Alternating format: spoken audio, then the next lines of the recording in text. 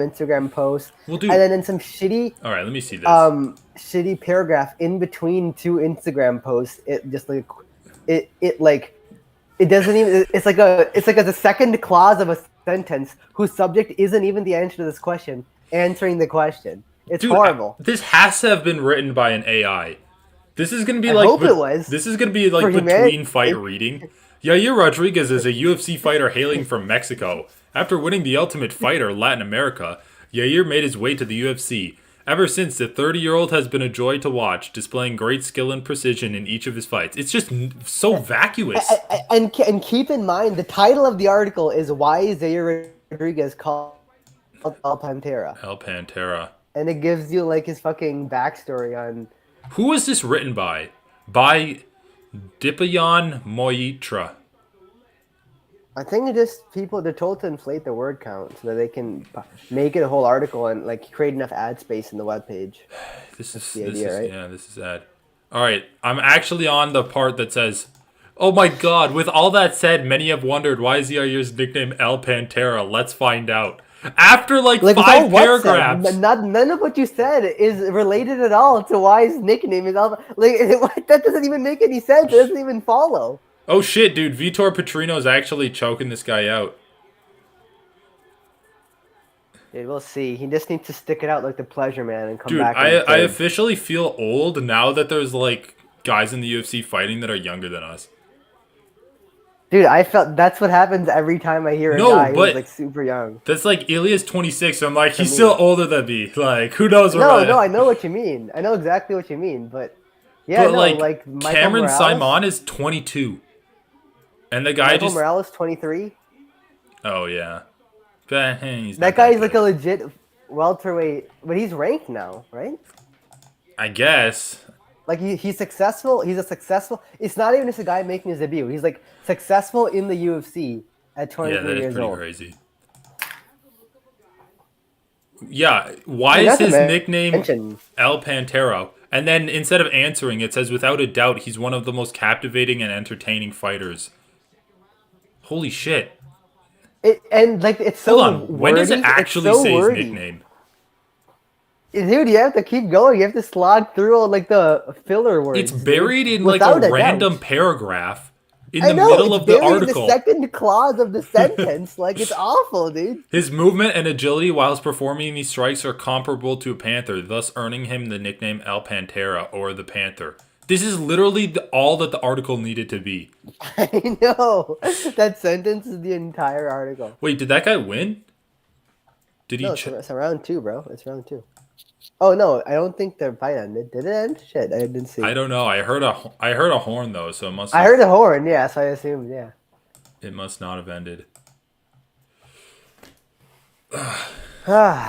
Dude, are you streaming right now? Here. Yeah, I'm pretty sure. Let's check. I don't think so. Oh yeah, you're right. Dude, I feel like these are gonna be pretty easy predictions. Dude, you didn't spell. You didn't spell on El Pantera correctly. I know, but who looks in the description? Here. Or wait, maybe I should change it. I don't know. I don't know Spanish. Can you edit the description? Can I edit it? Yeah. Probably. Give me a sec. I guess I could. All right, dude. Who do you got in the main event? Dude, I feel like Petrino managed his cardio well this fight because he was just kind of like laying on top of Pacquiao the second round. Yeah, that was good. That was good. That was good.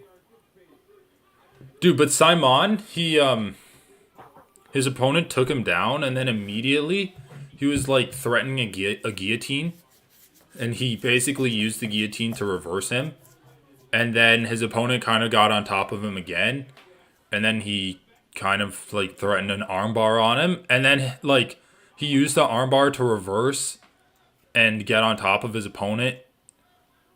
And then you could see the guy was just gasping for breath because it was his UFC debut, I'm pretty sure. And so he just like completely fell apart. I also think it was like semi-short notice. So it just like gassed out. Yeah. Dude, this guy Petrino's pretty good, undefeated. That's... light heavyweight.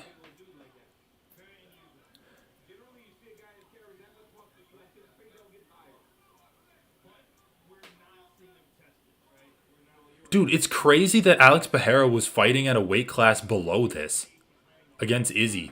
Like, he looks bigger than both of these guys.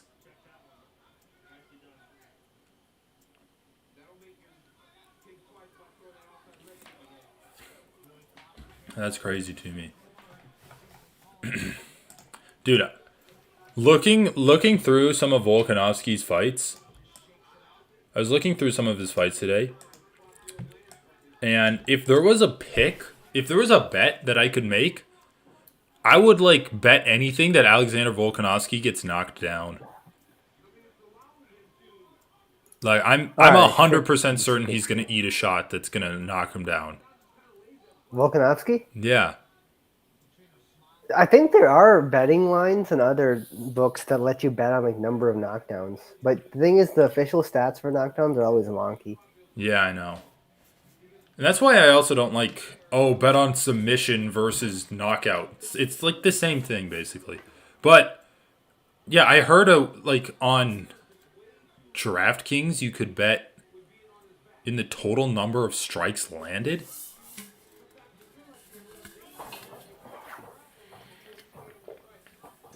Which is interesting.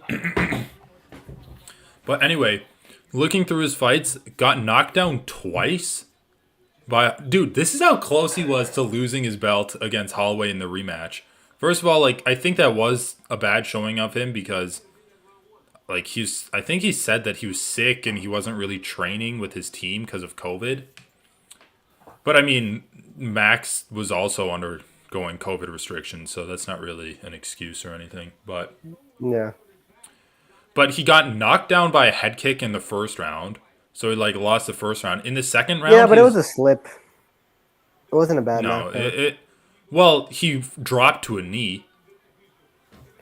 I the one I'm thinking of, he dropped down to his back. I thought No, it was no, like a you're thinking weird. of the Ortega, I'm pretty sure, right? No, no, no. It was against Max. He like it was a weird head kick that was like really low because Volkanovski was like ducking in, and Like low, he you mean like dropped. hitting on the neck? No, no, it hit his head. I'm saying like Volkanovski. Anyway, whatever. Oh, I I don't think that's what it was that I saw. was. But like Max Holloway kicks him in the It's head been. I pretty mean, much. obviously, it's been a really He long like time since I've seen skates the over the fight. top and then he like drops Yeah, down yeah. to a knee. So he like lost that round, and then in the second round he gets dropped by an uppercut that Max lands, and then it's like he's clearly down 2 rounds, and then he somehow turns it around, not just through wrestling but also on the feet, and he wins like every other round. But it's like it was so close that if he lost even just one other round, he would have lost his belt. Like that's how close he was to losing the belt. Oh yeah, it was a really close fight. Yeah. But anyway, gets knocked down twice by Max, knocked down by Islam, kind of like caught by Ortega and like tripped, but I mean still dropped.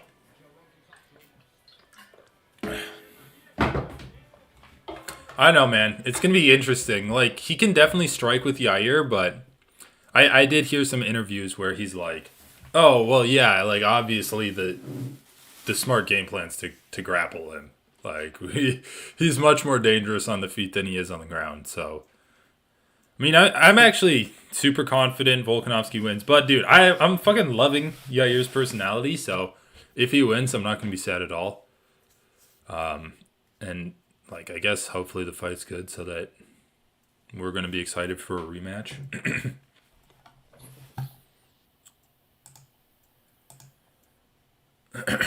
All right, what's the next fight?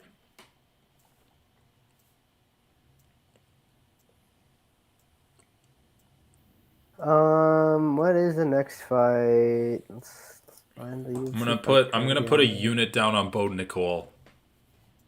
You're Oh, putting it Jimmy down as Crute and opponent for Alonzo me. Menefield? Fuck that. Yeah, yeah, I know. Why did they Robbie rebook this Lawson. fight?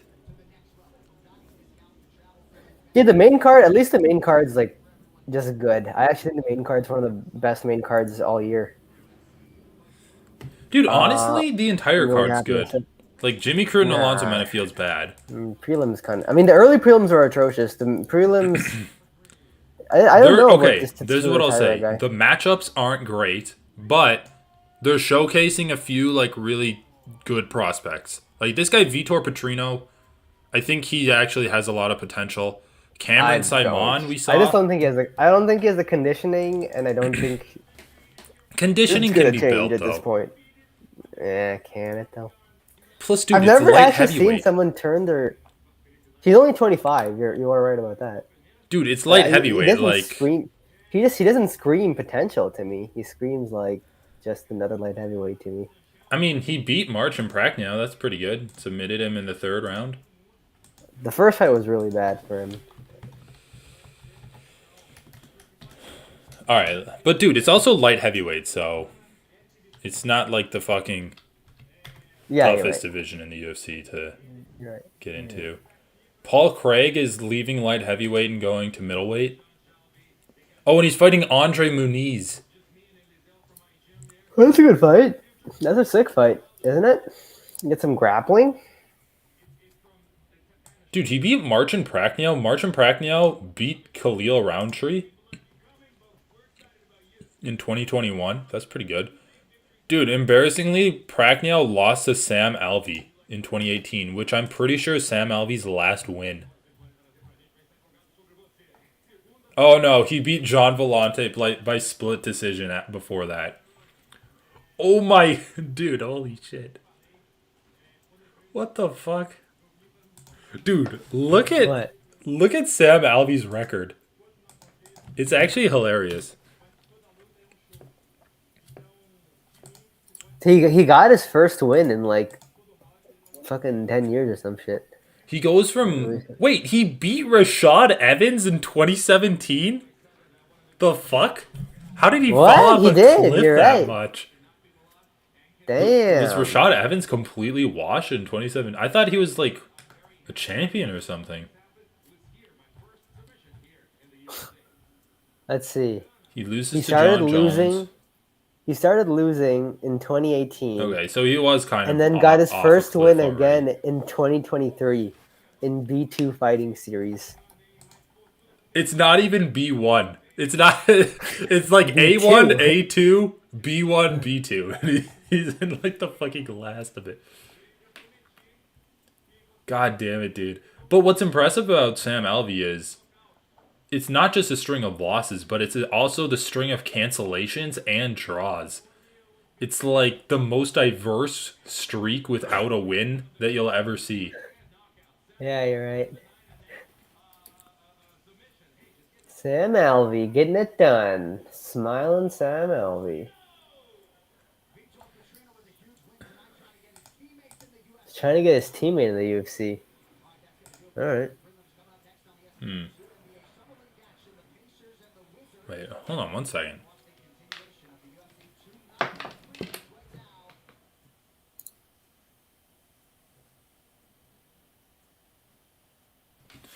Hold on one second.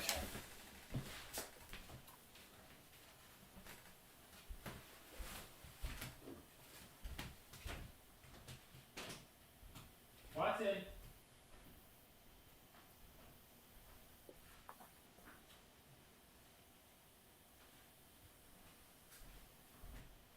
Watson. What are you doing?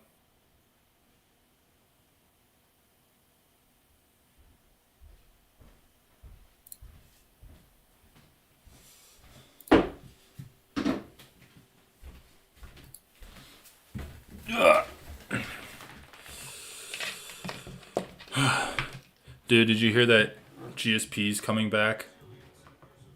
Dude, yeah. I mean, he's like, Grappling it match. might. GSP does a lot of like,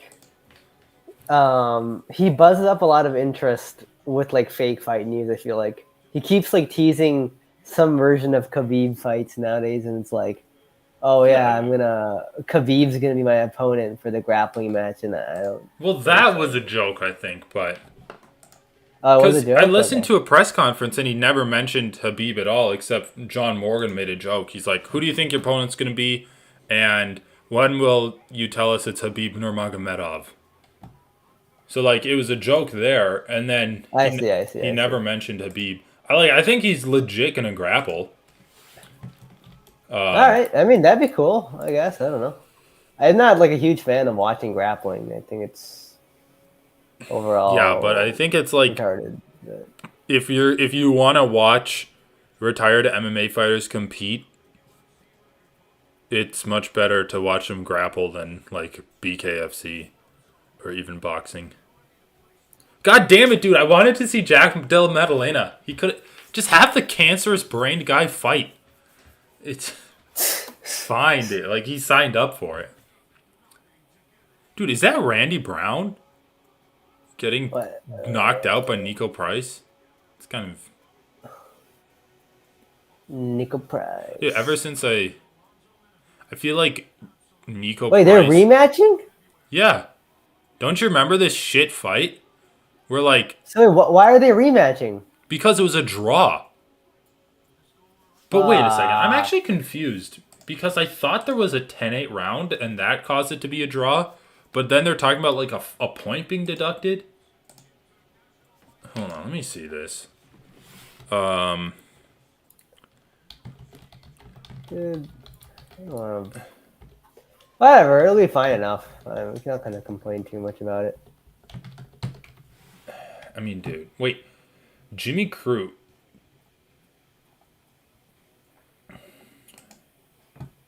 Okay, so at UFC 284 results, it ends in a draw. Wait, where is this? It says, I don't want to play by play. Give me the fucking scorecards. When the fight ended, the scores read 29-27 for Crute, with two judges scoring at 28-28, which means the point deduction ultimately resulted in the majority draw. I don't know why they don't just have a picture of the scorecard. So 28-28. So is there a 28 round 10-9 round in there then? Or a 10-8 round? 28. So 29-27. So one judge scored at 30-27 there could but be a had a 10 point round. deduction. So it's 29-27. What the fuck? It could just be two 10-9s and then one 8-10, basically. Oh yeah, it is. Yeah. I don't remember. So yeah, I guess it just wasn't a foul, like you're saying. So basically, every judge gave Menefield the first round with a 10-9. And then two out of the three judges gave Menefield the second round with a 10-9. And then all of the judges gave Crute a 10-8 in the third round, which I guess is from a point deduction. So Menefield got a point deducted? Oh, Menefield was deducted a point in round 3 for grabbing the fence. Yeah, but Menefield should have gotten a 10-8 round in the second round. Because he was like knocking Crute's head off. Dude, Jimmy Crute's record is like one of the weirdest things I've ever seen.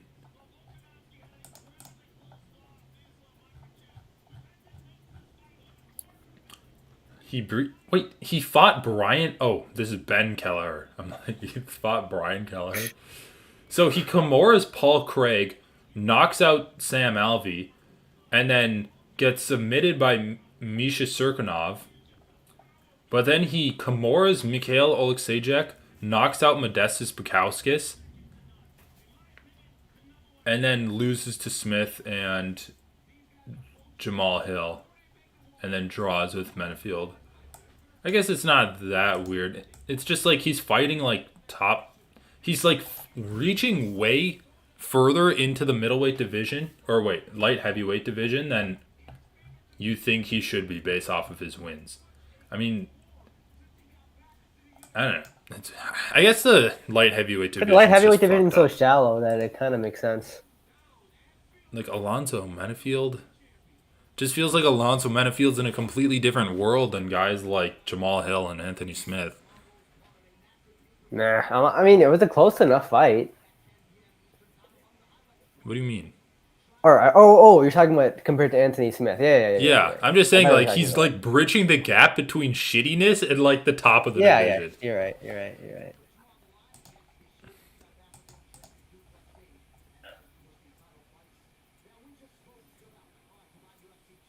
Dude, I want your opinion on this fight.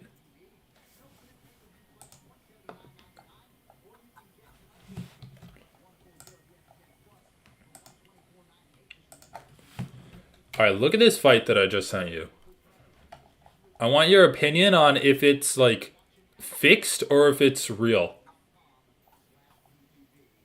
I mean, Uh, and when I mean fixed, I don't mean like oh the yeah. promotion set a guy up to lose, but did the guy was the guy told to lose the fight? Okay, let's see. Dogfight Wild Tournament. That's the fucking name of this.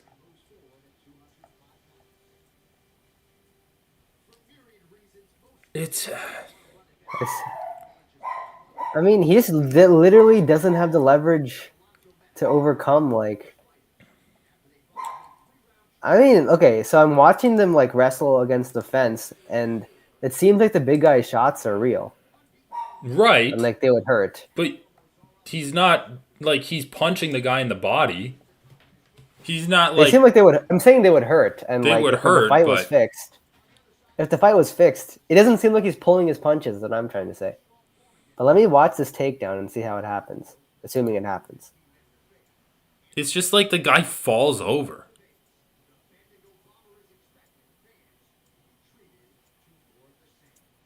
Ah, I've seen much worse, man. I feel like he just like twists his. Yeah, he just like pulled him. Yeah, man. I don't know. I feel like he actually the small guy like figured out where the big guy was placing his weight pretty well. All right, let me watch this. Dude, the competition on the ground though. I'm just watching the takedown over and over for a sec here. All right, yeah, let me watch his takedown.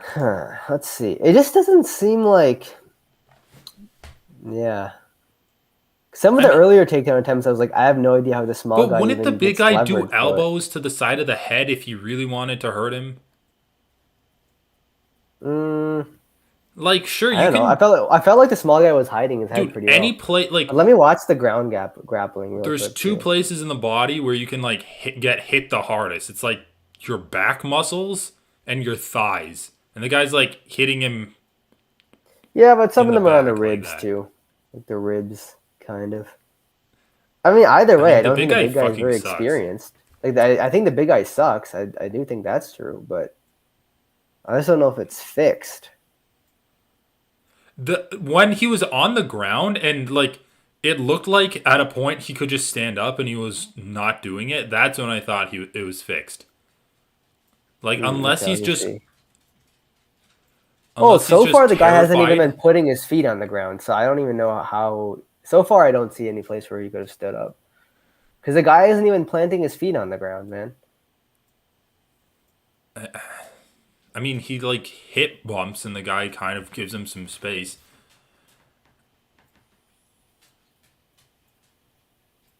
He just doesn't have any basics on the ground. Like he's not using his legs and his hips at all. He's Well, literally I just trying mean, to like yeah, use his that's true. abs to like sit up I and mean, like he looks contort like his he's torso. never even watched jujitsu take place Oh at yeah, I all. see that. Oh yeah, I see what you're saying now. Where the guy like Because he left him for a creates sec after he space. him bumps. Yeah, like, Let's see that one more time. Let's and see then that he one just more stays time. on his You're knees. He literally just you stays are on his knees and yeah, he stays on kind of his knees falls for a back sec. down.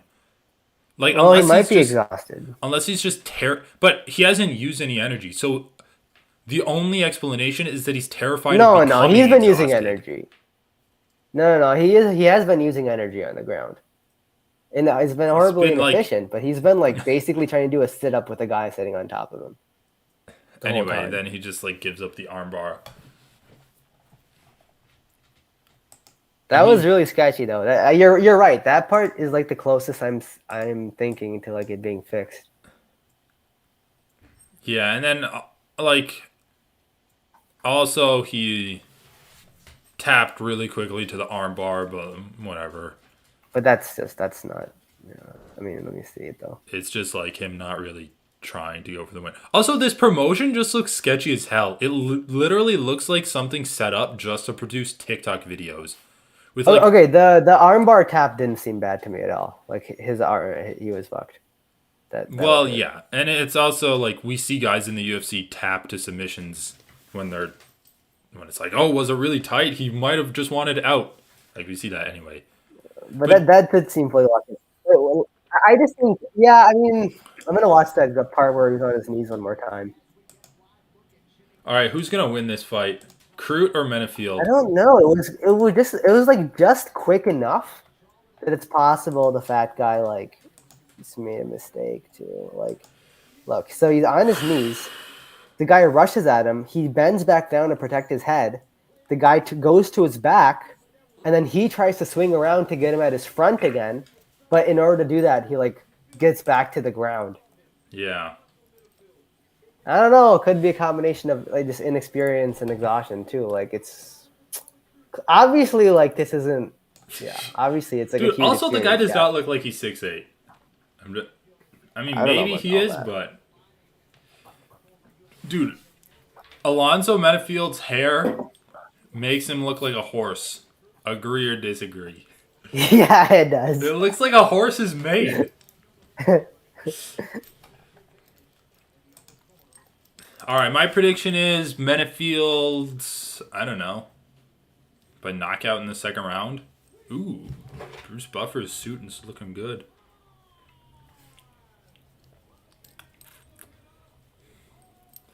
Dude, I got a comment on that video, and the guy's like, "Hold on, what was the comment? It was so funny."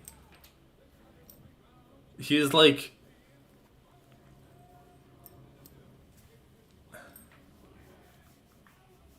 um,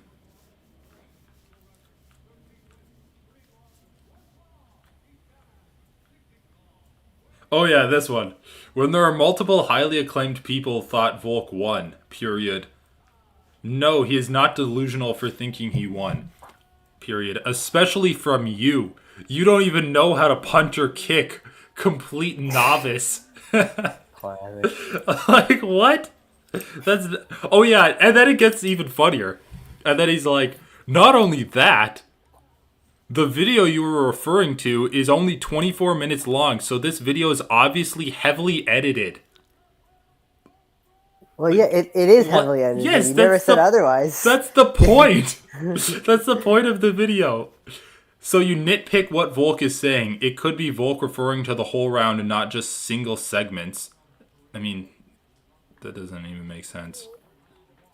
Anyway, I thought that was hilarious. The guy's like, "You don't even know how to punch or kick." Like, because I mean, I just think usually people will Volk was say just like, like, "You don't know how to fight," but like he's yeah, getting yeah. even more specific. He's like, "You don't know how to Like, punch or you kick," may know how to wrestle, but you which don't know how I to guess punch is and true kick. because I took jujitsu, Yeah, so you like did it too, I exactly. can't even fault him for that. And then also the fact that he's like, this 6 minute video is obviously heavily edited from the 24-minute long original video. Like, yes, bro, that's like the point of making YouTube videos. Anyway, this. All right, Crute versus Menefield. What's the commentary saying? Oh, What did? Oh yeah, Minifield what's your perfectly prediction for this timed a fight? corner, a counter. I got crude still, although that first strike was good for Minifield. I mean, Crute ate some leg kicks from Anthony Smith, which fucked him up. Let's see if he develops head movement. His chin is really high up in the air Dude, right. he's been countered twice, like Why is he only very throwing naked precisely. leg kicks, bro? Yeah, first time naked leg kick counter. Second time, like it was a combination, I guess, but he got countered easily.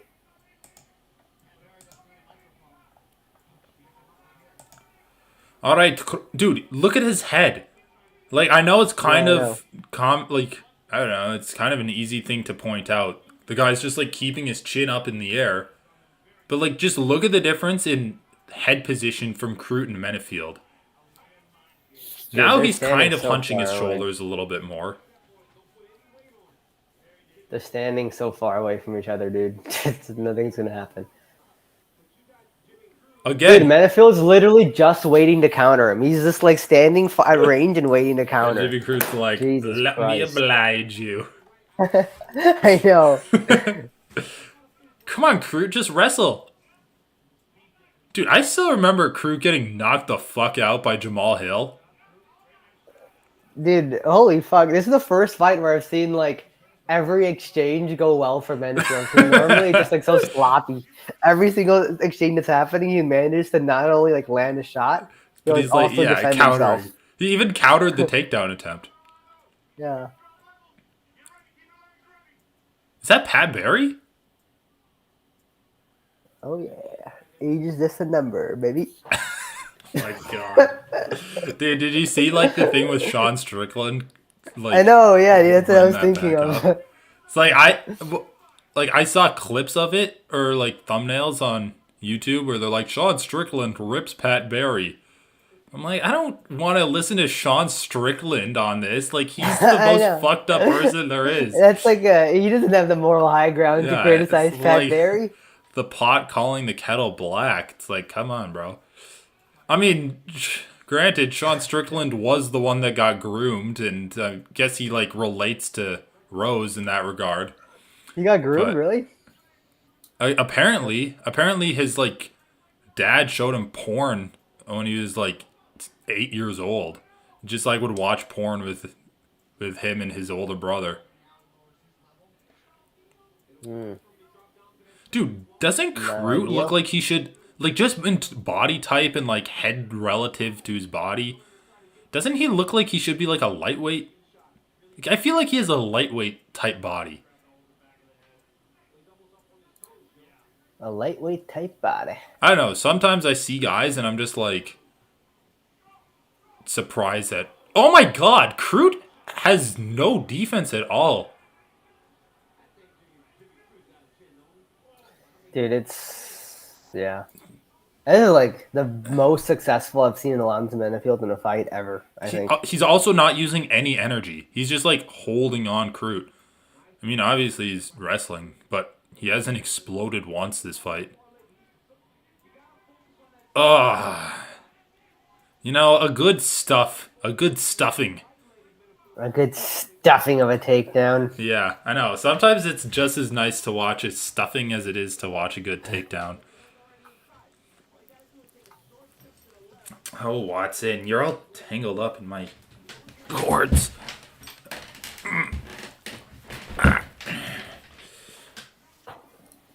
Oh.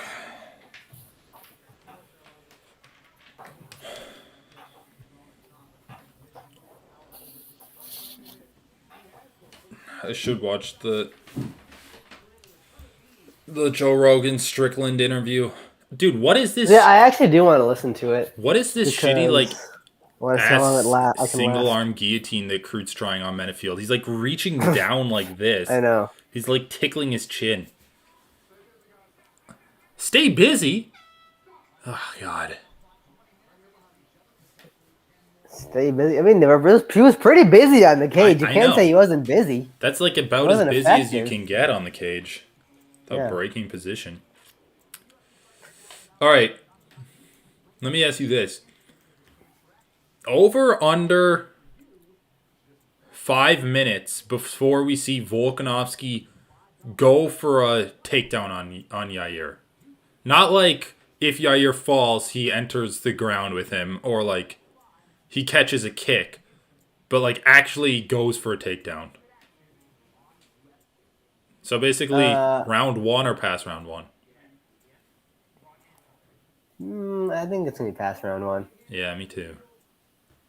Round one, you're just gonna feel it out. I mean, it's a 5 round fight, you know. Can't start like right away. Jesus Christ. I don't know how Crute's just like not like I don't know enough about boxing. I mean, I guess he just should just move his head more and like lift his arms up, but he's just eating every punch. Like that one exchange in the when he was backed up, he was eating every single punch Menifield was throwing at him. Just the way I like it. Oh,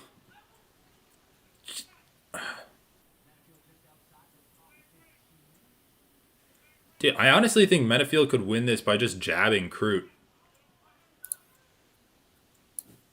Like, he doesn't move his head at all.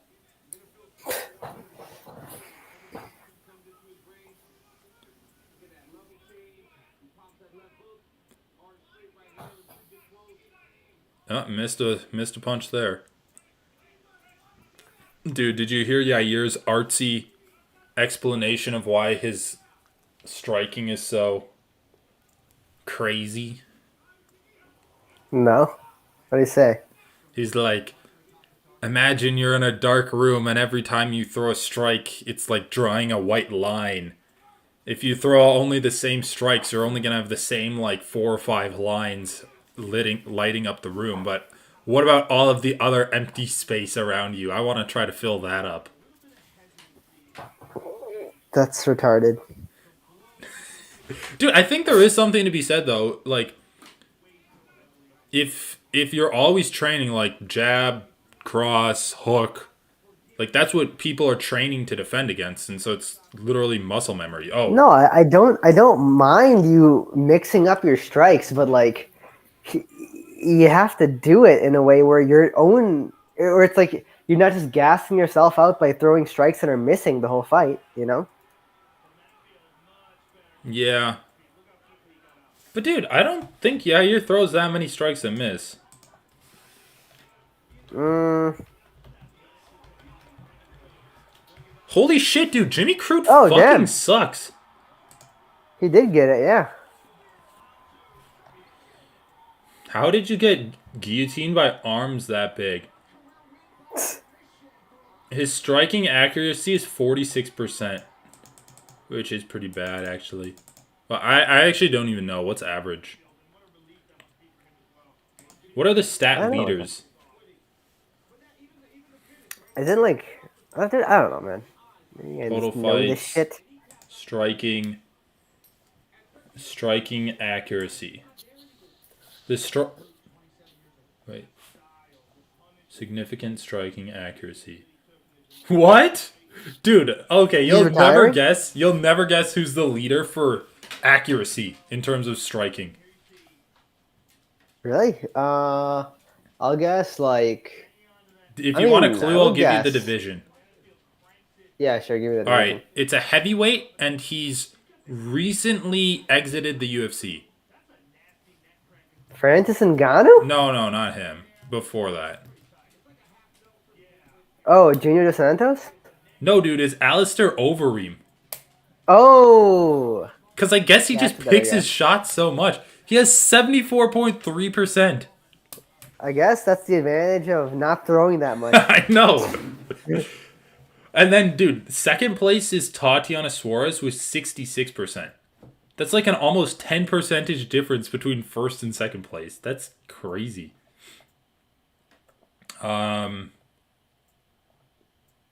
Damn, Sean O'Malley's number 9 with 60% average. 60.9. That's pretty good. I would say, I don't know. Yeah, not bad. Strikes, what the fuck? Significant strikes landed. Sean Strickland is at number 8. Oh my god. Dude, Max Holloway is at 31.22. And then the second top person with the most strikes landed is 18.20. He's almost double the second place. That's fucking insane. Yeah, that actually is. Dude, when is Sean O'Malley fighting again? Fucking hell. I don't know, in like a few weeks. He's fighting in the next Oh, pay-per-view. that's not bad. That's no longer. But dude, he's just gonna get wrestle fucked. I mean, Aljo has a pretty good chin. Yeah, you're right. I mean, the way you have to beat Aljamain is just tire him out. Yeah, but he's roided up sufficiently. I know.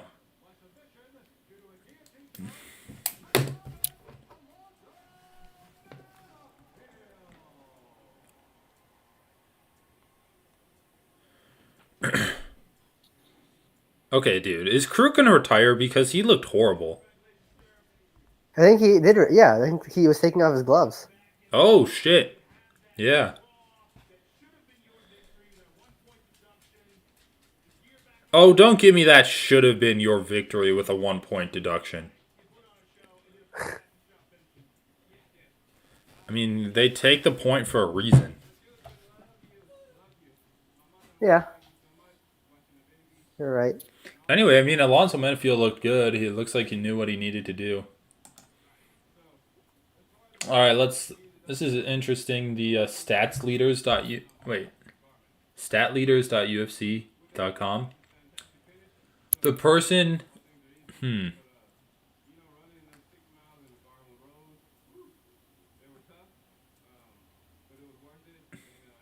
Go on, Watson. Jump up. Jump. Jump. Jump. Go on. Stuffing the takedown. Are they going to interview Jimmy Crute because he's retiring? No, dude. He's horrible. You can still give him an interview, dude. No, you can't. You only get bad people interviews off of wins.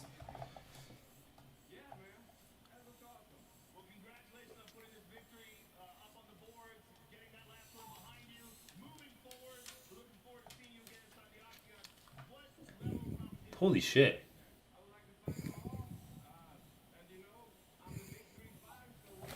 Watson, jump up. Good boy. He needs to he needs to be motivated for it.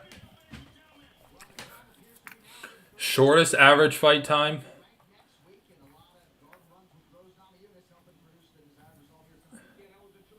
Shortest average fight time. Drew McFedries. Dude, Sergey Pavlovich is about to like break all the records on here.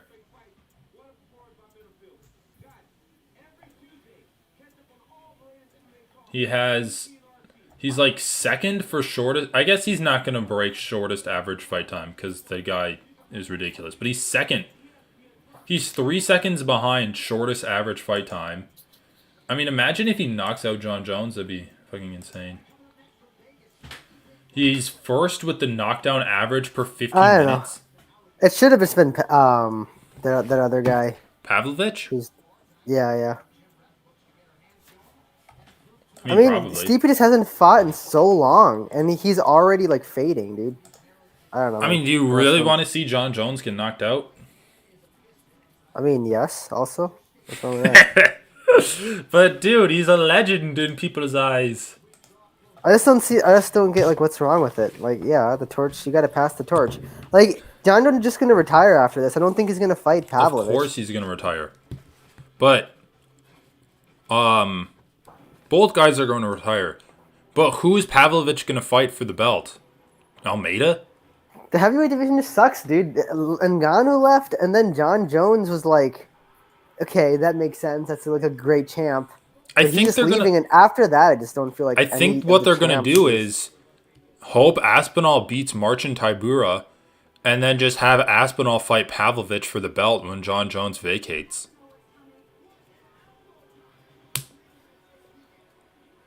And I think Pavlovich beats Aspinall.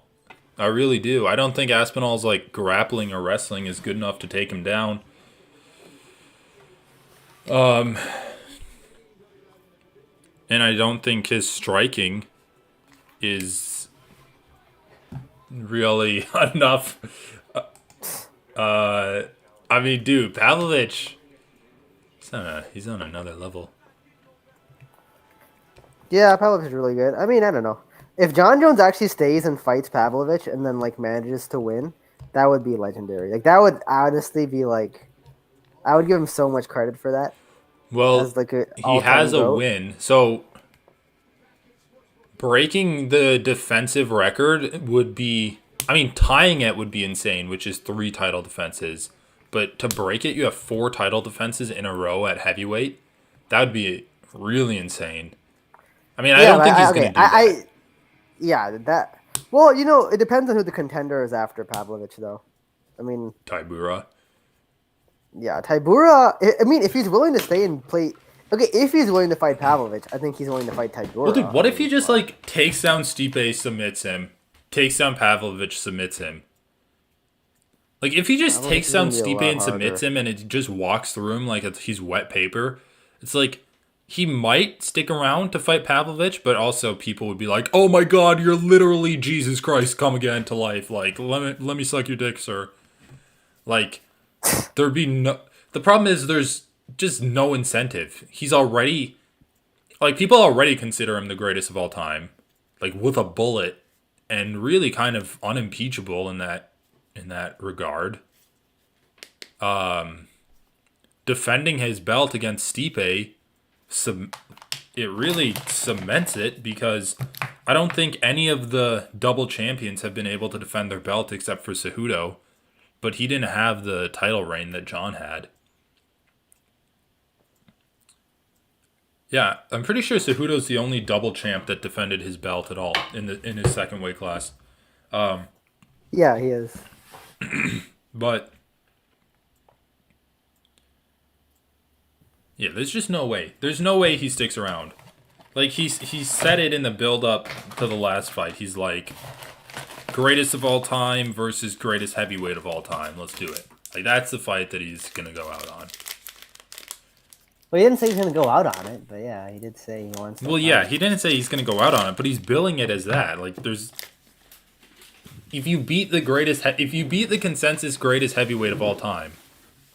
But he's not, whatever. He might be, but yeah, whatever. I don't know. It's just like a larger and larger gap you're putting behind yourself and everyone else. But it's just going to be a But point of yeah, diminishing I agree. Like returns. he's not going to stay and fight Pavlovich. I don't think the risk reward is there, and he's kind of past that. He doesn't even fight that much anymore. So like, it's whatever. It's fine.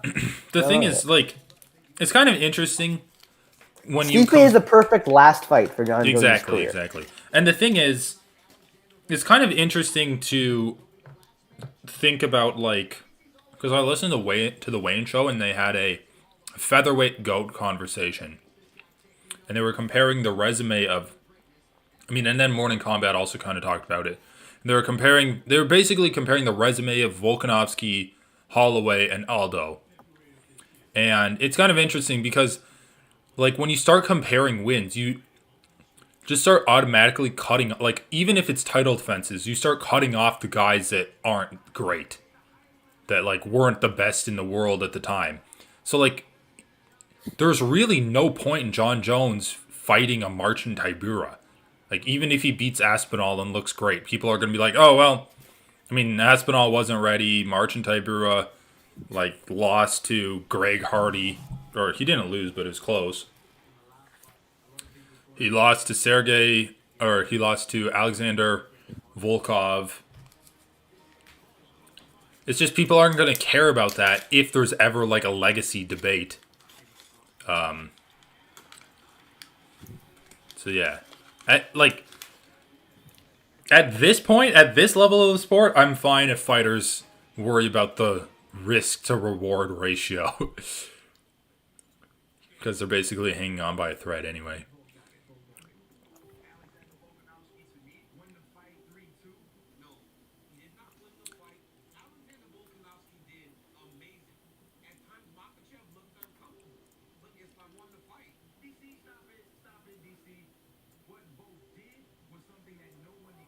Dude, this DC Why and is the RC dialogue at show, the end? Yeah, it's so bad. it's I've yeah, it never heard sounds dialogue horrible. from this show that, like, made me even think that it could be bearable.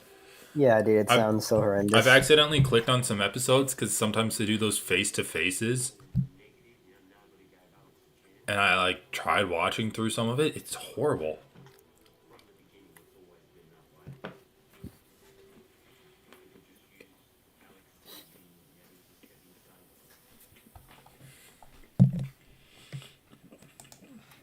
Dude, this basketball game is funny though. It's like randomly you just see UFC fighters and you're like, is this a guy I saw in the prelims 3 months ago?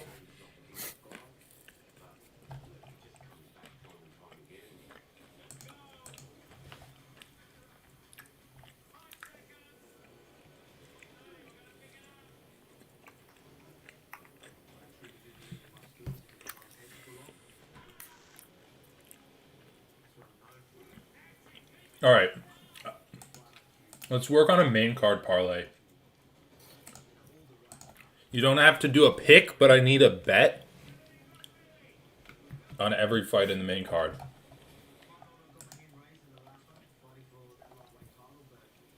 Oh, dude, Jalen Turner missed weight by...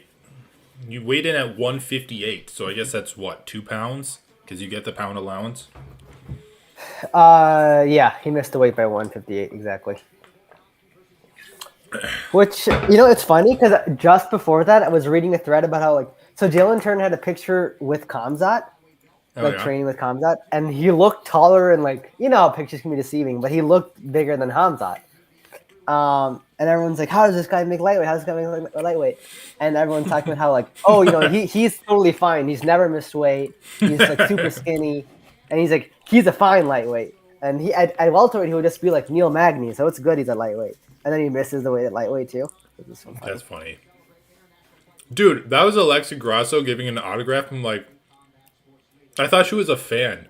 she looks like a 16-year-old girl. All right, but dude. All right, look at this Hargis highlight reel. Shit. I love Alexa Grasso. I got a crush on her, dude.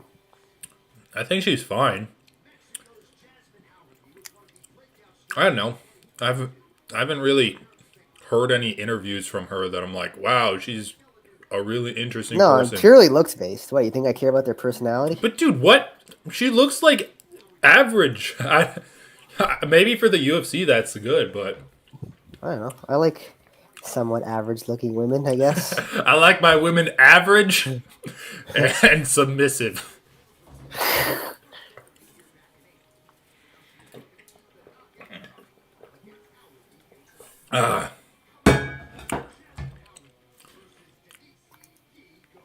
Denise D. Nice neck tattoos. Dude, you don't like Denise Gomez or Gomes? Alright, anyway. But Jalen Turner versus Bo Nicole, do you think missing weight is good for Jalen? Not good? Jalen Turner versus Dan Hooker, you mean? Oh yeah, Dan Hooker. Sorry. I mean, no, I think it's. I don't think missing weight's gonna really matter anyway, dude. Like, if anything, it's gonna help him. They both. It's gonna mean of course, he's bigger against Dan Hooker's wrestling.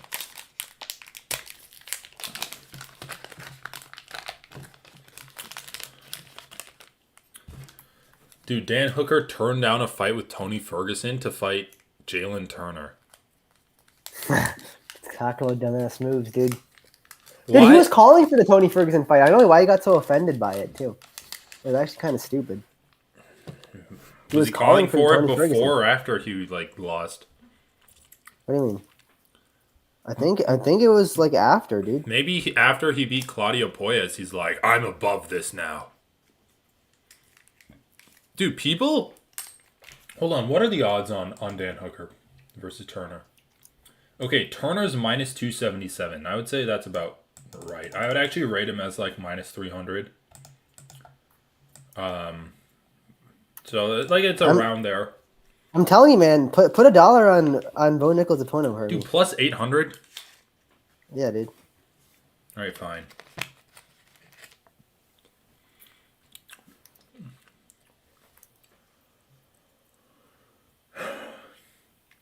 Robbie Lawler. Dude, Robbie Lawler's plus 175. I think there's an actual good chance that he wins. Robbie Lawler by knockout is plus 380. I think he can knock out Price. I mean, Price has been knocked out before. I think he's going to lose, though. And the thing is, he just goes on autopilot.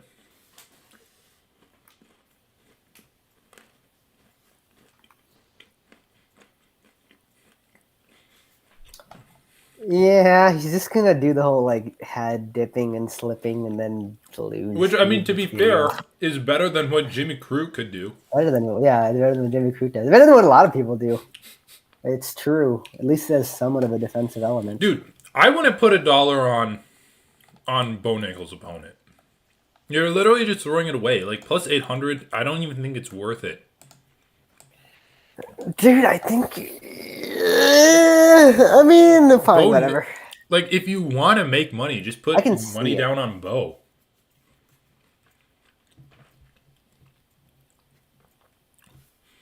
Would you bet on Usman or Magomedov versus like beating Benson Henderson at minus 2100?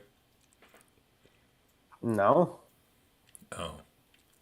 dude, minus 2100 is insane. Like, that's completely insane. It's not even worth going on my booking and clicking.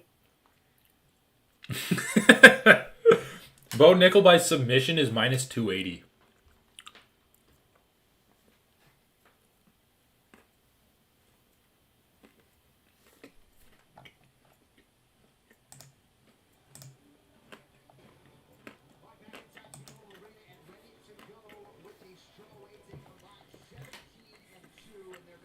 All right, Jesus you said Christ, that this girl's woman is good. 23?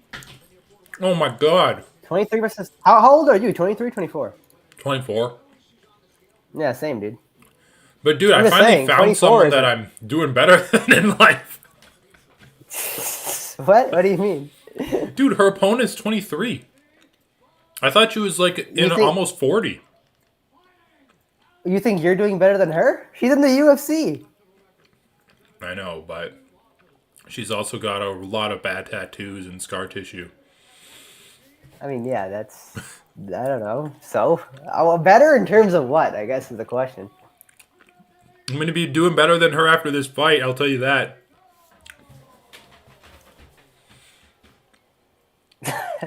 Yeah, that's fair.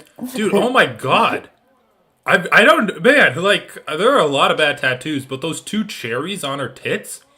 It's like, what was the idea there? What were you going for? I mean, we all know where they were going. Two cherries, two tits. It works. What are you talking about? Just two of What are you? anything What are you're you saying talking would about? go with tits? No, they're two round blobs, man. Then get them actually done on, like, your nipples.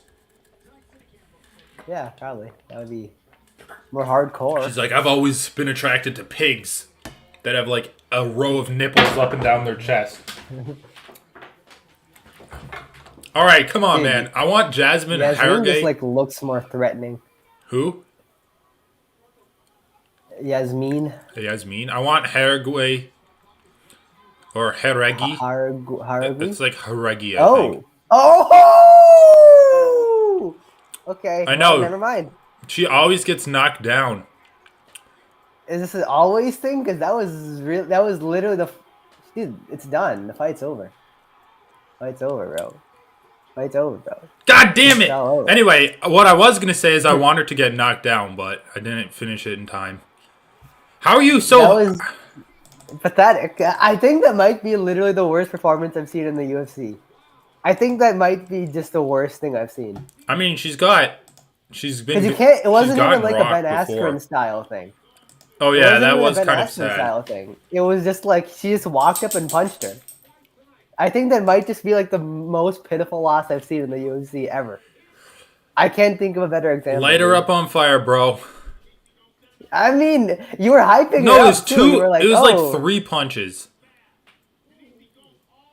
no, yeah, I get it," but you were hyping her up, and she just all she did is walk up to her and throw a combination. Like, Well, dude, I thought she was gonna win, but I mean, I thought you were like, "Oh no, no," you were like, "This fight's gonna be good, man. This fight's gonna be good." okay. Well, at least there was I mean, action. the fight was good. The fight was good. At least You're there right. was The fight action. good.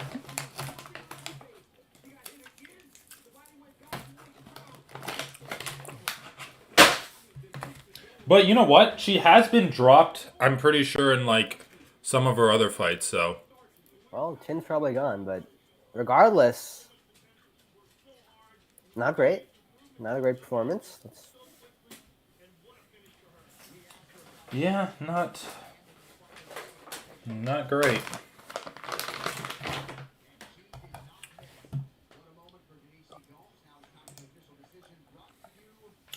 I do like how her name is Gomes and not Gomez.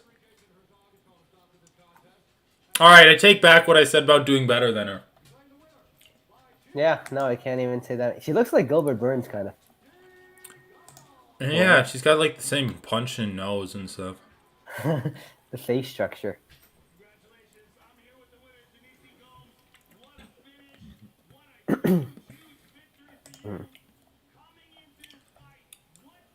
Joe Rogan. the face of vaccine I know. disinformation. Seriously.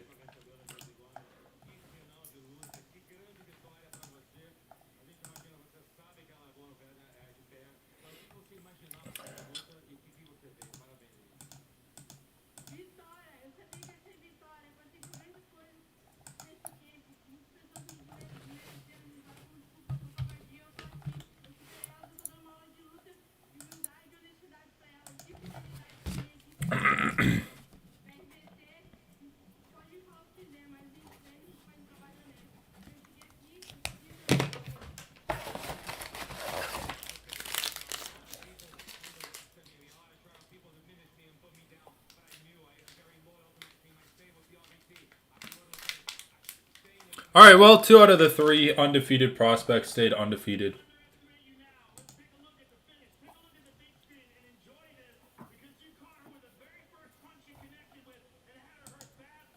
It was literally the first punch that. I mean, she didn't go down with the first punch, sure, but she was. Well, she That landed was an the second entire punch. combination.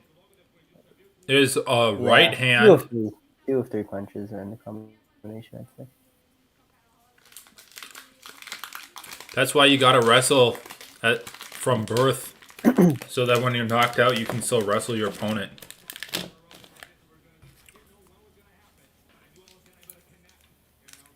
It's always nice when women get knockouts. Yeah, that's always a pleasant surprise. All right, what are we doing for this parlay? Bo Nickel, Jalen Turner, Robert Whitaker. Dude, I actually think Whitaker's gonna finish Drickus.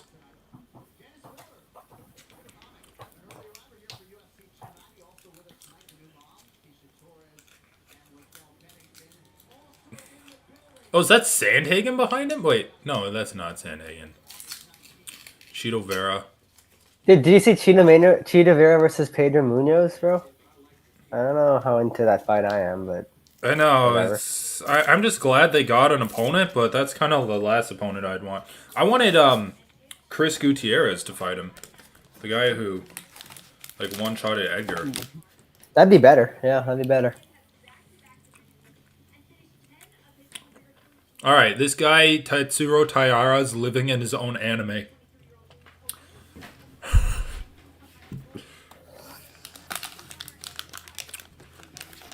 Dude, and I feel vindicated in saying that because he literally made like one of those like Naruto symbols at the weigh-ins the other day.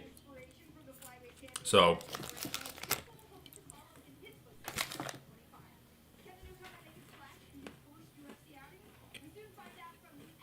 oh shit. Yeah, I think Johnny Munoz is in this guy's corner.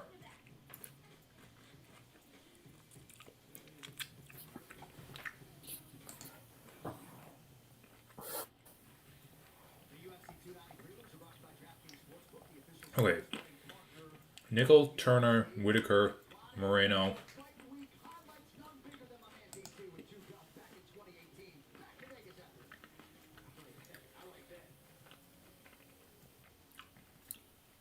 Dude, who do you think would have won, Sean Brady or Jack?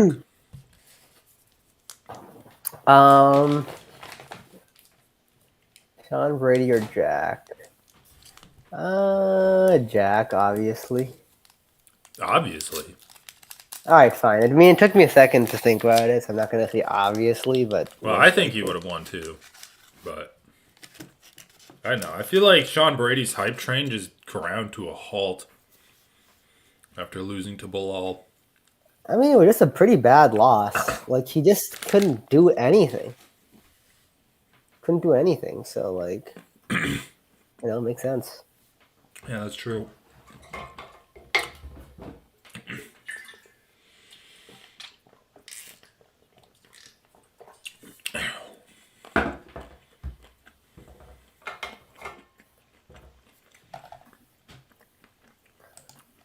When you can't do anything, it's sad, and you know.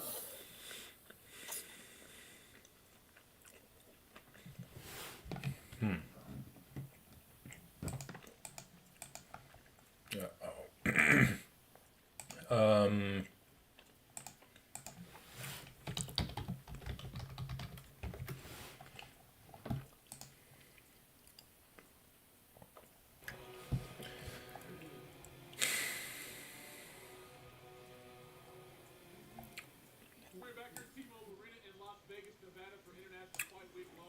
it's interesting. Halfway through the year, I'm looking at the champions, and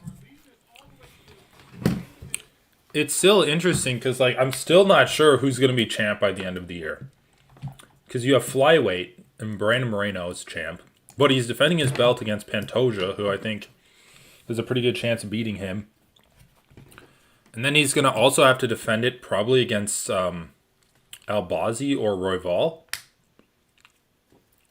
Like, I don't see him sitting out unless he's going to sit out for like 6-7 months.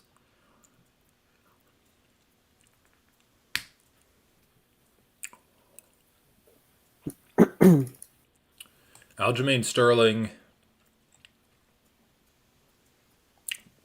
Dude, holy shit.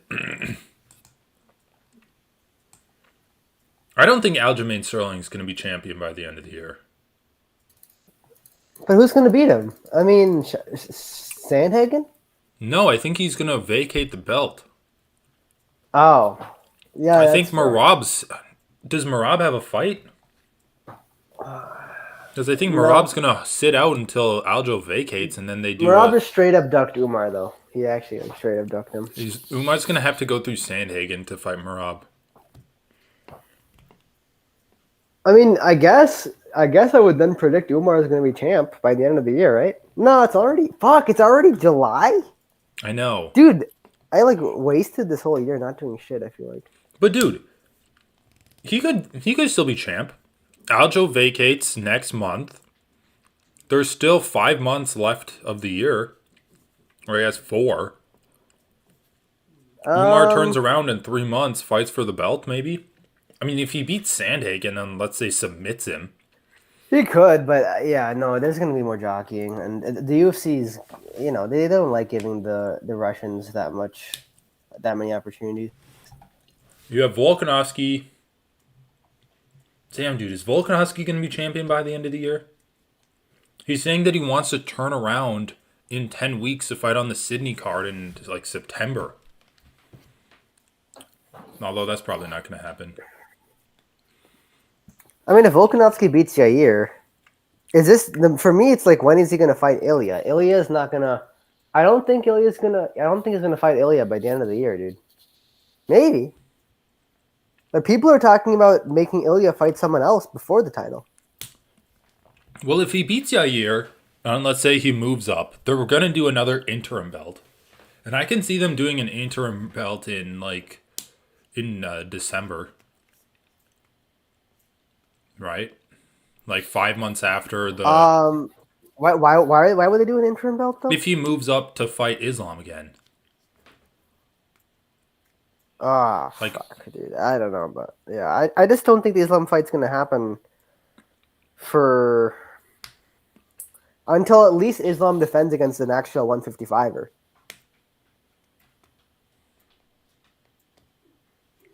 I don't know. I don't see why it wouldn't happen though. Like, there's no clear guy at lightweight. So I'm looking at lightweight. I mean, there are plenty of good options though. Oliveira is a good option. The winner of the BMF title is a great option. And That's then it. Chandler versus Conor, if it happens, Connor's not even in the fucking USADA testing pool, and they need 6 months. Dude, they're gonna waive the fucking requirements. Don't worry about it. He's not even gonna fight at lightweight. Like, I don't want these guys to fight at 185 and then be like, Oh okay, yeah. Connor's out, dude. Connor's out. Chandler should fight. Hey, Ryan, Sorry, don't talk about Connor Chandler. I mean, if the UFC has any integrity, which they don't, but if they do, they're not gonna. That's not really what's gonna happen. Dude, welterweight has fallen apart as a division. Bilal Muhammad has literally like carried the entire division of welterweight on his shoulders. I mean, him and Gilbert Burns, I guess. But Gilbert Burns has kind of been just like staying stagnant.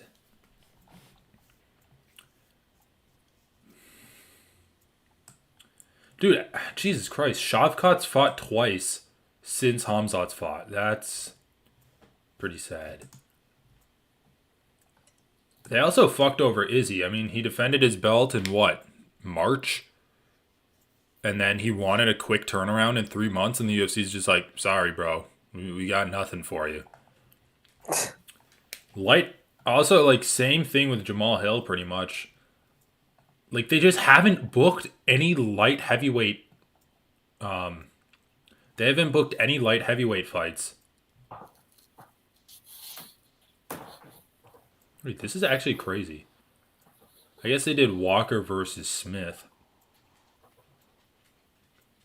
Oh, and they're doing. Yeah, dude, Jamal Hill has. It's been so. Dude, once they knew that Proskauer was out, why didn't they set up another fight for Hill earlier? It's like, what is happening, dude? I don't know. Hill could have easily fought someone in between before fighting Proskauer. I mean, yeah, but they don't have anyone because they're not even setting up their champions because they're not booking top 5 guys. They have Why aren't they booking top 5 guys? They have Ankalaev, Blachowicz, Rakic. The only Ankalaev, top they 10 could have guys. easily given Ankalaev. They could have easily given Ankalaev a title. They could have, but he's essentially coming off a loss. I mean, a draw. There's like it was no a draw, momentum dude. there.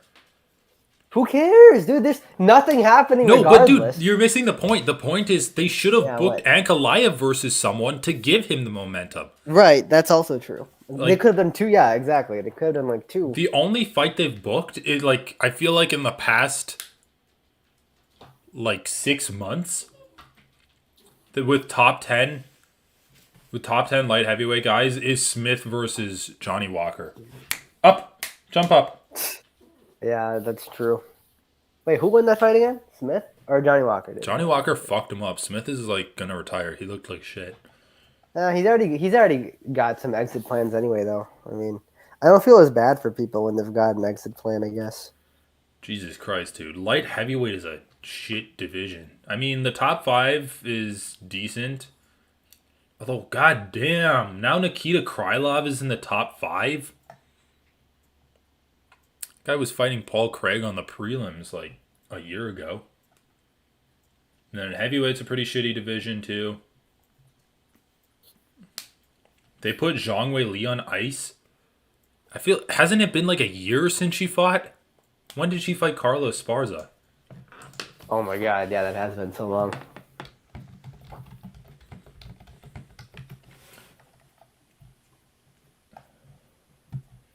Dude, I don't know. It's so weird because people always talk about the UFC and how they have to put on like so many events a year and they're like contractually obligated and that's why we're getting watered down cards. But they have enough people in the top 15 of each division that we shouldn't be getting such shitty main events like Holly Holm versus What's-Her-Face. It is weird. Yeah. She fought... Okay, so she fought her 8 months ago. Almost a year ago. I mean, Rose Namajunas fell off the face of the earth. I mean, is it really this hard to get your athletes to fight? It feels like they always talk about wanting to fight each other.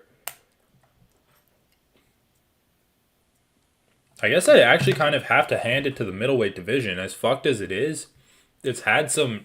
It's like the division that's had the most meaningful fights lately. You got Alex Pereira versus Izzy. Whitaker's fighting Dricus. That's number 2 versus 5.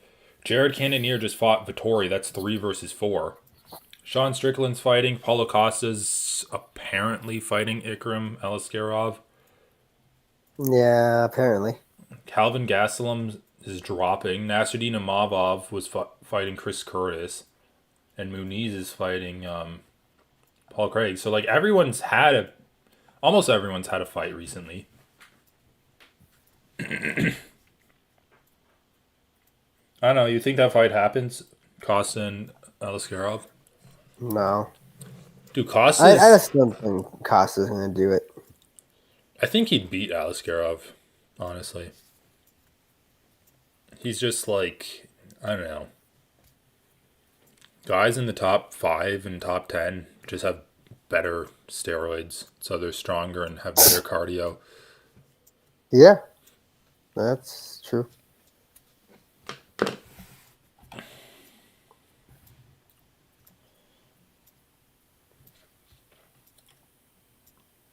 lightweight's been pretty good this year. Fiziev versus Gaethje, Dariush versus Oliveira, Gamrot versus Turner, Dawson versus Ismagulov. Basically, almost everyone in the top 10 has had a fight this year. Yeah, Dan Hooker's even fighting now. Lightweight and bantamweight, man. I mean, you're still getting the most movement out of those two divisions. And lightweight less so though. Bantamweight's the king Dude, of that. arguably more. Arguably more movement. I mean, I just read the list. Lightweight. Charles Oliveira fought. Dustin Poirier fought. But Gaethje they're all fought. fighting some. But they don't give the new guys opportunities. I mean, Armand's career's been a joke in terms of the pace at which he's been Okay, I guess in progressing. terms of like lateral movement, you're right. They don't give as many opportunities, but in terms of activity, they're Yeah, arguably it like is better good than the activity. It is good bantamweights. activity. I'm just looking at the bottom of the Maybe. bantamweight division. You have Jonathan Martinez, Chris Gutierrez, Adrian Yanez fought Rob Font recently. Ricky I mean, I think Simone, overall, Umar, lightweight's Pedro stacked. Munoz, Dominic Cruz. All of those guys like haven't fought this year, except for Yanez.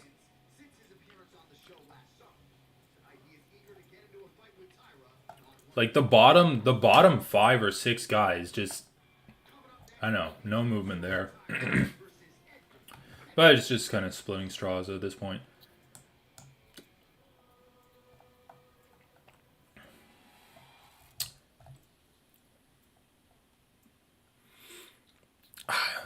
Dude, these broadcasts would be so much more enjoyable if they just showed the walkouts.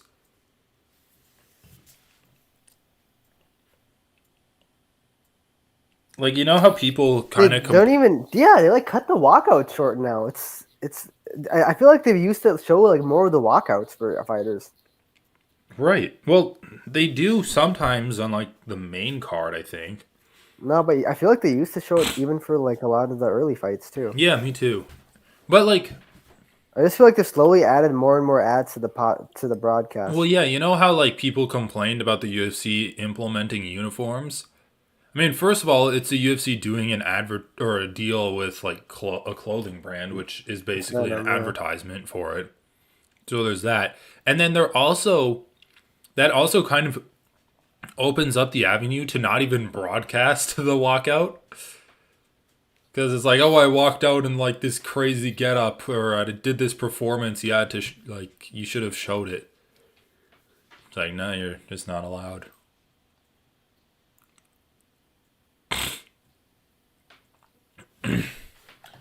Dude, I wanna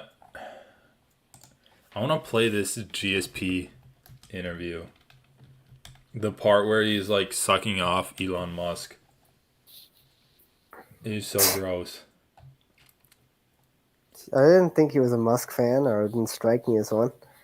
But I guess fighters can fight fighters. Dude, it's like CTE turns you into I don't even. It makes it fucking stupid. Turns into a Yeah, it fascist. just turns you into someone stupid. Oh yeah, see if you can hear this. What's the word on it right now? If you can't say anything, we'll move on. No, I can. I can hear it. I can hear it. We train and it was a lot of fun. He's very strong, very strong, much stronger than the average man. He has I didn't know that in the beginning. He had a judo background, so it was an amazing experience. He's someone that I have admired for years because of what he has done, his accomplishment, and for all the ideas that he stands for. And for me, it was a dream come true to meet him in person. There's some media questions. I've always wanted to do this. Who has the first question? Hey, John, go ahead. Thank you, sir. George, obviously very exciting to have you back in competition. I'm curious, do you have an opponent lined up yet for this matchup, and when can you announce it to be Nurmagomedov? But and then he also said something about like Elon versus Zuckerberg, and he basically said like, "Oh, I don't think Elon's gonna strike. Like these guys are very important to their companies, and Elon doesn't want to damage his important brain." Like he's like, is it's so cringy, dude. These guys have no idea Yeah, what no, they're no. talking about. Like anyone that's like a Elon Musk fan is like, okay, can you tell me like why you're a fan of his or what did he do that's so important to society? They have nothing. I don't even. I mean, they could just be getting paid to say stuff too, and just like advertise for these people. This is like rich people advertising for other fucking for even more rich people. It's I like, know, but like you also just see like dude, I went on Twitter to look at fighters and Elon Musk had a tweet that was like, "Thank you for all the kind words." I'm like, "What is this about?" And I thought I blocked Elon Musk by the way so that I didn't see his tweets cuz the algorithm forces his tweets onto your yeah, page. yeah. So I'm like, "What is this?" And it's his birthday. And there's just so many people with like the blue check marks that are like, thank you, Mr. Musk. You're such a savior for this society." It's insane, bro. Anyway, dude, I'm rooting for this anime protagonist. He's fighting out of Okinawa.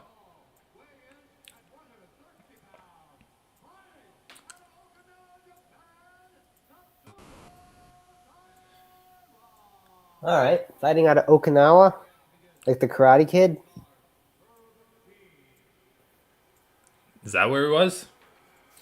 That's where like the movie set in Japan. Where yeah, I'm pretty sure Mr. Miyagi's from Okinawa. All right, dude, look for Johnny Munoz in the corner. I thought I saw him when they showed like the locker room warm-ups. All right. Tatsuro Taira. I mean, he looked pretty good in some of those Apex fight nights. He's like trying to learn English. That's pretty good. Check the leg kick from that guy. Okay, yeah, 130. I was wondering why they were weighing in at 130.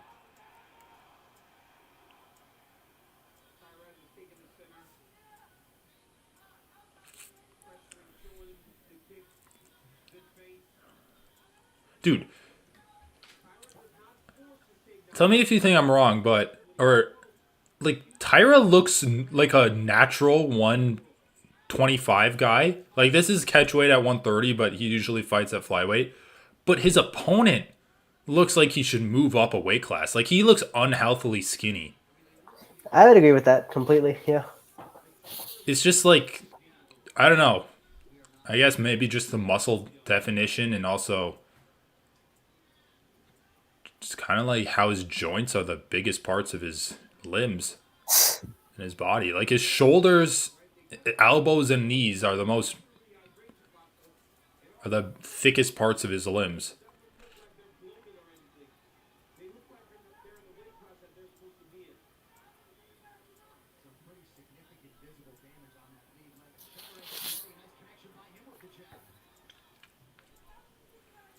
This is like the most slow-paced flyweight fight I've ever seen.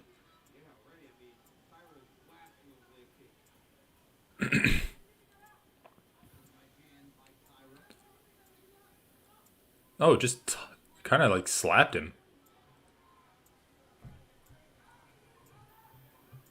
Oh, leg kick. Look at it. Look at it.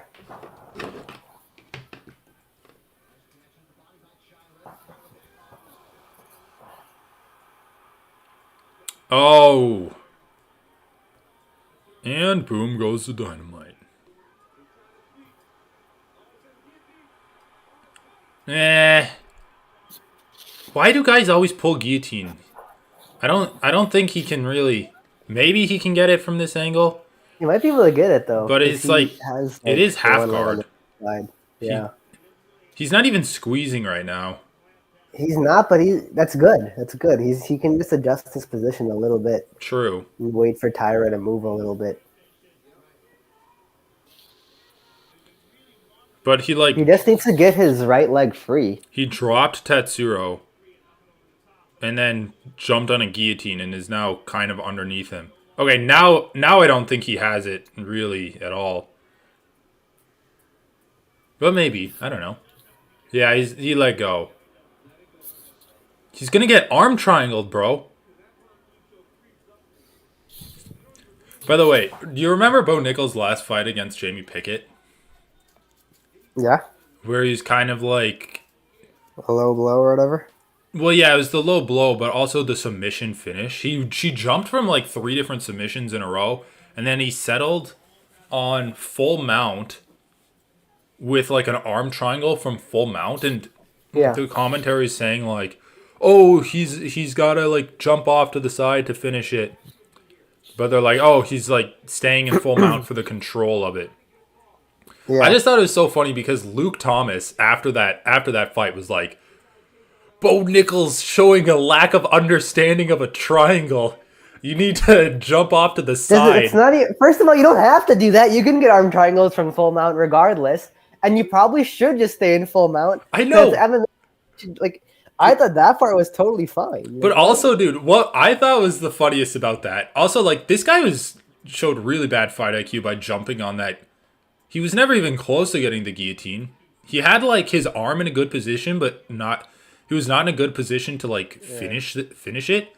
And now he's just kind of getting grapple fucked. Like, Tyra's a really good grappler.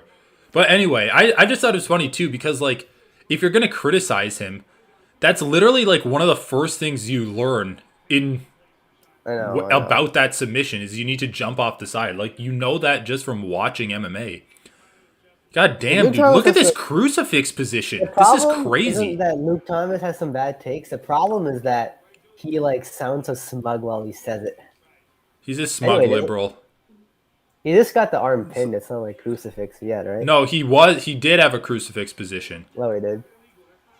That was hilarious, bro. Tyra's like learning how to throw elbows looking at Herb Dean, and he's like, do I do it this way? And he's like, no. Do I do it this way? And he's like, yes. And he just like keeps elbowing the guy in the head.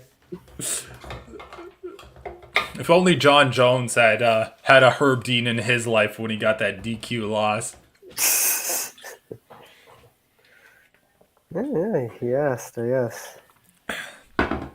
Who was that guy that called it? Steve Mazzagatti? Oh, wait, no, it was Mario Yamasaki, right? That was the guy who gave John Jones his DQ loss? I'm pretty sure.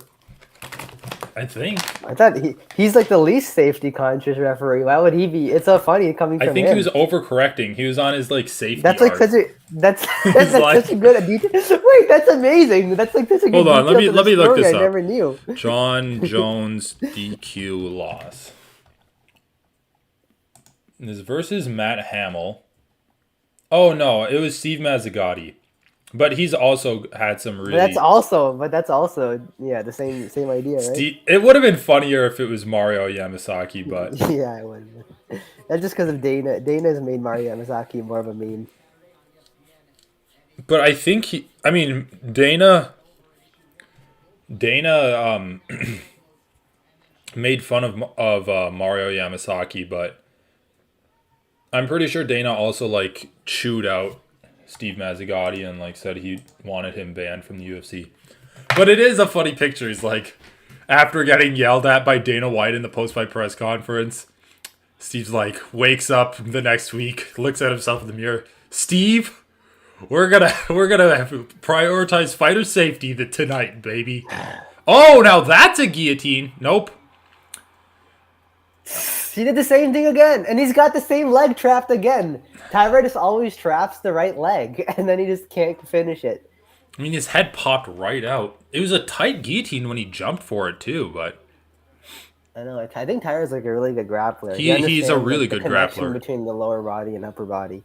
Which is why I was questioning why Tyra's jumped on the guillotine. I guess he is confident. Ugh. His head is nicely dimpled.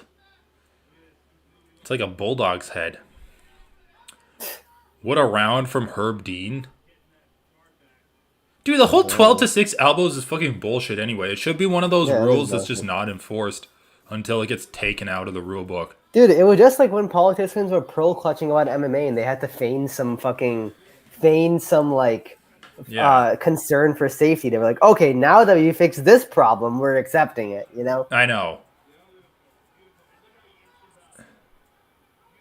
Oh, dude, I do agree.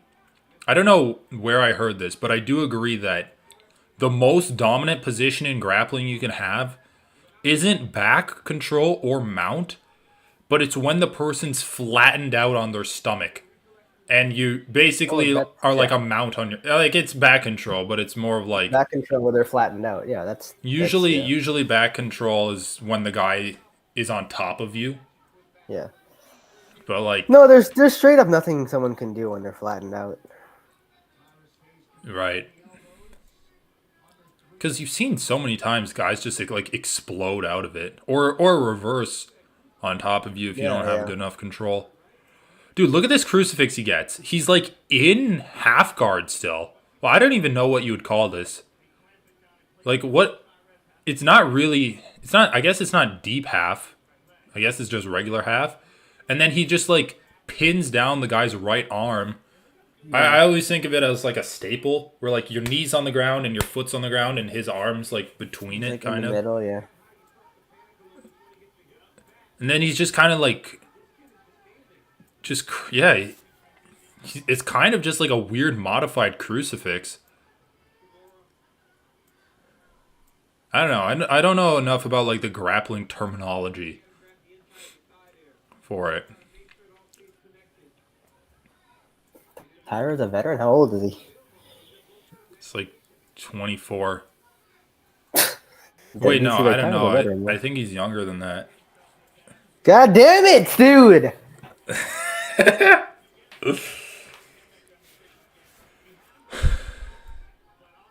Nice, full mount.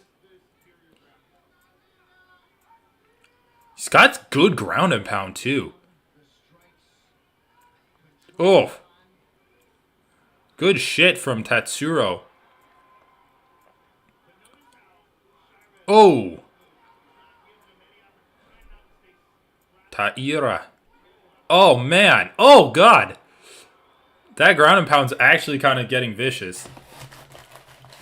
What time are you at, by the way? 101 minute now. Okay. I think I'm like 2 seconds out of you.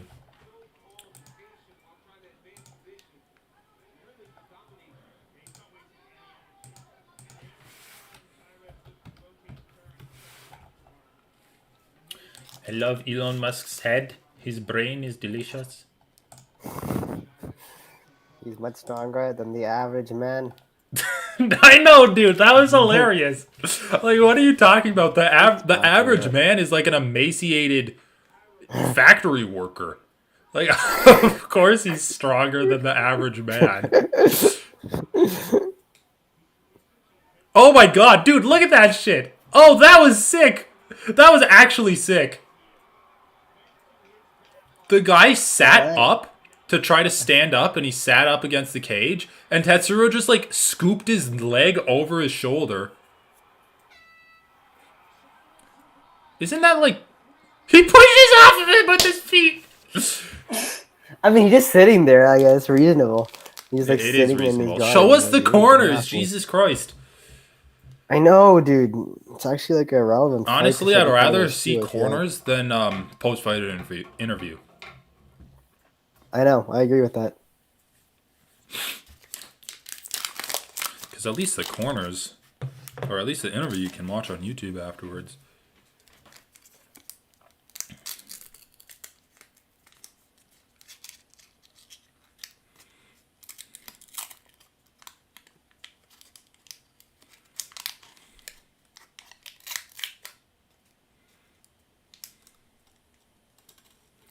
Alright, man, this is going by, honestly, I guess it's already 8:30 pretty much, but...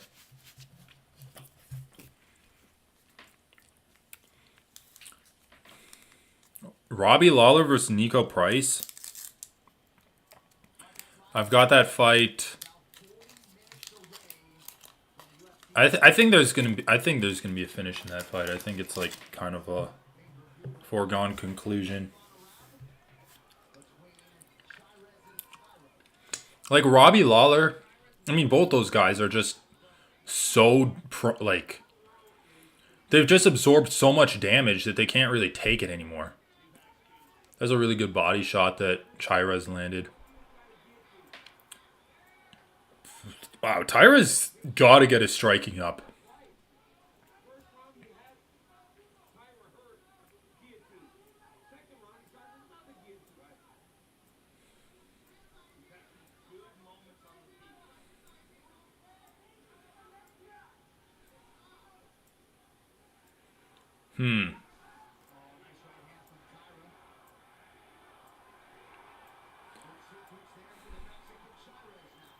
Chairez, that's a pretty cool last name. Sounds like a Pokemon.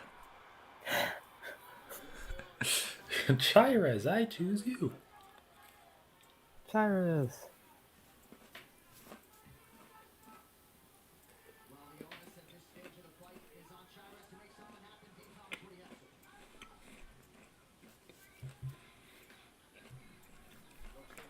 All right, dude, let's do this.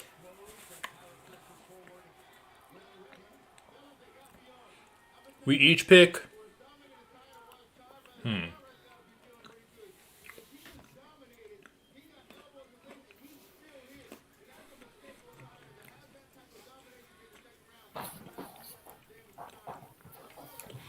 Let's say this. We each pick 3 fighters, and we'll draft them. And then 3 fighters from the main card, and then basically you got a point if they win. Draft him? Alright. Yeah. Fine, I guess. I feel like... Yeah, sure. I mean, I don't know. It would be more interesting if you have to spend more points on the ones that are bigger locks, but... Alright, I mean, we could if you wanted to look at the odds. I know, but it's kind of complicated, so fuck it. All right, we'll say this then. If they're... Well, actually, I'm looking at the odds right now. Maybe we do. We'll just say if you pick an underdog and they win, you get 2 points. Because all of the underdogs are... The smallest underdog is Pantoja at plus 170. It's not even that hard to use the odds. We just get... Basically, it's like the equivalent of saying you get to bet $1 on 3 fighters, but we can't bet on the same fighters. Okay, fine. Here, I'll flip a coin. You call heads or tails. Or I'll flip it. I don't know, whatever. Alright, fine, whatever. Yeah, sure. It is... Trust you. It's a lantern, which they say is tails, so you lose. Okay. All right, so are we saying that we'll just keep the odds in mind? We'll just treat it as golf. So if you pick on a favorite, you get minus points, and then if you pick an underdog, it like cancels out those minus points. So I'm gonna pick for my favorite Bo Nickel. We could do Snake though, so it's like I pick 1, you pick 2. Oh yeah, sure. Let's do that because there are only 2 people. All right, you pick Bo Nickel. Yeah. I'll pick. And Bo Nickel's minus. Although that's not even. Whatever. That's not even good. Yeah, your first pick was terrible. Honestly, I don't even know why you did that. Yeah, because we're doing the odds. Whatever. It's fine. Yeah. I mean, I'll go, but I'll still do heavy favorites. So like, I'll pick Volkanovski and Whitaker.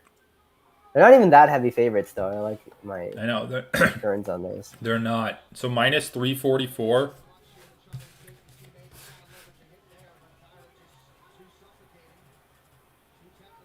Yeah, that was a bad pick. So minus 344 is Alex.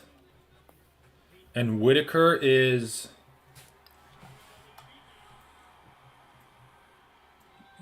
minus 357. And, okay, I'll do Turner. Damn it, I kind of wanted Whitaker. I'll do Turner and Pantoja. All right, so you know my basically Turner is minus 277. So you need to pick an underdog basically. Are you writing these down, by the way? Yeah, I have to Yeah. pick an underdog. I mean, I'll pick Dan Hooker. No, yeah, I'll pick. Wait, did we pick between Moreno and Pantoja yet? I picked Pantoja. You can pick Moreno. Oh yeah, you can Yeah, pick Moreno. I'll pick Moreno. All right. These are Still a gonna good be pick. so bad. Yeah. How are we gonna do this? Because I feel like I just auto lose. I don't know if you auto lose, but you have to get lucky, I guess. Whatever. We'll see.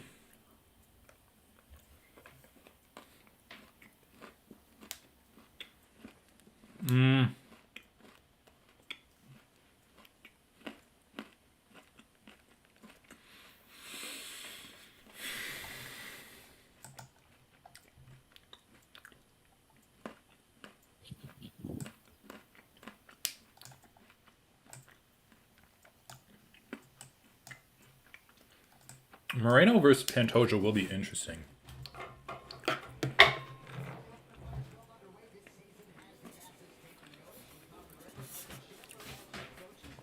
Again, I'm just getting it in my head. I'm getting ready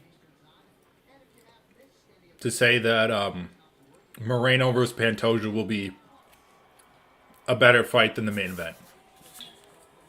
I mean, yeah, but just because the main event has a high chance of being. I mean, that's just yeah. Flyweight fights are always like the best fights.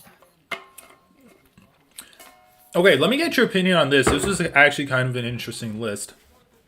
On the weigh-in show, they did. Yeah, 29-28.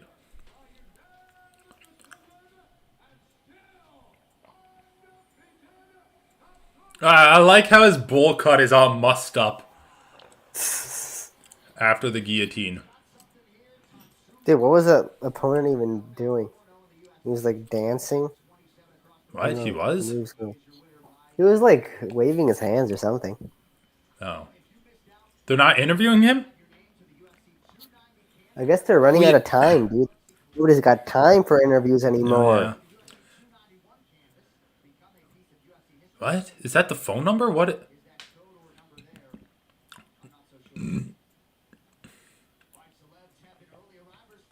Everlast? Never heard of him. Bill Never heard of him. Simmons? Yep. Never heard of him either. Dude, listen to some French rap. Gilbert There's a Burns? French. There's a French woman it was one of the research fellows where I work, Yeah. and she was showing me some French rap. It's pretty good. Yeah, I they had can't some pretty understand it. good music when I was listening, when they would play it in high school, like in French class. Oh yeah. Yeah. What's the name of the artist? Ah, fuck, I forgot now. I think it's like Fable or something. Dude, I'm not or gonna I think just that's look French up rap. French rap and have to listen Yeah, through you're right. You're right. I'll ask a her later. wasteland. I do need some good new music. We should listen to. Same. We should listen to the album Red Hearse. There's a couple good songs off of it. Oh yeah, who's it by? It's just by like this group that came together to do an album like once. That doesn't answer my question at all, but okay. I mean, it's by Red Hearse. Like they're no one Oh, famous. okay, sure. Okay, sure. I thought. Okay, yeah, fair enough.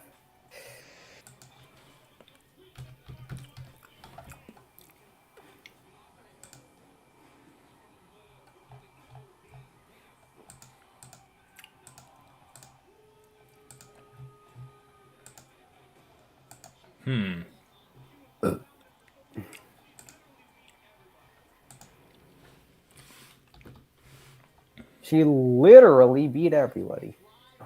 Literally. She lit up everyone.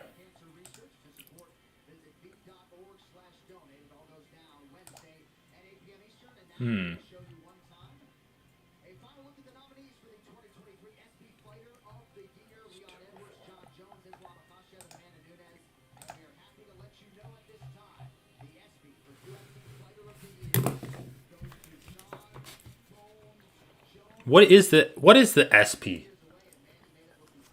Some sports award. I guess John Jones won it. John Jones won Fighter of the Year.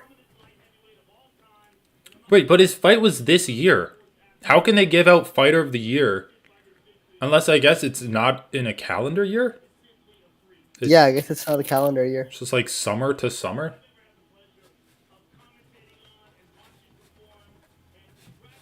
I mean, I don't know. It's one fight in 3 years. I mean, it's a yearly. I mean, I guess it makes sense though because he came back after so long and won I a mean, it's belt. the most I don't famous fucking guy. know. Yeah, that's mostly what it is about.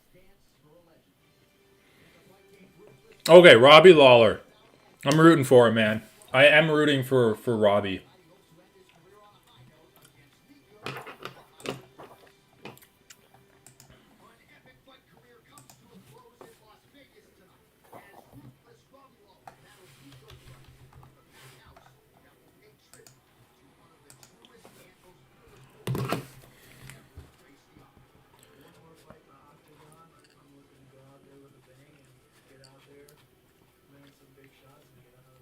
I'm rooting for Robbie Lawler, but like, dude, the guy just can't take any damage anymore. I mean, Price can still take damage. He's just like he starts wilting when he runs out of cardio, but dude, it's so funny. Like in all of the interviews, this one guy kept asking all the fighters what their favorite memory of Robbie Lawler is. And they're all just like, oh yeah, it's a Rory McDonald fight. It's like, why are you asking that? That's obviously the answer that everyone's going to give. Yeah, that's probably fair. Dude, Nico Price did have some of the sickest knockouts, though. The up kick on James Vick and the hammer fist on Randy Brown from his back. Like, that was sick. Yeah, that was good. All right, show us the walkout. Come on. And it's just funny because it's like he's the perfect fighter to have that type of knockout. You know, I know. he's all like funky and eccentric, and then his He's so knockout's weird. like an up kick. Yeah, weird knockouts for weird guys. All right, let me get your list on this. Because they said, name the top 5 most exciting fighters in the UFC right now.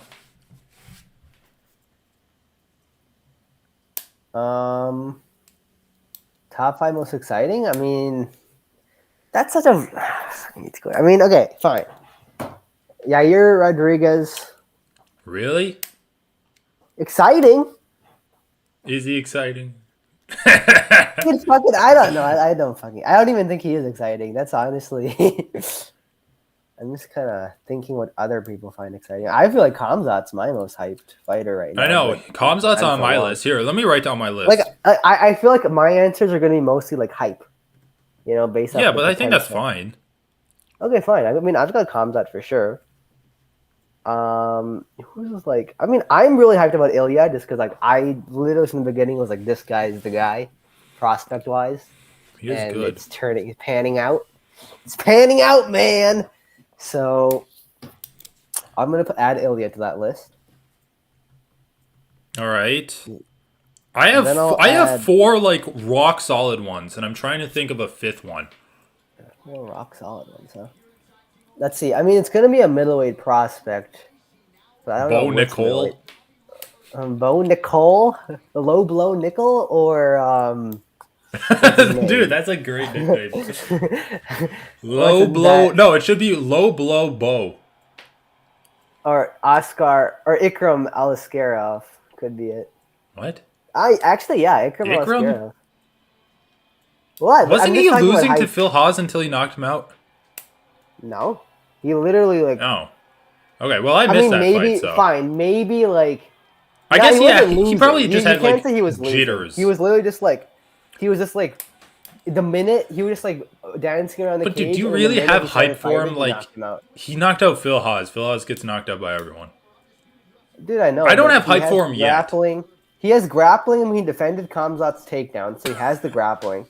What? Dude, I need more than that. Okay, we've seen he has hold grappling on, and let me- striking. I For the need- first fight, I actually think that's basically what my hype off of Ilya was based off of. Right, yeah. But So yeah, I think it's fair. I mean, defending takedowns by themselves don't win you fights. But but he also has striking. All right, fine. I mean, I don't think you can really call it a hype train yet. No, I don't think overall people are hyped about him, but I'm hyped about him. Okay. To an So you have extent. Ikram. So you have Ikram, Ilya, and Hamzat. Ilya and Hamzat. I'm sensing a theme with your list. And yet you don't list What, they're all, Shavkat, like, which is Eastern interesting. European? I'm pretty hyped about Shavkat, yeah. I mean, I actually just am hyped about Shavkat. It's nothing wrong All right, with this that is my whatsoever. list. I'm going to say number 1, still Justin Gaethje, just because of like what he represents and symbolic interactionism. He'll like lean into that reputation that he's built for himself. Number 2, I don't know how you don't have Charles Oliveira on your list. Like He's just that, a known every one of quantity, his it's fights just- is exciting. Number 3, I mean, by Hamzat. that logic, I'd put fucking Michael Chandler on the list. Fair. I mean, that wouldn't be bad though, yeah. Number 3, Hamzat. Number 4, Yuri Prohaska. Like, all of his fights are insane. Oh yeah, Yuri Prohaska is a really good one. And then my 5th I'll add one, that for my fifth one, yeah. my 5th one is Alex Pereira. Interesting. Because like the I mean, guy's that's had also good. insane fights every time he's fought. But your list isn't bad Insane? either. I mean, I wouldn't say insane every time. Like that against Obama, he didn't. I wouldn't What? say it's like insane. Who? Against that Gregory Rodriguez guy. Or no, He Bruno didn't Silva, fight. actually, Oh, it was. Bruno Silva. They're similar. no, but that was still an insane fight. Like he had him rocked. He was literally like wobbling back okay, and yeah, forth. You're right. Yeah, you're right. And that is his only fight that, at least in the UFC, that's gone the distance. Anyway, yeah, kind of a dumb question. What would be No, fun nothing is is. like at the beginning of the year or something, or maybe for the second half of this year, we like draft prospects. So basically, it's guys that haven't had a loss in the UFC, and then I don't know, like maybe whoever gets the most wins on their team wins. It would be interesting to draft prospects. I mean, yeah, that's kind of what we did with Kyler Phillips versus Ilya Topuria, and look how it turned out I for know. you. Well, dude, Kyler Phillips got popped for steroid use, so I mean, what do you want me to say? I mean, Ilya is also using steroids. I actually don't even care about that. No, but he got popped. Like he got popped, so he had to sit out. Yeah, exactly. I mean, dude, tell me this: do you think the ability to use steroids without getting caught is part of like the skill of the sport? I mean, Like, for should sure. we factor that into fighter's skill? No, but like, I wouldn't should we say for factor that fighter in? skill. I think that you can factor that into like other things. Like if you're talking about goatness, like ability to I not wouldn't get see why injured not, in though. training camp, or like how active you are in general, or like luckiness. I actually think like the ability to use steroids. What? is- What? What? Robbie Lawler just fucking knocks him out cold? I did not expect that. Shit. 'Cause Nico's He been looks through some disappointed. It's a work. That is like a fairy tale moment, yeah. Like, Dude, this it's is when actually I was, honestly like and he, like, unbelievable. gets a first round knockout, He's clean knockout without even taking much He damage. took like no punches. I don't think he took a single punch. I noticed he was like I know, getting on the dude. That's, like, inside. could you think of a? Can you think of like a better last fight for your career? No, seriously. I know, dude. That's incredible. Wow. I mean, unless you're retiring like champion, but like for a career like Robbie's, like this is what Jose Aldo No, wanted man, to go I think out it's on. like the perfect end. Yeah, exactly. I mean, just like the closure you imagine the closure you would get to. Dude, just, and like, he just got I feel like inducted no into the one Hall no of one gets Fame last night. Like, you're just kind of like, okay, this is my last Dude, fight. Bruce and is then you hugging go him. out with a perfect fight. Seriously, the perfect fight. Perfect fight, yeah. I mean, I kind of feel bad for Nico Beautiful. Price, but I Yeah. mean, Robbie. Honestly, Robbie. I don't know if Robbie's ever looked better since we've been seeing him.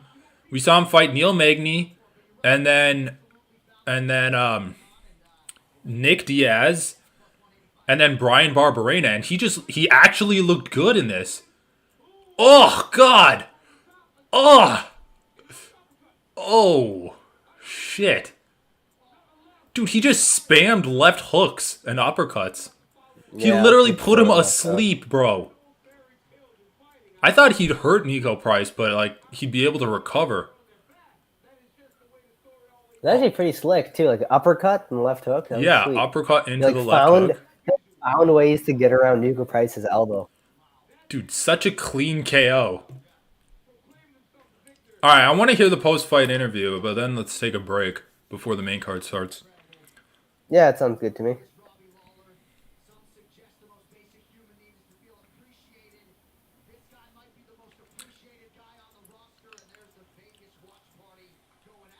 What is this Vegas watch party?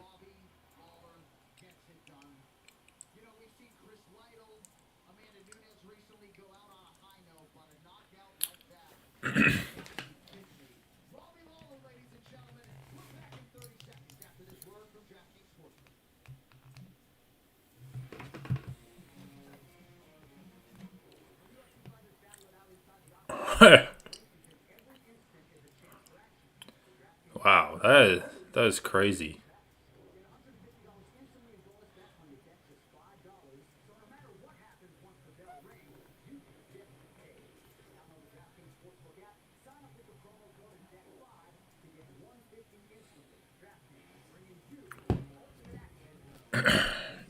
I thought he'd get bloodied up, but like he just got that tie clinch hook Yeah. on the neck.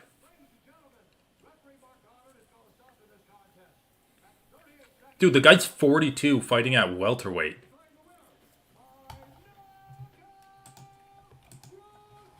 How old is Nico Price?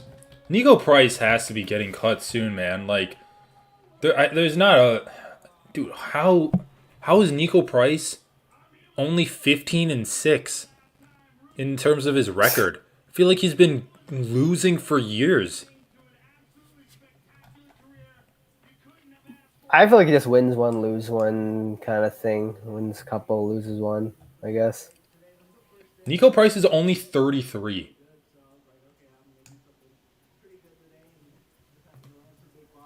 That's an understatement, sir. Let's take a look at it. I want you to enjoy this. The last KO of your absolutely spectacular career. You caught him in the clinch with some big uppercuts here. You knew you had him hurt. Tell me, what was the feeling like when you saw him drop? I was good. It was just the ending of a career. I was landing some big shots in good places, temples, chin, just it was too much. I was moving well, and it's just nice to end my career like this. These fans have been great this week. Media's been great. Thank you for the years of Dude, Robbie Lawler is saying media's been great. The same guy who fell asleep at a press conference. I know. He like people keep talking about how he hates media too. Yeah. Funny. privilege to watch perform, and I want to take a look at all those moments tonight. Let's show you a highlight of your absolutely They built a highlight reel for his career. Man, people really like Robbie Lawler. I guess it's before my time. I'm like, yeah, he's cool.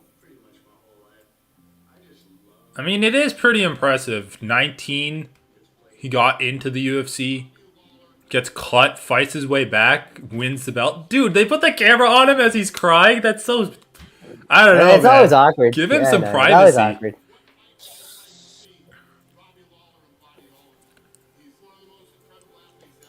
Dude, what if he lost? Would they just have not have played this? No, they would have played it still. But still, it would have been... It would have been funnier. He's kind of like the Gen 1 Justin Gaethje. Or maybe like, I don't know. What would you call Robbie Lawler's fighter generation? Gen 2? I Gen mean, 3? he was like just ahead of the curve for his time. I felt like because he incorporates just enough defense to be like slightly better than everyone Right. else. Well, I feel he's like the Nate Diaz generation. So I guess, what would you call that? The second generation of guys? Because you had guys like like the Shamrocks and the Don Fry and shit like that, where it's basically just bodybuilders that took wrestling in high school. Yeah. And dude, I do want to watch the Condit Lawler fight. Dude, the thing is, like Robbie Lawler, how many title defenses did he have at welterweight? I don't think he was ever. Cause he was interim champ, right? No, he was. Or was He he had actually like champ? 2 or 3 title defenses. Like Oh, he he's was actually champ for a bit? no, he was actually a legit champion, which is why like it's not misplaced to give this much respect to his career. So he won the belt off of Johnny Hendricks. Then he beat Rory McDonald in the rematch, and that. Oh wait, no. He beat. Wait, when did he fight? Why did? Oh yeah, he beat Rory McDonald in the rematch, then defended it against Carlos Condit, and then lost the belt to Woodley. So he won the belt and defended it twice. Not bad. I mean, dude, I Tyron mean, yeah, Woodley. it's more than that too. It's more than that too. He just like people really liked his fights on his way Well, up, and yeah, like he the had wars his in there. yeah. People say like he was never the same after the McDonald fight, which there might be some truth to that. Probably true. I mean, it's almost surely true. It's how could you get through that fight But and be anyway, the only reason I bring up his title defenses is because people talk about Tyron Woodley as one of the greatest welterweights of all time, and he has like 3 title defenses. So Lawler had 2 after being cut well, from the why? UFC. Who actually talks about Tyron Woodley as one of the greatest welterweights of all I don't time? know. I It's mean, like come on. GSP, Usman, and then Woodley. That's it. That's like the top 3. I mean, it's like Woodley's way down here, but I mean, I think part of it's once again like they like Woodley had some crazy knockouts on his way up. well, yeah, on his way up. But I'm just talking about title defenses. Yeah, I don't think Woodley's title defenses were that great. No, but he had 3. That's what I'm saying. In terms of the total. Dude, he You're just literally saying is it's one of the greatest what? welterweight champions of all time. You can't just say someone's literally the greatest, one of the No, greatest. he Like, is. no, that's a matter of opinion. How There's- can you say literally? No, I'm just talking in terms of number of title defenses. You have GSP, Okay, so you can say he's Usman. literally has one of the highest number of title defenses, but that alone isn't that impressive to me. Like to me, I would also look at someone's career on their way up to the title and evaluate their performances to make that judgment. Okay, but like, you'd still. I think title defenses, like, obviously that's a more holistic way to look at someone's career, but just looking at their number of title defenses is like a pretty good metric if you just want to take a rough It's draft a look of good, it. like, quick metric. I agree, but Tyron Woodley is like it's exactly why it's an insufficient metric. I'm not saying he's a great fighter. I'm just saying in terms of the history books, like Robbie Lawler's, like I don't know. Robbie Lawler isn't just famous because he had a couple of like really bloody fights. Like there's some Okay, substance I to his get it, I career get it, I too. get it, I get it. He also has good title defenses. That's fine. Also, you got to give it to him for the dude. Is this Andrew Callahan? No, it's not. It's Andrew Callahan's bastard son that he raped into someone. All right, and on that note, let's take a break. Jesus Christ, man. Chill.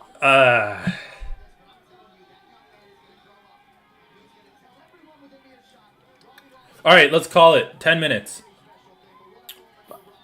Okay, sounds good. All right, see you in a bit.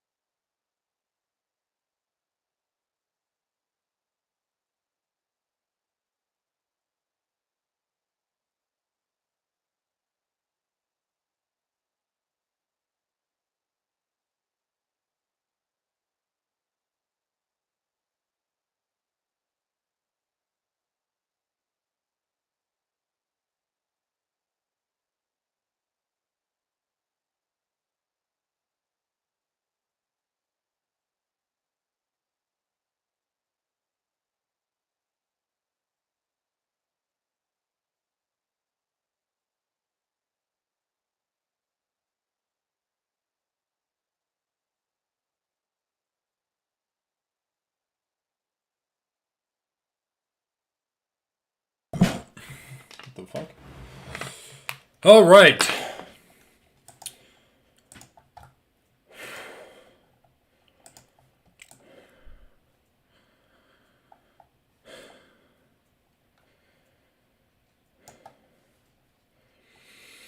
Charles Oliveira not ready to fight the Lam.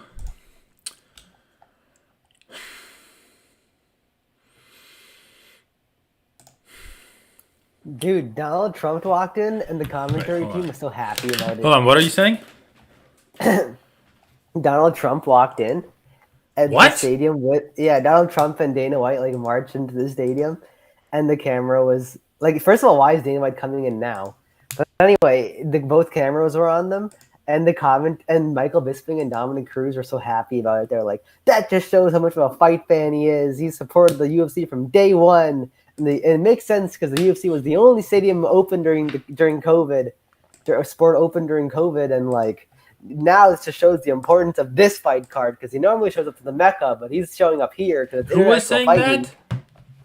Bisping and Dominic Cruz, dude. Oh, yeah. Because they're at the desk. Yeah, they're at the desk. Wait, dude, link me. Oh. Did you go? Oh, shit. No. Yeah, my stream ended too. 1 sec. Go back. I need to rewatch that. That sounds hilarious.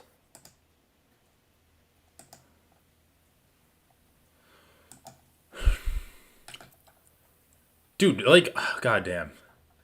I sound like a political elitist, but honestly, like, political casuals are probably the worst casuals ever. Because it just reflects apathy about our country in like such an important time. It's kind of crazy. How like I don't know at this point how you can be apathetic about national politics. It's literally But it's- like our right, but it's not like even severe apathy. attacks on our democracy every time. it's like, I don't know. It's almost like a Dunning. I guess it's not really Dunning-Kruger, but maybe it's Dunning-Kruger. It's because like people don't know so much about it, and yet they still feel like they're entitled to speak about politics. Yeah, when and they- plus I think it just like the people don't want to understand like what the impact of this court case, like the independent legislature, does to our Right. democracy and the fake elector scheme and all this like complicated stuff.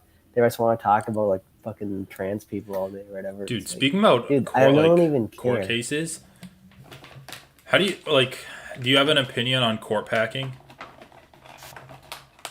I don't know. It's a huge deal to do, and it's a really difficult thing to. It's a reverse really. Like once you add people, you can't take them away. So it's not really a tool you can consistently have. Wait, And can we you repeat that? Because you kind of cut out. Well, the thing is, once you pack the courts, right? Yeah. Then let's reverse the number of people in the courts. So like now each successive president, the impact of the political employees is diminished. So it's a difficult thing to do, in my opinion, and it's like lasting consequences. Dude, your mic is really cutting out. I don't know if it's my earbuds or. Can you test? All right, it's fine now. I don't know. Well, the way I look at it is, if you're just gonna pack the courts, like what's the split right now? 6-3 because there's 9 justices. Pretty much. So let's say you added 4, like liberal-leaning justices. Yep. So then it would be 7-6. And then the next person, let's say a Republican wins, and they're like, I want to pack the court in my favor, and they add 2. I mean, that's the danger, right? Like every successful. But how's that a presidency has danger? More and more people. I guess I don't see the downside of it.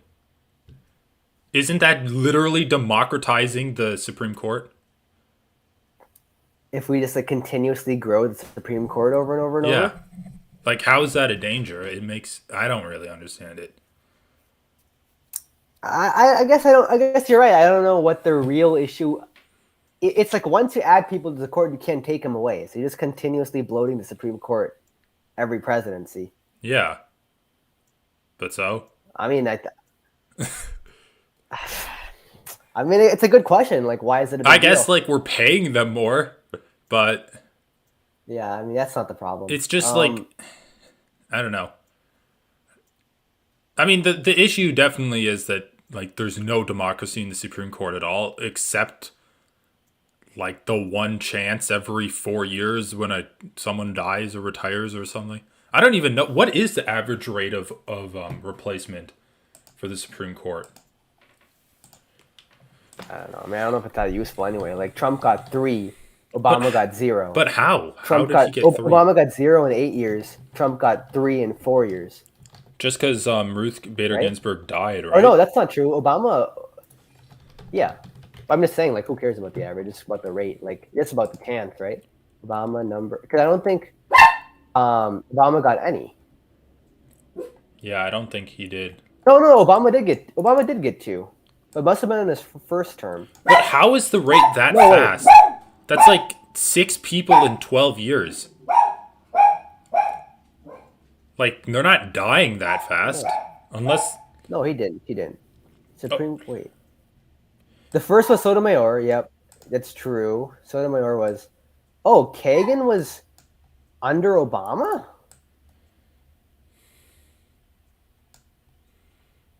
I did not know that. Okay. Let me look at this. Yeah, I did know Sotomayor was under Obama. Okay, I didn't realize Kagan was. Whatever. She's like moderate lib. Yeah.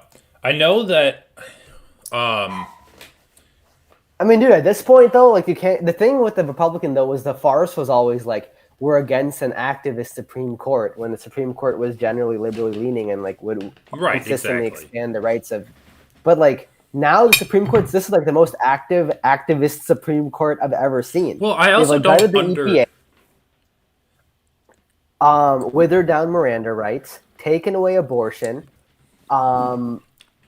expand the ability to discriminate, like using services against LGBTQ, Oh yeah. and gutted affirmative action too, and like not gutted it with one case, but like this case basically opens up the ability to further gut affirmative action because the schools are now required to provide statistics and stuff on how they get how they like what's it called admit Accept people? students.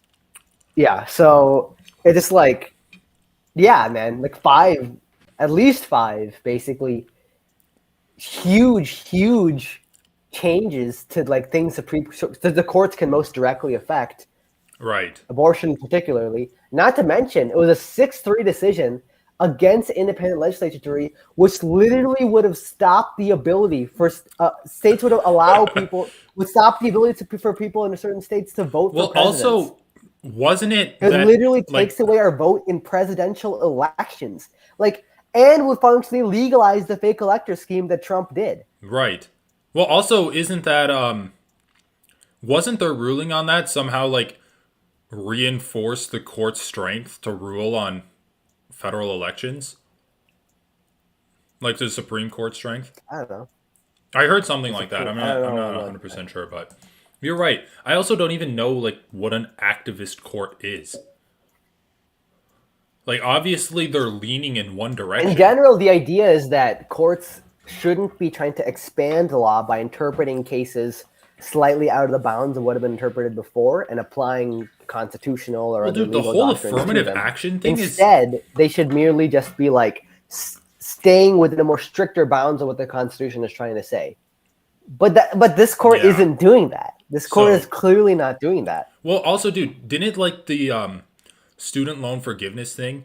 There was no grounds to actually bring the court case to the Supreme Court, and they just didn't care. Yeah, the people had the big issue with that case was that the litigants didn't have standing. That was the primary argument against the Supreme Court's ruling, which is that these litigants don't have standing. Well, they in this didn't case even because they're not effective. They didn't even initiate it. It wasn't it like the DA of the state initiating it on some corporation's behalf when the corporation's like, we're actually not hurt by this, so we're not going to pursue Though this. they did have two random named litigants, like plaintiffs in that case.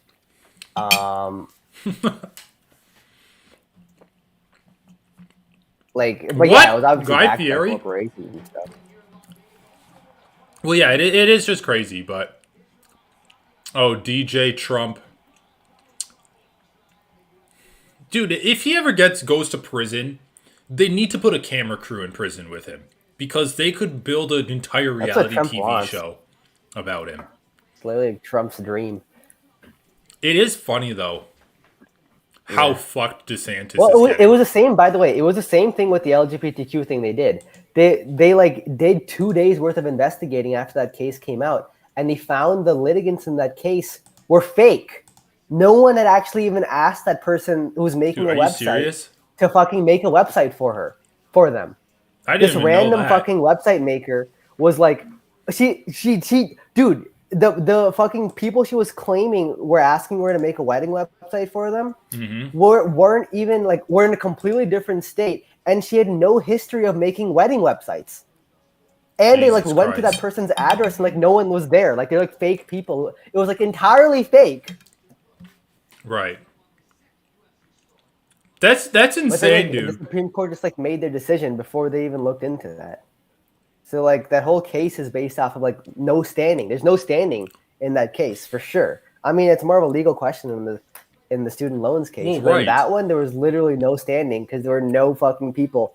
Because that's the thing. There's no one. The only reason she would have standing is if the people were like, no, you have to make me a website. I'm not going to go to someone else. You have Oh, to make yeah. me a website.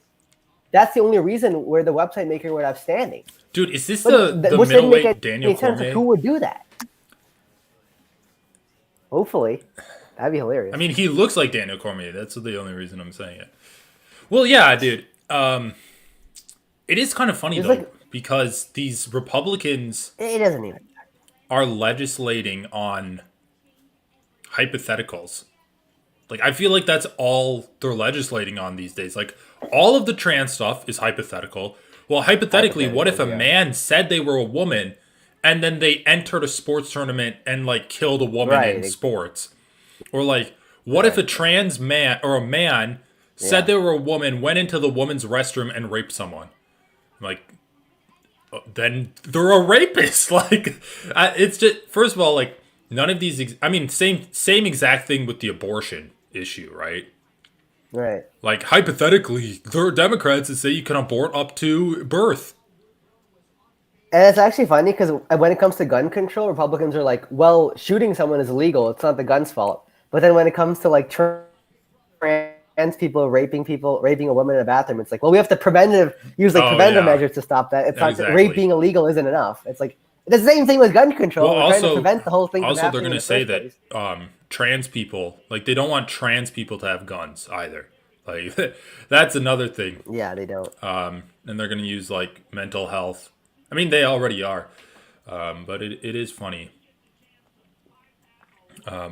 Dude, besides, like, the way to argue with these people isn't even about banning guns. We should just be talking about a national gun registry Right. where, like, you track who owns the gun at what time, similar to the way cars work, and you have proper background checks, and then, yeah. Exactly. It should just be, like, integrating guns into society. We're literally still under the same laws and rules on guns as they had in, like, the Old West in cowboy times.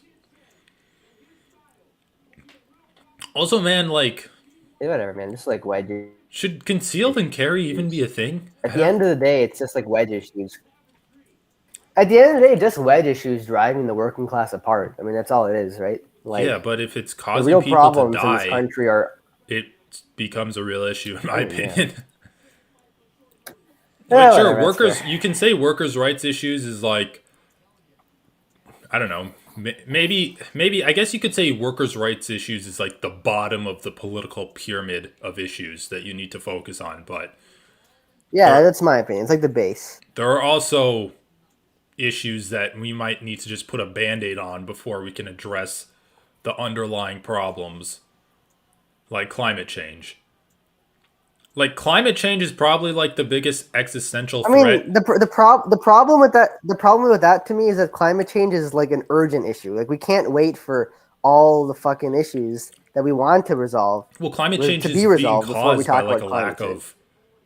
I mean, you could simplify it down to a lack of workers' rights and like wealth inequality. Basically, is causing climate change because the richest people that are Exactly. causing the most climate change are taking advantage of the people that are going to be hit the hardest by it. Like, they're all going to live. You know what was hilarious? I was listening to that Catholic podcast, and they got this political cartoonist on who's like a Catholic, and He's so funny. He's like this virgin guy that talks about. I mean, I guess in his defense, he didn't bring up like women, but the guy asked him about it, and his views on women are hilarious. But the guy was like, he's like, what are your views on women? It's so funny. no, it basically is because they do the Q&A I portion mean, of their podcast, and they were like, how? And one of the questions was, well, okay, first he said that porn is like more detrimental to American society than guns are, which I thought was hilarious. The what? Oh yeah, of Than course. guns, That's because what it's like it's they always ruining say, though. families Yeah. and relationships. I'm like, I don't know, Yeah, dude. they're like it's not a gun crisis. It's like a family fatherlessness crisis. And then of course it makes it so they can wrap up porn into it. Like just make a bunch of unresolvable problems the actual issue, and then they're like, well, there's nothing we can do. dude, I really don't think porn is a big problem in America either. I think if people had more wealth and were able There's to no like evidence. do There's more, no evidence for Well, yeah, any of there's the also things that no they talk evidence. about. like Like there's no evidence that porn is causing like severe like mental health crises or like it's just like vague warnings that well, these also people the shit give. that they say porn causes can be fixed through just like better wealth distribution in this country and people not feeling so That's, isolated. of course. But But anyway, that's the whole point. They like make other issues the real. I mean, that was the funny part, but like he also talked about well, that was the part I wanted to talk about. But like a funny part was this woman asked him, and they're like, "Oh, do you have a relationship?" He's like, "No, I tried dating apps once, and I was like long distance, but like I just make cartoons all the time." I'm like, "Oh, okay." And then this woman wrote in, and she's like, "As a Catholic woman, what can I do to get a guy's attention?" And then the little like virgin cartoonist guy was like, I don't think it's a woman's place to make the first move on a guy. He's like, I don't think it's possible for a woman to explicitly make the first move. And then the other guy who actually has a wife and kids. It was funny though because their producer is also like a virgin kind of loser guy. And he's like, yeah, it's not it's like, yeah, it's not the woman's place, but sometimes she can drop hints. And he's like, well, that's what I meant by explicitly. Like, I don't think she can explicitly do it, but like, she could touch your arm and stuff. And I'm like, Jesus Christ. But then the other guy was like, the guy who actually has a wife and kids is like, well, she should show cleavage, like an acceptable amount of cleavage and just like be playful. And the guy got so red. He's like, what? You can never show cleavage as a woman. He's like, no, I think it's okay for a woman to like, in a proper way, show her womanly form. And he's like, no, don't show your form. I'm like, dude, this is it's kind of funny. Anyway, dude, biggest favorite at the time of opening. It's because those people are like the most sexually starved people who want to see women naked, but then they get like, I just think like they feel like an attractive woman is inherently taunting them because they think like they know they can never like be with her, so then it's like just seeing her makes them feel demoralized. Low blow Bo Nicole looking a little. Holy shit! Oh, low blow Bo Nicole rocking him. They call him rocking and roll. Okay, dude, that was a good performance. That was a pretty sick KO. I didn't even put any money on him. Yeah, I didn't put any money on his opponent. Good thing I didn't. Dude, I told you not to. Like he's okay. Obviously, it was gonna be I told you it was most likely Bo Nick's gonna win. It's not gonna like. It's just a chance. You're playing the odds, man. You're playing the odds. But I just look at it and like, it's gonna happen. I don't know. I mean, I will say it's harder to get freak knockouts against wrestlers. Exactly. Right. The thing is, like, if it's a striker like Adesanya versus Pereira, you're like, I don't know. That's not a great example, but maybe Adesanya versus Vettori, when he's like a minus 400 favorite, you're like, well, I mean, he's like minus 400. Those aren't great odds on him. But he's also not a wrestler, so he can't really like break anyone down. But if you're a wrestler that has good striking, because he has knocked people out before. I mean, dude, Bo Bo's striking didn't look that good. I have to say. Yeah, I was gonna say if you actually watch that replay, his reset off of the strike was not good. It was wide open.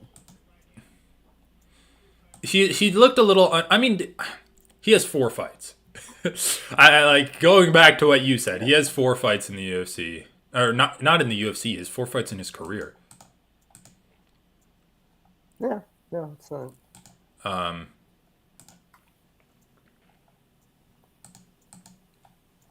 But overall, pretty good. He was good enough to beat that guy. I mean, he was pretty wide open. But it was still good. All right, Jalen Turn. The turn man. The turnstile. I'm going to pick Turner. You gotta. I also love how Catholics, like those religious fundamentalists, reframe like whatever they want to be good or bad. Like most people would say, I think in their position, yeah, like don't show your cleavage. But they're like, no, it's just showing your womanly form. That's like, yeah, and then so is literally all other what's it called? Like scantily clad clothing, you know? Like Right. showing off your hips or your butt or your curves, like it's all just showing off your womanly form. What's the difference then? Where do you draw the line? Where do you draw the line? Those Catholic, they're so funny, dude. So was a porn star. A porn star just showing off her womanly form doing porn. Well, dude, I was listening to the guy because he's like all about porn. Because apparently he got like addicted to porn, and now he's like anti-porn. He's written books about porn. He's written like it's like giving talks about it, like getting out of it, I guess, from a Catholic perspective.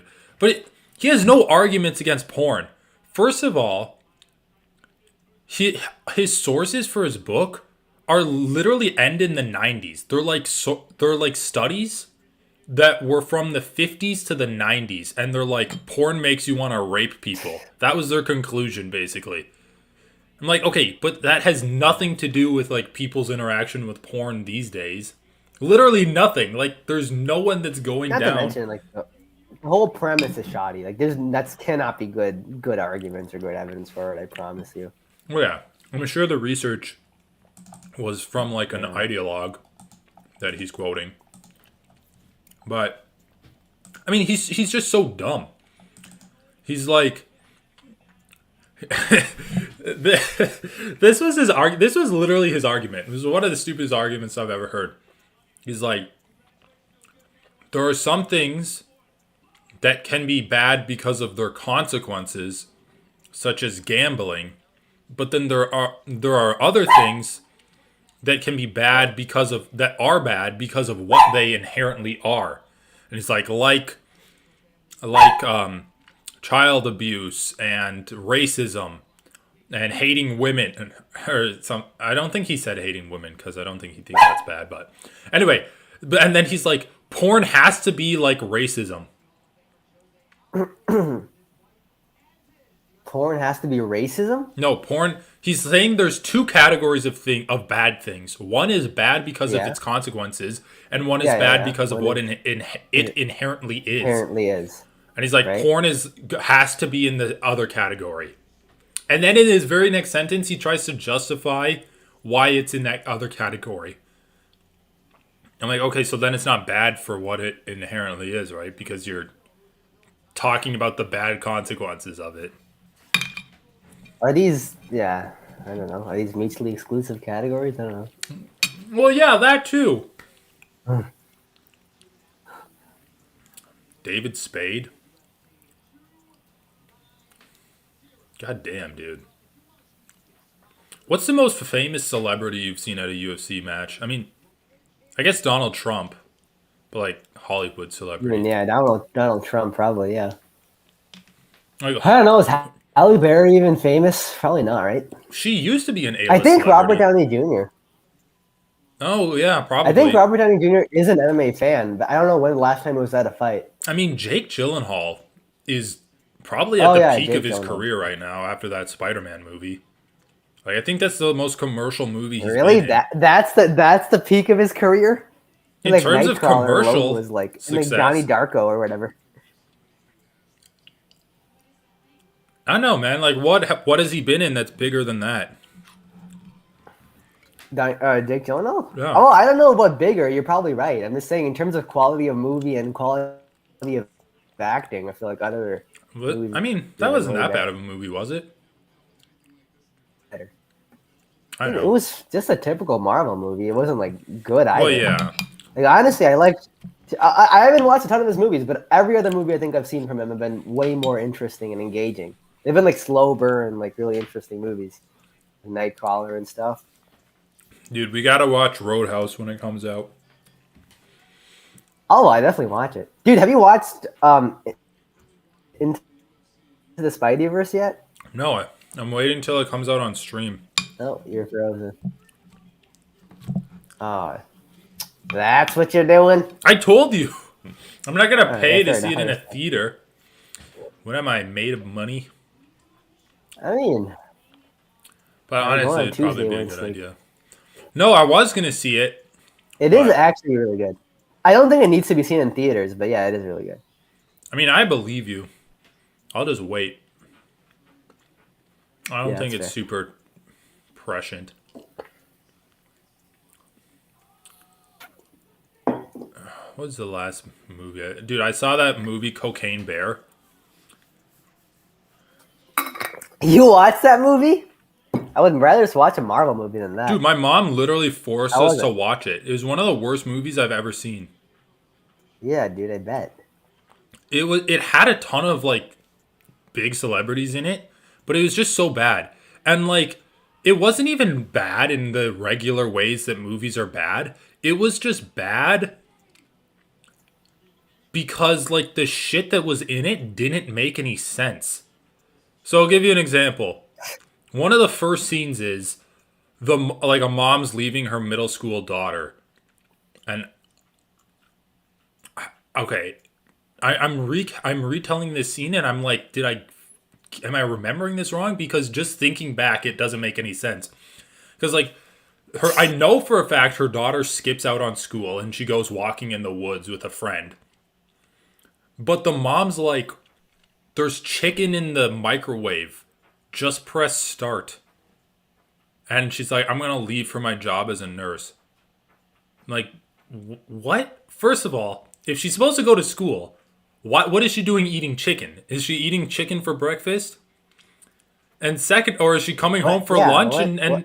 and eating chicken? And second of all, who the fuck leaves chicken in a microwave? I know. What? Just say the chicken's in the fridge, microwave it and eat it. It's like whoever. It's like it was written by Why an would you leave it alien. in the microwave? Yeah. And like, did she leave it in the microwave with the time punched in? So all she needs to do is press start. Anyway, I'm like, what the fuck? Like, Maybe. it's just so dumb. And then the other thing, I mean, I literally just walked away from the movie because I couldn't handle it. But the other thing that didn't make sense was, well, they also got these guys that were like, they looked like they were our age, like early 20s, but they dressed them up like they were like 12, and then they made them act really stupid, like little idiot kids, and they had them like basically mugging hikers that were in the woods. They're like, give us your money. And then the drug dealer that's trying to get his cocaine like beats them all up. And so like a park ranger, the other thing that was really dumb that I'm just like, well, this movie is just, it doesn't make sense. Like these people aren't acting like real people. A park ranger gets attacked by the bear. She goes back to like her cabin, that's her headquarters, and gets her gun. Those teenage kids that I was telling you about that got beaten up are there. And they hear a pounding at the door. And the teenagers think it's the drug dealer coming back. And the park ranger thinks it's a bear, right? And so she's standing pointing her gun at the door. And she's like, open the door, I'm going to shoot it. And they're like, you're going to shoot him in the head? Like, okay, if you just got assaulted, wouldn't you not care about him getting shot in the head? Anyway, so then she's like, I'm going to shoot him. And they're like, okay. And they open the door. She sees the bear. and then they like just doesn't shoot, and then she aims her gun and she shoots the guy in the head that opened the door. She's like, I'm gonna shoot Okay. it. They're like, okay. She opens the Yeah. door, sees the bear, just doesn't shoot it. It like runs away, and then she like tries to shoot it then and shoots the guy in the head. It I don't know, I man. don't. Yeah. No, that doesn't really make any sense. You're right. I don't. It's Yeah. like why I have no real response to that. would you? I don't. It's just so dumb. Anyway, that was a horrible movie. I saw a movie that like I did see a movie that wasn't super realistic. I read a review of it that was pretty good. It was like, if you're willing to suspend disbelief, it's a pretty good watch. But it was one of the scariest movies I saw because it had to do with two friends that climbed like a radio tower and then they got stuck up there. Okay. And then they're just like Okay. trying to figure out how to get down from the radio tower. And it's just like the shots of the height, and it it wasn't done super well, but like they did do a good job of just like creating tension. I don't know. I All mean, you right. do bouldering, so I don't know how afraid you are of heights you are, but I wouldn't say I'm that afraid. And bouldering doesn't get that high either, but I wouldn't say I'm afraid. it's pretty good.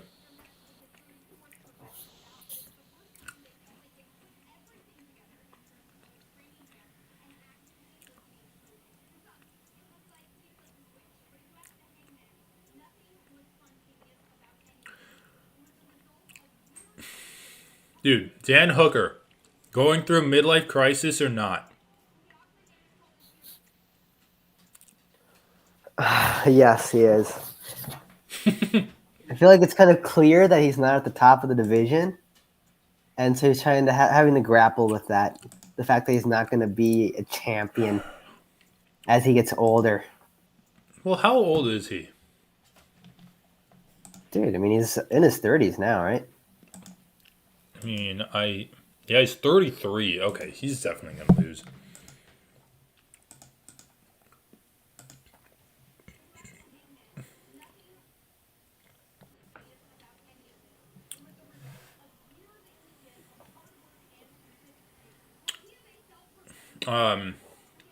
Yeah, dude, he got two full sleeves on his legs. What'd you call that? Pants? He got two pants. Yeah, two pants. And dyed his hair blonde, which looks fucking horrible. Jesus Christ. His back tattoo looks pretty good, though. Yeah, it does look good. I was kind of surprised by it, but also I want to see a closer look at his leg tattoos because he was saying one is like Maori or like the native designs of Yeah, I was saying New like they're Zealand. like one is native or Australians or whatever, and what is something else? One I is forget. Celtic. I mean, that'd be cool. But I do like his back I mean, it tattoo. makes sense. I just I don't. do think like native, like the native style, like pattern tattoos, like Samoan or whatever. Like all of them look pretty good. The problem is it's just like super cliched now, so you can. It's Well, like, it's straight up cultural appropriation, but I guess it's like not as bad if you live there. I mean, apparently Dan Hooker's part native or whatever. Yeah, dude. Some, I forget what he called it. Yeah. Maltese. I mean, I wouldn't be bragging about that if I'm Dan Hooker. It's like, yeah, my ancestors did some pretty fucked up things when they when they moved to New Zealand. I know, yeah. But okay, I don't mind his back tattoo. I just generally don't like back tattoos that just exist in the shoulder blades. I think it looks kind of bad. Like, if you're gonna get a back tattoo that's that big, just go all the way and do a full back. Here.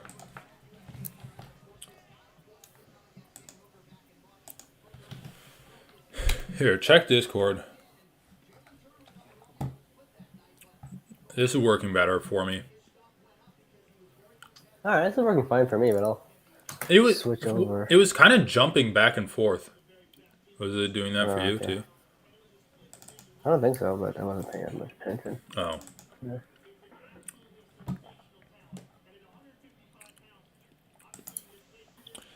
Dude, I think Robert Whitaker is gonna fuck up Duplessis. Like, Yeah, definitely, yeah. Like not even a question. it is interesting. Remember that guy? Remember that guy Trevin Giles that fought Duplessis and just was kind of fucking him up and then got KO'd?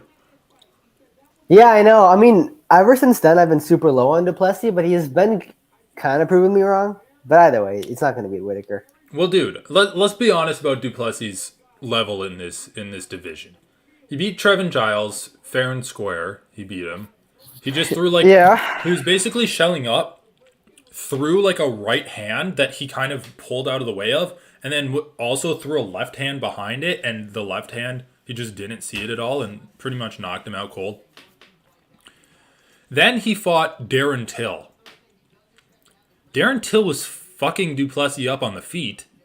On the ground, I don't know. Like, I guess it was just the injuries that Darren Till sustained, and he's literally looked like a ghost of himself in all of the ground. I mean, maybe that's not fair because he's probably never been great on the ground, but he's looked really bad on the ground lately. Yeah, he did. So he beat Darren Till on the ground, big fucking whoop. And then he fought Brunson in kind of a back and forth brawl with Brunson. Like, he did not dominate Brunson in a fight that a lot of people were thinking he was going to dominate him in. For what it, yeah, I thought he did pretty well, though. I mean, Brunson fight's like the best fight he's had, I think, overall. If you think about quality of competition and like how he did. Oh, Duplessis? It's the best fight for Duplessis? Yeah, yeah. Yeah, I agree. All right, let's watch this fight. Dan the Hangman Hooker. Let's go.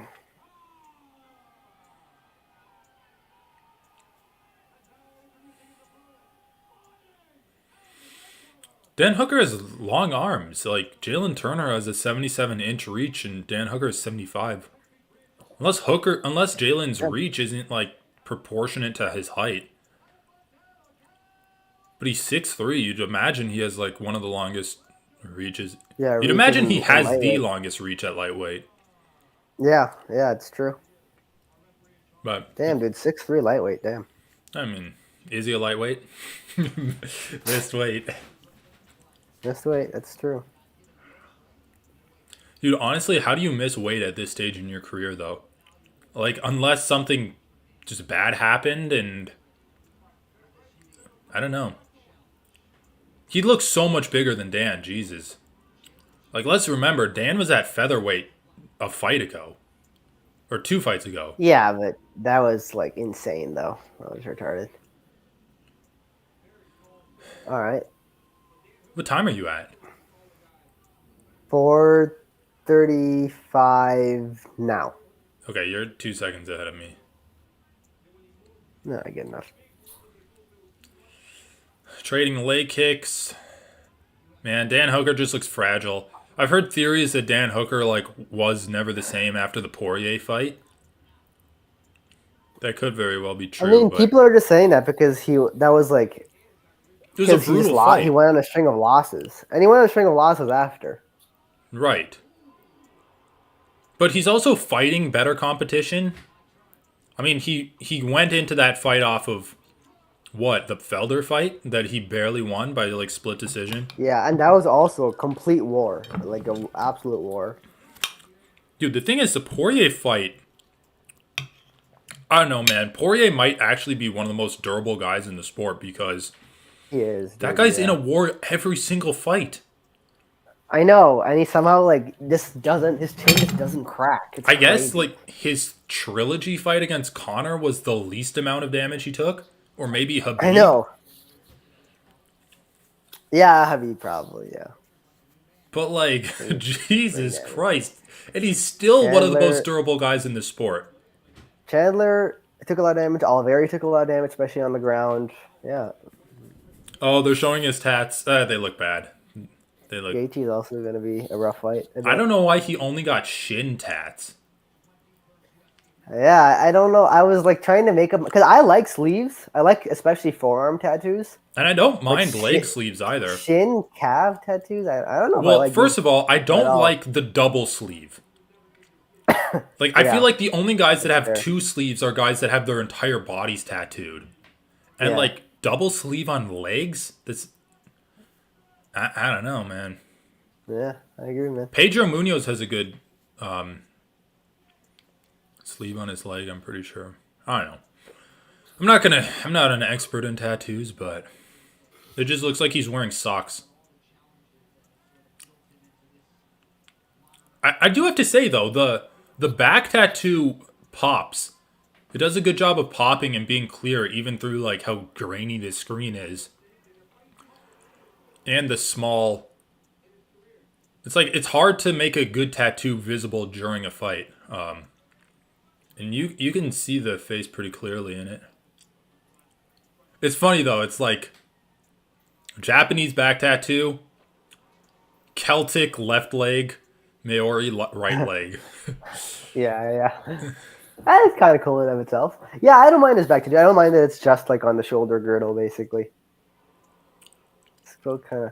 I wish it kind of crept into the shoulders more because he has like good rear delts, so it would work well Yeah. with the curvature. I'm really not liking his leg. Yeah, Calf, I don't like shin it. tattoos. It looks like one of It those looks like he's tattoos. printed off those armor, like Yeah, the that's shin exactly armor what I or was gonna whatever. say. It's like But the I Amanda hate those Nunes tattoos. armor. Yeah, I hate those tattoos. It's like there's like the 3 stereotypes or the 3 cliches of getting tattooed in the UFC. There's like armor, your last name on your back, and Picture of your girlfriend. no, and wings on your back. Oh yeah, the wings on your back. The wings look. Although I guess only Max Holloway and Tony Ferguson have that. But they both look so bad. I know, and they are really iconic. This is a close fight. I mean, I think Jalen Turner's kind of just fucking him up, but It's a close fight. Yonder was fucking him up. well, I guess like I thought he'd No, fuck I him know. up even more. Yeah, it's To fair. be fair, I can't. I actually haven't been I haven't been mentally keeping track of who's outlanding. But yeah, I'd say I lately, mean, yeah, I you can see you don't really Jalen need Turner to just doing more. look at who's outlanding who in the moment, and you'll kind of get a good Yeah, idea. yeah, exactly. In the moment, Jalen Turner. is Jalen definitely- Turner really almost does look like he's in another weight class. Like his legs, He looked really disgusting in the weigh-ins too. Like super skinny. yeah, he and, looked like a tucked out. skeleton basically. Like Jalen Turner has no legs, but his body's I know, pretty dude. thick. Dude, he has no meat around his knees. It's actually crazy. His Yeah. knees are like so gaunt. I want to like break them. I know, dude. They look like little twigs that you could just snap. It's just like how. Imagine Dustin Poirier kicking this guy's legs. Like this is the thing dude, with like, look at lightweight. he has no quads and hamstrings. Dude, his legs are twigs. Fuck. This is the problem with lightweight though, because you're right. There's not a lot of movement, but everyone is properly ranked. It's actually Yeah, true. that's true. Like Fiziev Yeah, that's fought, Dariush fought. They're just getting bounced off of the top 5. I guess DP needs to fight out of the top 5. I would prefer. Yeah, the new fighters coming up didn't quite beat the old guard. Oh, nice. Oh Dude, Dylan Turner shit! keeps landing a good knee when they clinch. I like it. This is actually a pretty good fight. Oh, I know. Oh, you're 2 seconds ahead of me. I can't remember if you're like ahead or behind me because like it's action happening every. I know, because every 2 seconds something's happening. Dude, I really don't like Dan Hooker's hair. It's just like flopping everywhere. It makes him look like a fucking Nazi. Like, bro, why? It's like just cut it Yeah, the short bleach and hair. bleach it. I don't know. Maybe it just looks better on Oliveira because he has like darker skin.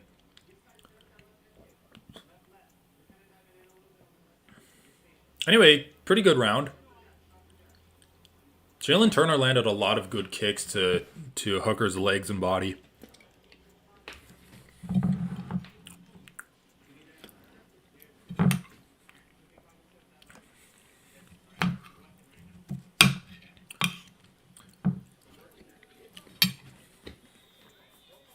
The corner never feels like a minute to me. It always feels so fast. Well, I wonder who's keeping track of it. Because, like, when they have an issue and they call in the doctor, is it just the ref has, like, a stopwatch on? And he blows a whistle or something? I don't fucking know. Is it a minute between horns? Or is a minute once?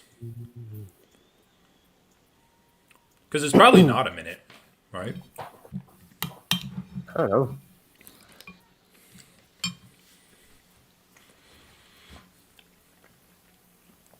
Well, the minute probably starts at the buzzer, and so then they have like 2 or 3 seconds walking back. Yeah, I guess you're right. Oh, that was a sneaky little left hook by Dan Hooker. Did that even land? Yeah, it landed, dude. Yeah, I could hear it land. I don't know, man. All right, fine. Yeah, I don't know. I mean, either way, Turner was like pulling away from it. That would be true. Who has the better chin? You'd have to imagine Jalen Turner does. Yeah, I have to think so. And we've seen Dan Hooker's chin cracked thoroughly at this point, I feel like. I feel like a front kick to the face could put Dan Hooker on the mat. But that doesn't mean it's weak inherently. It could just... You know, Right. hasn't been wobbled or anything yet. Oh.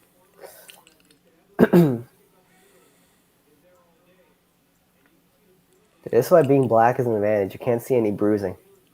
Yeah, I mean, that's true. And the judges use that to score.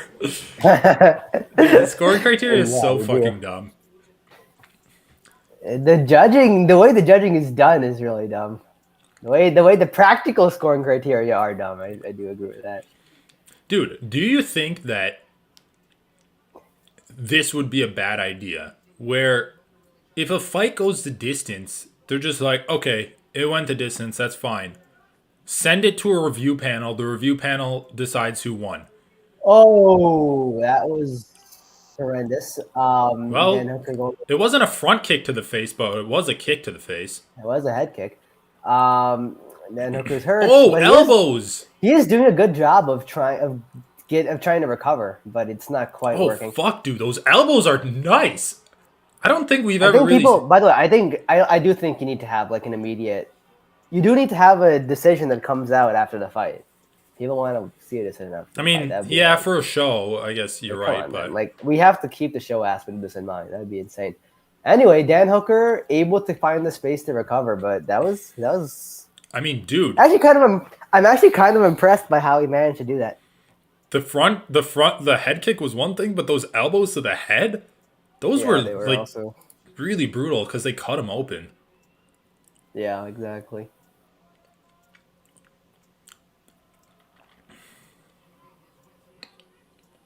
Hooker keeping his... Oh, shit. Yep.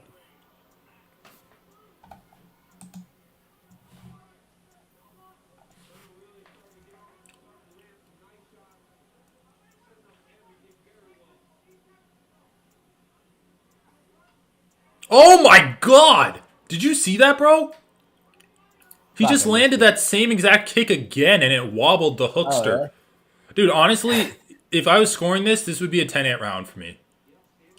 Oh yeah, no. I mean, 2 of those kicks, I would give it a 10-8. Like, the way I look at 10-8 rounds is, for the striking at least, it's like the number of power shots that cause significant damage, I think you'd have to say. He's landed 2 head kicks that visibly rocked Dan Hooker, and then like 4 or 5 elbows too. Dan Hooker's landed nothing in return. I think you have to like give that a 10-8 round. Jesus Christ. Alright, well maybe not a 10-8 round anymore. If Hooker still has this success. I don't He's know, actually dude. still landing some good stuff. I know. But like it's hard for me to tell how still hurt landing. Jalen is. His I not mean, his defense isn't he's great. doing the right things. He's doing the right things. Oh, that was bad. I don't know why I did that. He just fell. He got tripped, I think. Oh, Dan Hooker, stand up, my man. With 5 seconds left, you're gonna do this? I know. Oh my god. This is funny. All right, I'm just going back to the other one, Okay. the one you had earlier. Dude, this is where it stopped. Look at Discord. I know. It's the same for me. Yeah. Oh, okay. I thought you were like ahead of me. No, it's not in the same spot. Okay, is Jalen not recovered yet? It doesn't look like it. Who would you give that round to by the end there? Would I don't Dan know, man. That's a really close round. ending in a dominant position? Yeah, that's a close. That's like a classic thought experiment type round where it's like, who do you give this round to in order to think about how you score grappling? You know, I would still give it to Jalen. I don't that know. goes against everything you've said earlier. What? How? I thought you wanted to give more points to the grappling and like positional changes. Oh, yeah. I thought you were in just talking general. about in terms of striking. I mean, what time are you at? I mean, but the thing is, the striking, they both had their moments. I'm at 4:05 now. God damn it. You're so far ahead of me. You should go back to the other one. It's good. It's like 40 seconds behind. Yeah, wait, are you on the other one right now? Yeah. Wow, Oh, this fine. fight is crazy, bro. Is Jalen Turner just a glass cannon? It's like he do you can't mean eat glass punches, cannon? but he can recover from them. You're saying he has a bad chin? Or I don't know. Okay, you know what? Just stay I on mean, he yours. probably doesn't have that bad of a chin. Dude, fucking hell. Yeah, okay, I'm saying. All right. He doesn't Jalen have a is horrible tired, chin, yeah. but Rogan is right about that. I'm not gonna say he has a bad chin, but it feels like whenever mean- he gets punched, he kind of stops. He's doing the right things, but oh yeah, he's just so tired too. I think that's part of the problem, bro. He literally just like fell down because he couldn't walk backwards fast enough. Jeez. That's kind of He's surprising. super tired. He's super tired. What time are you at? 250? Oh. So I'm at 3:30 and he's on top of Dan Hooker. I mean, it's kind of In round surprising. three? Yeah. Well, I think in between the switches, I completely missed the part where Jalen Turner was on top. Yeah, he took Hooker down.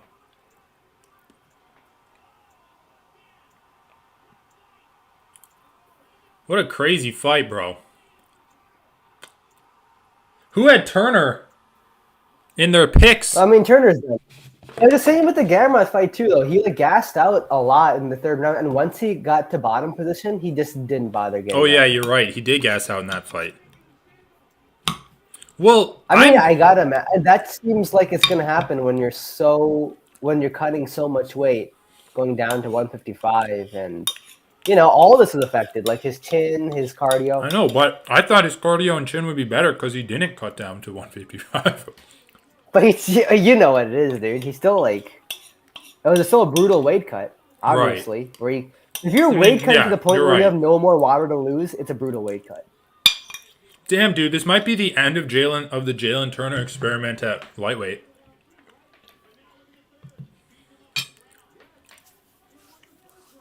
I guess you're right, dude. I don't know. Round 2 is like insanely hard to judge because both guys like arguably almost finished each other. Do you score that a draw? It's hard though, because you give round 3 10-8 to Dan Hooker. Round 1 10-9 Jalen Turner. Round 2, let's just say hypothetically 10-9 Jalen Turner. Then what do you give round 3 for? Well, from what I'm seeing, Dan Hooker's just kind of He's sitting in his guard, like doing little shitty punches on his stomach. And he's not even He's still getting the winning. better of the guard because Turner's throwing elbows up too. Nah, he's definitely getting more damage on the ground. I mean, I'm at I 130 right now, and he's not really doing anything. I mean, Like I'm at 40 seconds ish. I would I don't not know. give Hooker a 10-8 in this round. Like I don't think he's really come close to finishing Turner at all. So then for you, it just comes down to round 2 then. Yeah.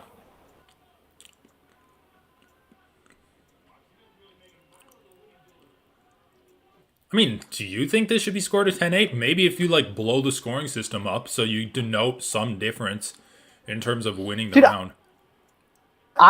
Okay, in terms of blowing the score system up, I just want to add 10-7s to the scoring system.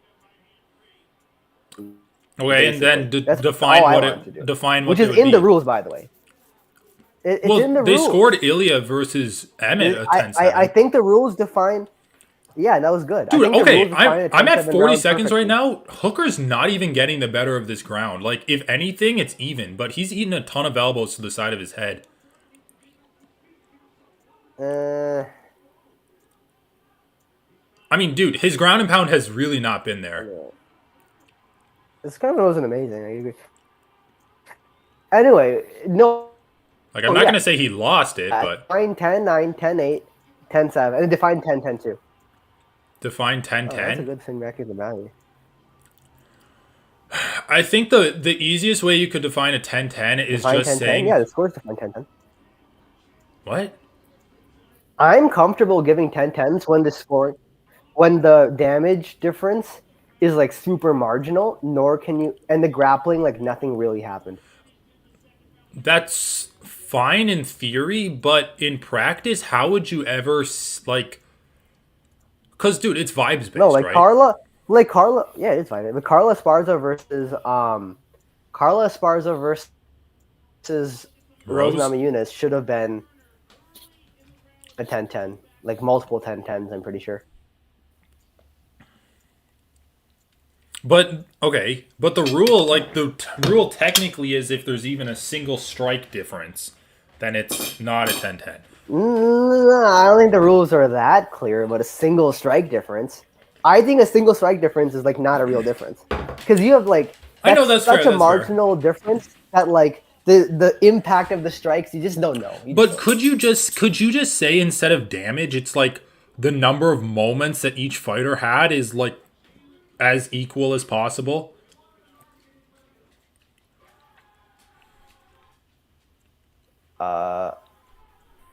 Yeah, you could. I don't know.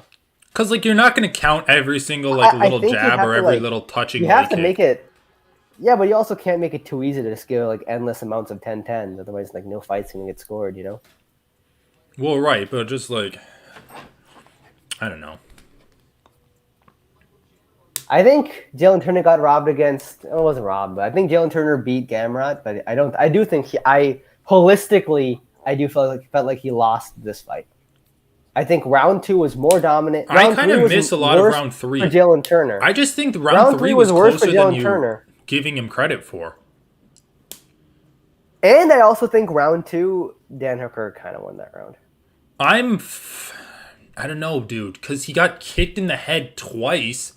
Like, yeah, but dude, Jalen Turner got like punched in the head a lot in that sequence. Like more than Dan Hooker got punched after he got head kicked the first time. I mean, he literally fell down. Jalen Turner fell down completely on his own, walking backwards. No, he got tripped. Wait, what round? Tripped, man. Round 2, he was like against the fence and he just like randomly fell.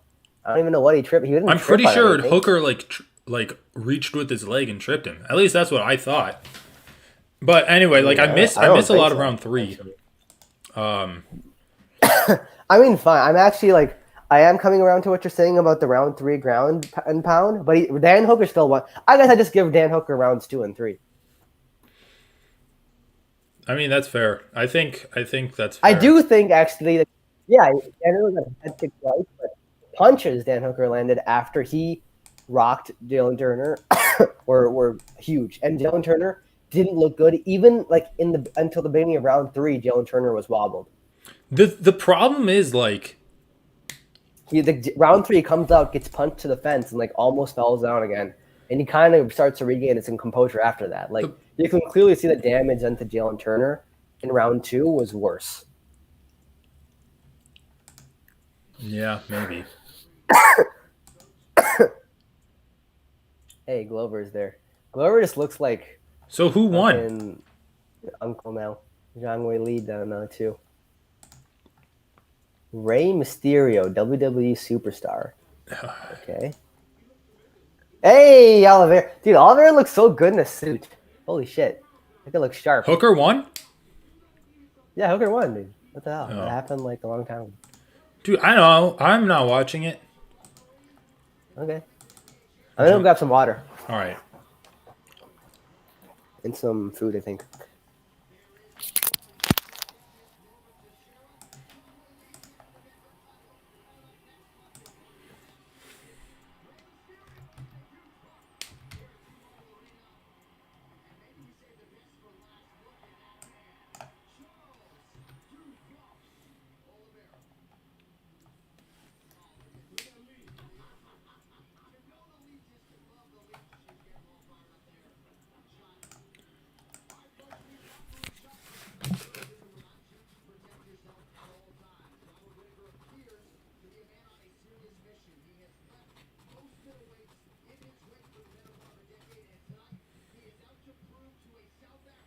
Preet?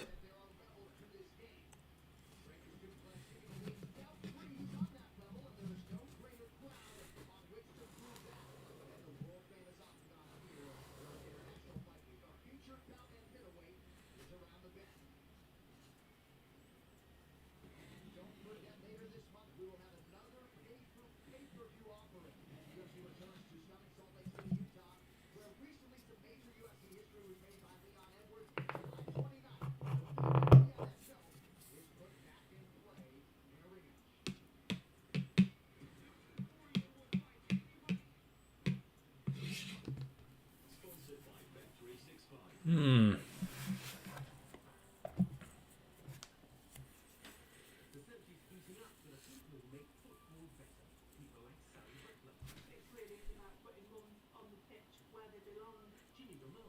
It might only be a council field next to the tip we found here at Wembley. Rachel O'Sullivan has broken it down. Bringing women's football to a wider audience. If we go rolling, who's your real football number one? Nominate them today and they could win a money car buying experience from Sky Bet Power. Sky Bet, you think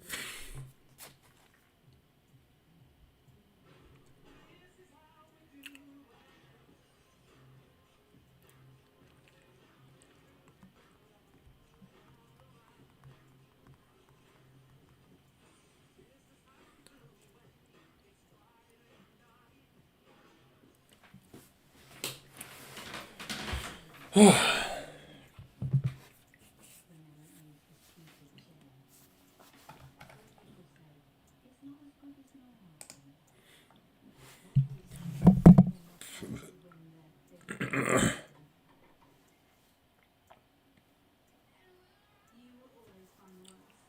We will always connect you. Always be there. On Vodafone's reliable, award-winning network.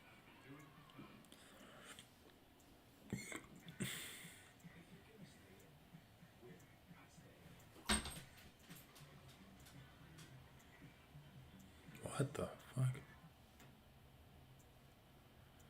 Oh, all right. I need some Whitaker in my life. Damn it! Jalen Turner's.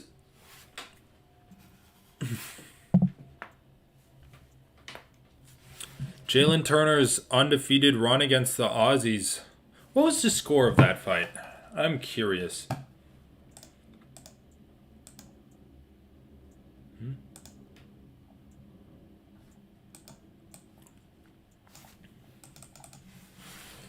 Turner versus Hooker card scorecard.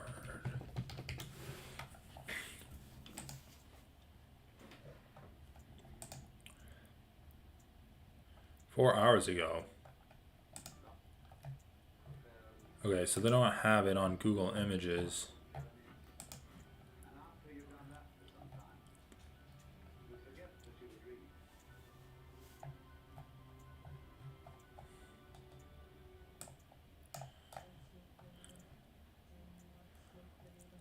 Jalen Turner versus Dan Hooker. Where?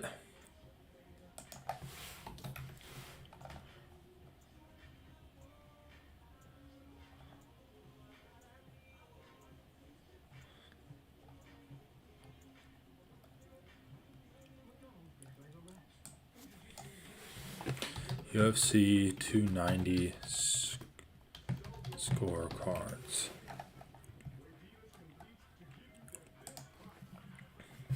There we go. Kirk. Yep, lost.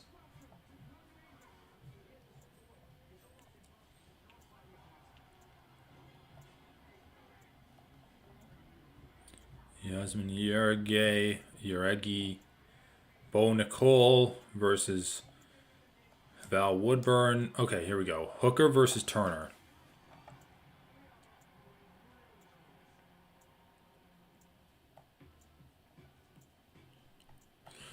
Interesting.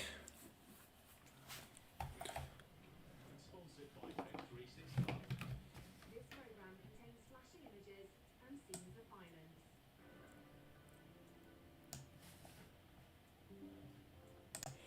I don't know. You could say that Jalen Turner actually won that fight holistically because round 2, I maintain, was super close, and round 3 was also super close. But I mean, round 1 he kind of dominated him. Stipe, I love my boy Stipe. I call him Stipe Myosick.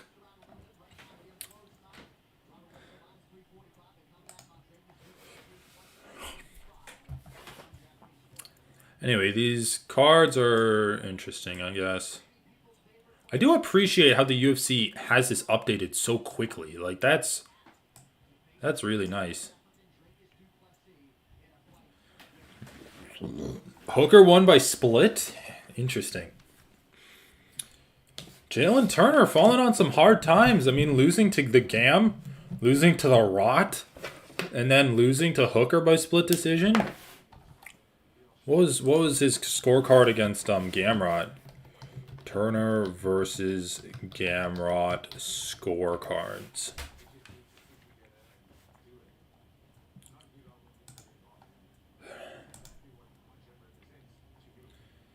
It was a split. So he's been on the losing end of 2 split decisions. Yeah, you have Gamrot with, a 30-27 for Gamrot, and then a... Wow, the scorecards were all over the place on this one. One judge gave rounds 1, 2, and 3 to Gamrot. One judge gave only round 1 to Gamrot, and then the third judge gave rounds 2 and 3 to Gamrot. I mean, I guess just super close. No consensus on any of the rounds.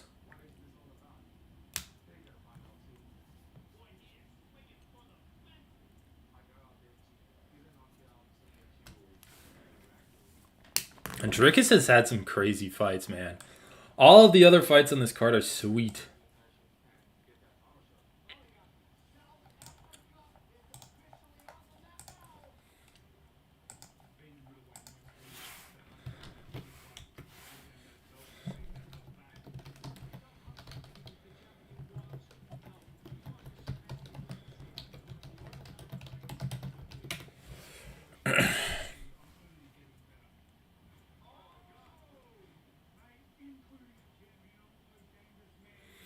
God, I want to see Whitaker fight again. Oh,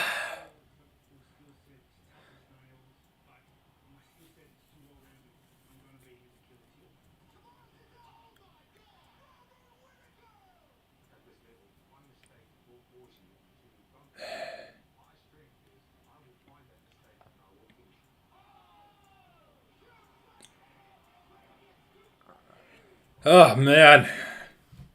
Drickus could win. He could pull off some crazy shit, bro.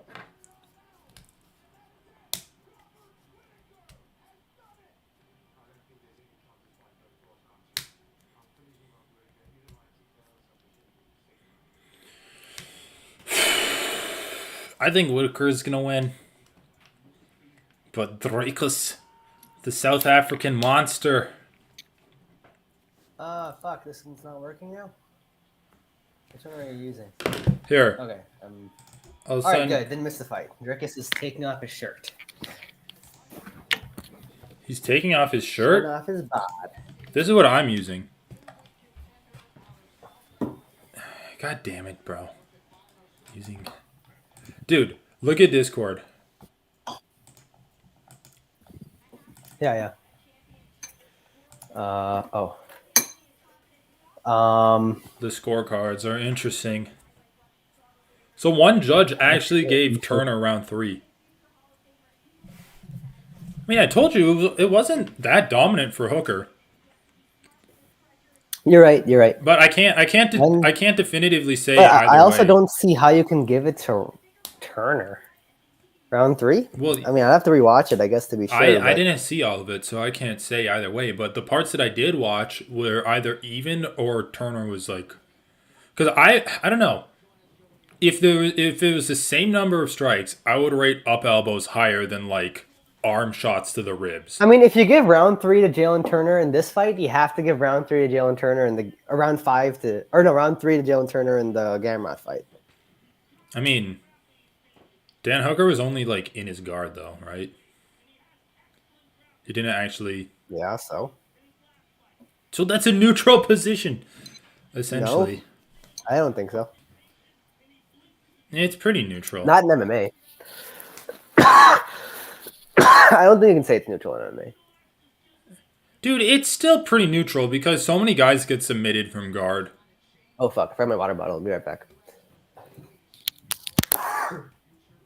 Also, no, a lot of guys don't get submitted from They guard. do. When they're fucked up, they do. Oh, the Reaper! They're showing his walkout. Oh, the Reaper.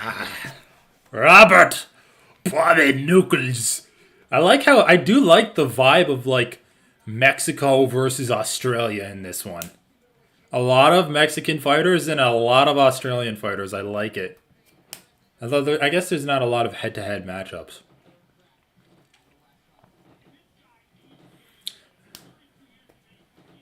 Man, low blow Bo Nicole. Low blow Bo Nicole. Oh. He knocks out Dennis Woodbury. I mean, wait, what's his name? Val Woodburn?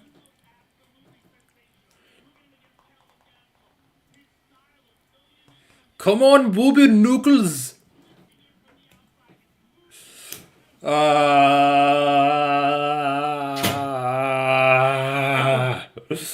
Fuck.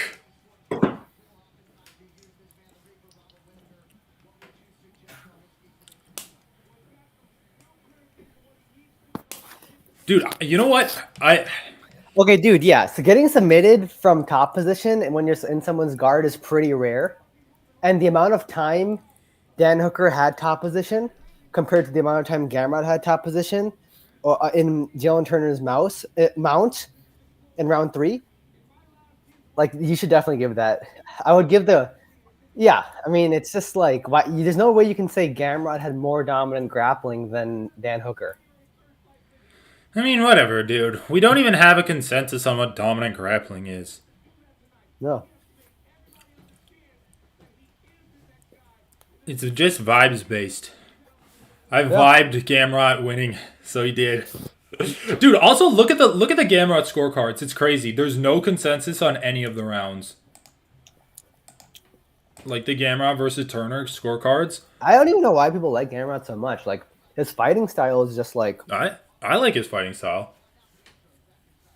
His fighting style is just mostly just control and like no damage and finish. It's not even control. It's just like scrambles. If he has a good dance partner, it's scrambles. That's not really a strategy to finish the fight. Dude, well, yeah, but it's still entertaining. I'm not saying I like him as like a top level fighter, but I think he's he's one of the more entertaining fighters at lightweight. He's like a case study of what happens when you only train a guy how to get takedowns. He's kind of like I actually want to see Benil versus Gamrot again because I remember that fight was rewatch it like or do a rematch of it. no rewatch it because I feel like that fight was like a clinic in how to use jiu-jitsu to beat wrestling. It's a clinic of how to just beat Camrot, basically. But yeah, I guess you're right. Well, also you need to use like good striking Yeah. and good That was defensive awareness. Dude, I'm so fucking hyped for this fight, though. Let's talk about this fight. no. Luke Well, Thomas dude, keeps you're gonna saying win. that Dricus is like a spaz, and if you throw enough crazy shit, like he could knock out Whitaker. But I don't agree with that assessment of him at all. He's not a spaz. He just like kind of is. He's just kind of wild. He doesn't really throw strikes with clean technique, but that doesn't mean he's a spaz. Like I would rate Yair Rodriguez as a spaz, where he's like attacking from everywhere, all positions. Dude, Drake is just a meathead. He just walks forward just and, a meathead, and you're throws. right. Jesus And Christ, he gets Dricus tired. looks really big compared to him on the score on the scale. Oh, dude, double nostril Dricus. New mythical fighter. New mythical What time are you fighter. at, by the way? 4:50. Sorry, repeat that. Okay. I'm at 4:40 now. Oh, I'm at 4:35. I'm like 3 seconds ahead of you. Yeah. I just won't react, so you'll have to ham up the reactions. I might react a little bit. Oh, duh, just kidding. We don't need to hang up the reactions for a stream, dude. I've got a chill stream. I love Whitaker. Dude, I'm not gonna be chill during a Whitaker fight. In my top 5 pound for pound fighters of the sport, dude, he's kind of cleaning up right now. That's fair. At least top 10. Dude, I love Whitaker's basketball stance. It's like he's dribbling. It's like deuce, deuce, deuce, deuce. Dude, holy shit. Like, can you think of any other like top 5, top 10 guys that just fight with their hands down like that and their chin forward? Yeah, it's true. I don't know. Oh my god, the he jab. just has like he's really good like at moving backwards really quickly. Like he even saw it this fight. Dude, Whitaker? Yeah. I mean, I was gonna say, did Whitaker inherit the spirit of GSP? But like GSP is just blast double leg spam. Whitaker has a blast double leg, but that's not his A game. Oh, fuck, dude, he's so good. He's so good. He checks the leg kick, slips the 1-2. Slips out of the exactly. That's like the exact punch that. Oh my god, he's so fucking good. Oh yeah. Oh, guillotine! No. Funny because we talked about the blast double. He has a blast double. It's just not his A game. But like, I guess that's fair. To beat Dricus, why not just take him down? Armbar. Oh. Well, as a guillotine. I love it when like the fighter has a guillotine, but the guy's in side control on top of him. Oh my god, they're literally talking about the guillotine. He did not use a guillotine to get back to his feet. Oh, that's kind of a crash. That's weird. Oh my god.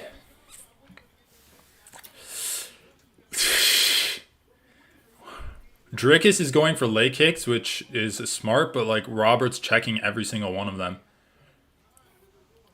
Yeah, no, I don't think a single leg kick's landed. Robert's footwork is interesting. He doesn't have a great deal of like lateral movement, but he just like doesn't allow himself to get backed up to the cage because he just punches you. Like when you try to pressure him backwards. Like he has such a good awareness of distance.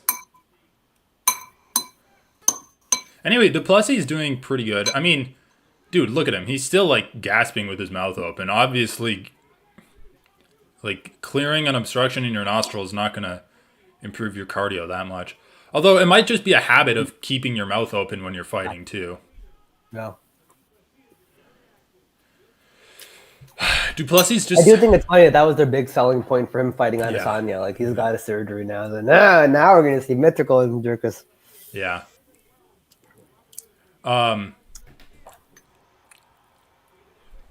Oh, nice, beautiful. Oh, guillotine. Dude, just keep throwing that elbow. He landed a beautiful elbow there, but then he just stopped. All right, there you go. He's got the double nostril cardio, but like that's not enough for more than one elbow. Wow, you get one elbow out of me. That's all my legs can handle. Everybody gets one.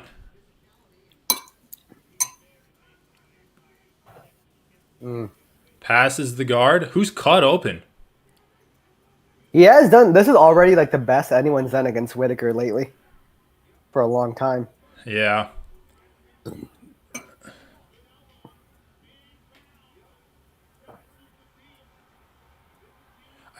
Oh, Robert's cut. I think they're both cut though. Yeah, Robert's definitely cut. I don't see Jerkus' cut yet. I thought I saw blood on his face, but maybe it's from the Reaper. Anyway, I mean that's what Drakus wants to do. I mean, that's crazy. Yeah, I mean, honestly, already done really well against Whitaker. He got the moral victory, baby. Yeah, Whitaker initiated the clinch, and then Drakus just used like a head and arm throw, basically. Yeah, I had an answer.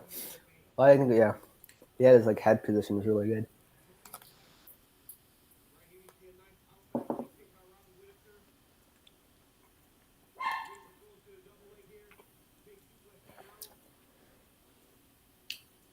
Still think the striking is far away enough that Whitaker's going to win. Yeah. But Jerkus did have good top control. I'll give him that. If he gets a bit more takedowns earlier. Well, it looked like Robert didn't really try to get back to, like, explode back to his feet because there's only 40 seconds left. Yeah. But Which is a calculated decision, possibly. yeah, but I'm also not going to assume he could have in that spot. It was pretty scrunched up. No! Oh no, Duplessis is a live odds favorite. I mean, yeah, if you win a round, you're probably going to be the favorite in a 3-round fight. Makes sense. All right, I'm back on stream. Yeah.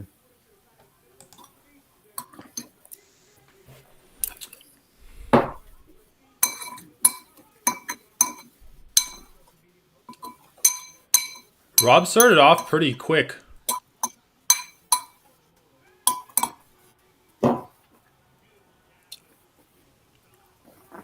Honestly, the fact that Drickus is up around and the odds are only minus 150 says a lot about the fighters. Yeah. Interesting exchanges that they're having. It's like Drickus will like throw a strike and then shell up while he's in the phone booth with Whitaker. He's not like trying to retreat at all. Which I think is something that like Vettori didn't do. That's what I'm saying, man. He's like terrible defensive. He's a meathead. And meanwhile, Whitaker's backward movement's been so good. He moves backward like faster than I can run forward. I know, but the problem is like he can't only move backwards, right? He needs to cut angles. Because otherwise he'll just hit the cage, and that's not a good position to be in. Oh!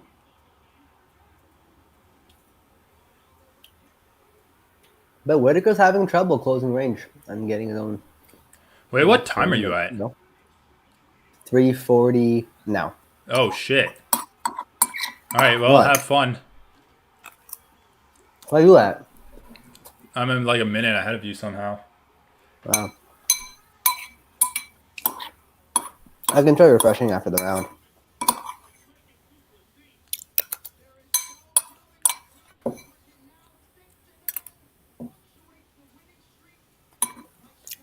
Dude, watch this screen.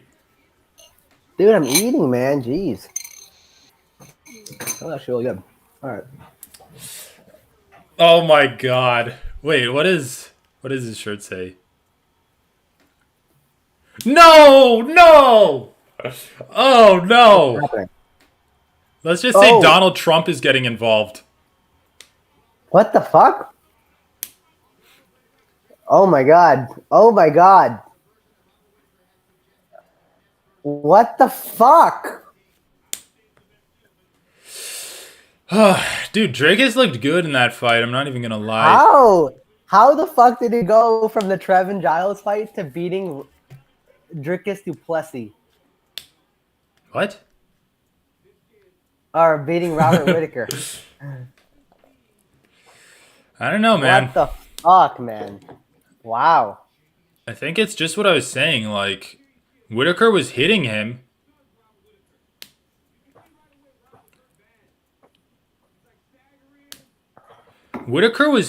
He's just like, Dricus is so much of a meathead that like the shots Robert was hitting him with weren't even like moving Why him. is Dricus going and shaking hands with Donald Trump? He's not even South African. I guess he's like, Both yes, subjugated black people. I know. I'm just like, black people, man. I mean, I mean, isn't Donald Trump famous for like white power, baby. not? Well, yeah, that, and like also not paying certain black contractors for him that worked for him. He is not your bank. What the fuck is that shirt that Izzy's wearing? Okay, dude, refresh your thing. Dude, it's like an incel thing, I'm pretty sure. You say, like, men aren't gonna... Because, dude, he posted some, like, weird shit about his girlfriend, like, using him for clout and money and shit. Oh my god, is it a men's rights activist thing? Yeah, that's what I think it is. I mean, I'm not sure. Holy shit, dude. Izzy is so fucking cringy.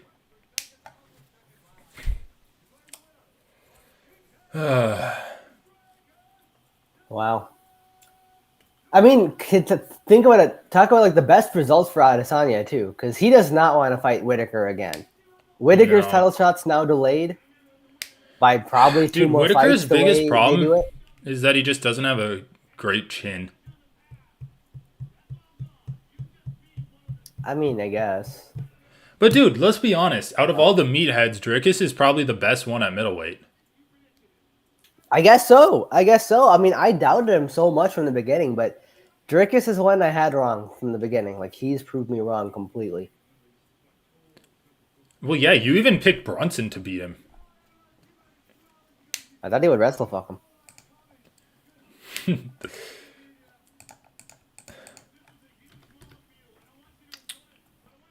Well, dude, the South Africans came to play. All right, dude, that's it. Volkanovski's getting knocked out. Let's be honest. No way, dude. No, actually, No though, way. What actually? he's gonna get. We've talked about this He's fight gonna so get much. knocked out. What do you mean? I don't think so. Why do you think so?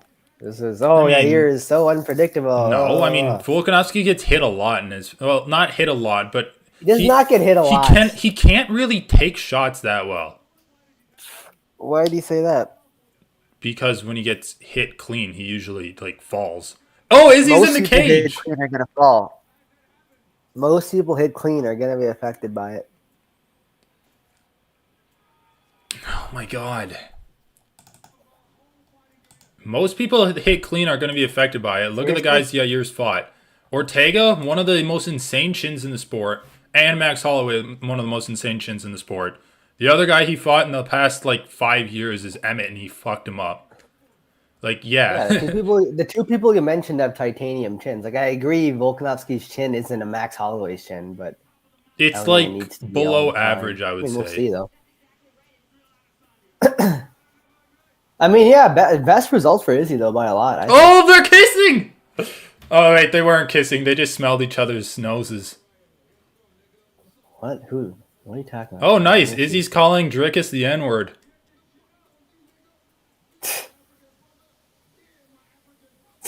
Look at the two guys. What is Izzy doing, dude? Izzy's like, so cringy. He is not your bank. It's kind of funny because, like, Izzy's getting, like, basically taken advantage of by the UFC, too. I mean, yeah, I'm sure he had a bad experience with his girlfriend, but, like, I don't think that would make me go full full on like he is not your bank T-shirt Dude, on a if someone UFC has a pay per bad view. experience with their girlfriend and then they become an incel, that tells you why they had a bad experience with their girlfriend. From what he said, his girlfriend was doing some pretty bad shit, but I don't. Yeah, dude, people are gonna be affected by random shit that happens to them. Well, dude, you know, have you heard like the Anna Kasparian thing? Like, wow, this is a really bad look for Anyway, Adesanya. I'm liking this dialogue.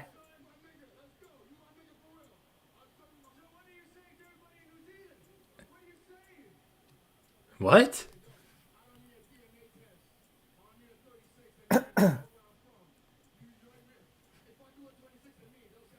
He said 36 and me. So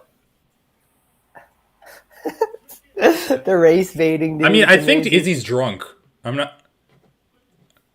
His coach is getting involved. Dirk is as close as coach is there. Oh my god, dude, this is actually a really bad A look for manifest split? Adesanya. Like like I Drake mean, has yeah, literally just I'm knocked not out the arguing with you. guy that gave Izzy his toughest fight so far, and Izzy's like in his face, not letting him speak. That's fine, dude. Why? How is that a bad look? That's just one classic. I would say like the whole African brother, Dude, like calling him the it N-word is a thing bad is. look. Liberals, dude. My mom is like the biggest lib you'll Oh, find. dude, of course, dude. The primary audience for MMA people is like drunk rednecks. Okay, they don't No, care dude, about everyone's a hitting in someone's liberal. face. Everyone. That's actually something Hassan says, and it's true. Everyone cares about identity politics. Everyone cares about like being politically correct, even if they're like, "Oh, I'm anti-woke." They still toe the line, and Yeah, they they care about still. appearances and shit like that. Everyone's a fucking liberal except for leftists. But you're saying like they're so liberal that they're gonna pearl clutch over like talking down to your Yeah, opponent or they, whatever. dude. Of course they are. Rednecks aren't gonna like that.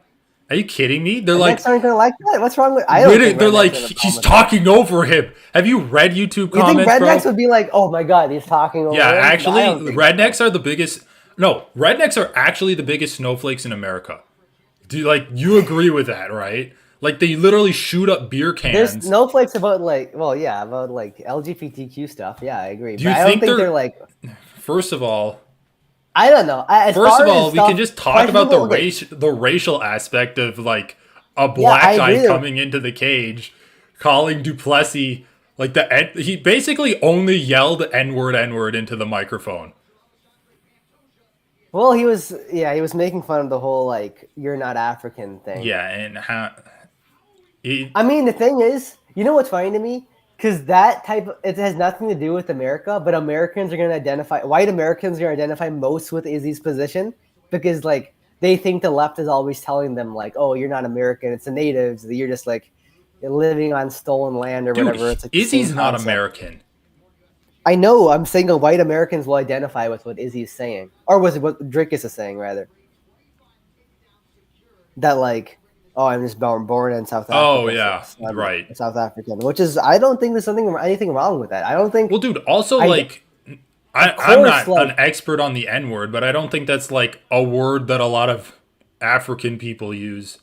Just judging from like what I've yeah, I heard don't with think my African people. girlfriend. Yeah, I think it's well, I feel like black people in the U.S. say it. Well, yeah, but they're not African. They're African American. That's what I'm saying. Yeah, yeah. But your girlfriend is not African either. No, she is. Oh, she is. She's like born in Africa. Yeah, Oh, okay. in like Where's West she from? Africa, Togo. What country? Togo. Okay, that's But cool. yeah, because like she has some African American friends and they use it. I'm like, she's like, yeah, I don't really use it at all.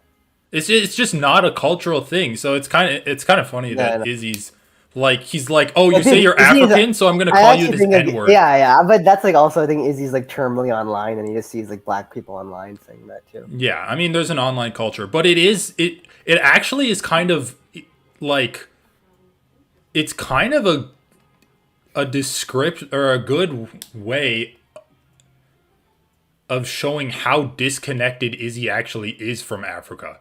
He's literally wearing an incel shirt and he's like calling a guy who's like, yeah, I'm African. I'm gonna. He's calling him like the N word. He's like, oh, you're African. You're saying you're African. Let me call you the N word then. It's like that.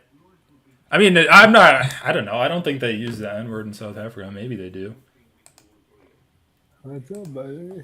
But anyway, like, Yeah, I don't know. I actually just feel like, yeah, I understand. Like Drickus' ancestors colonized South Africa, and like they're the bad guys. But Drickus, like, what do you do now? This is what South Africa is. It's a mixture of former Dutch, like Afrikaners, and and black people. That's what it is. Drickus was born in South Africa. He thinks he's African. He's claiming like what's wrong with that? well, dude, It's just like Usman's me. an Like idiot. I think Do you- like my parents were born in India. I was born and raised in Minnesota. I have way more in common with my fellow Americans than I do with any Indian. right. Like yeah, I'm like I call myself And American. even Indian. in America, there's not like a shared culture where, like, you Yeah, get even triggered if American someone's culture like, is such an amorphous thing too. Yeah. 'Cause it is. America Well, just dude, like I don't know. all Like, these Izzy's different- kind of being stupid about it. He's like, I'm gonna murder this guy, calling him the N word. I guess ironically, and then like, but Usman was a He's calling him. Yeah, he's calling him. Right. But Usman is really dumb because they asked Usman about it, and he's like, just because I'm raised in China doesn't mean I'm more Chinese than other Chinese people. Which No, that's not. He said something worse. No, was he said that. If you immigrate to China, no, he said two and then- things. He said Okay, two things okay. because he said the first thing he said is just because I like was raised in China doesn't mean I'm more Chinese than them, which I agree with. And then he in his very next sentence he's like, just because I went to Africa doesn't mean I'm just because I went to Africa doesn't mean I'm China. African. So he went from saying I'm more Chinese to I am African. No, well, but I thought he also said if you're like born somewhere else, but then you go to China, does that you're not Chinese? Well, he said that about Africa. Okay. Dude, I mean, Which first of all, I don't even I don't agree understand with. what this concept is of being more African or more Chinese or more American than someone else. Like, it's not like you're level to this game. You're just like American. You have some claim to being an American. literally or just you're not. blood purity. It's mostly self-identity, and it's amorphous, and it's a in-group label. People inside the group call themselves American. There's no American race. You know, all of us are just immigrants from Europe and Asia and all over the world and Africa. Dude, fucking There's no American race. Have It's you- just people who've been in America for a while. Dude, MMA podcasts that talk about it are some of the most embarrassing shit. Like, it honestly embarrasses me to be Well, like yeah, part dude, of the MMA they're community. pearl clutching over like, oh, I don't want to make this a race thing, but then simultaneously backing Israel's position is like the most liberal thing I've seen. Right. It's like, oh, Israel's right about this because he's black, and I don't want to want him to imply that you're more African because Israel is a black one and it has a lot of icky feelings or whatever. And it's like, but what about just the fact that can you say like Drickus is African? Like I think I think Drickus. No, because they're gonna be like, but colonization though. Okay, but what do you say? Like I don't think you can. It's pretty difficult for you to say Drickus is Dutch. Like and he literally hasn't lived in the Netherlands a single day Right. of his life. Like what? What are you gonna say? Drickus is Dutch? Like come on, man. Yeah, that is funny. No, dude, Is he it's nothing? just dumb. Is he like nothing? That's fine. If he's nothing, he's nothing. I can say that. I can say And that. the other thing is like, it's true. He's the only UFC guy training in Africa right now. Like, and I think that's meaningful. And People I have actually think said it's super meaningful. people- Dude, the MMA scene in South Africa is like just starting to develop. When he Brandon- came through that scene, trains with those same people, has the MMA gym in South Africa. like, dude, with the Izzy research should be of supporting. Africa. Like, if Izzy is pro Africa, the should be continent.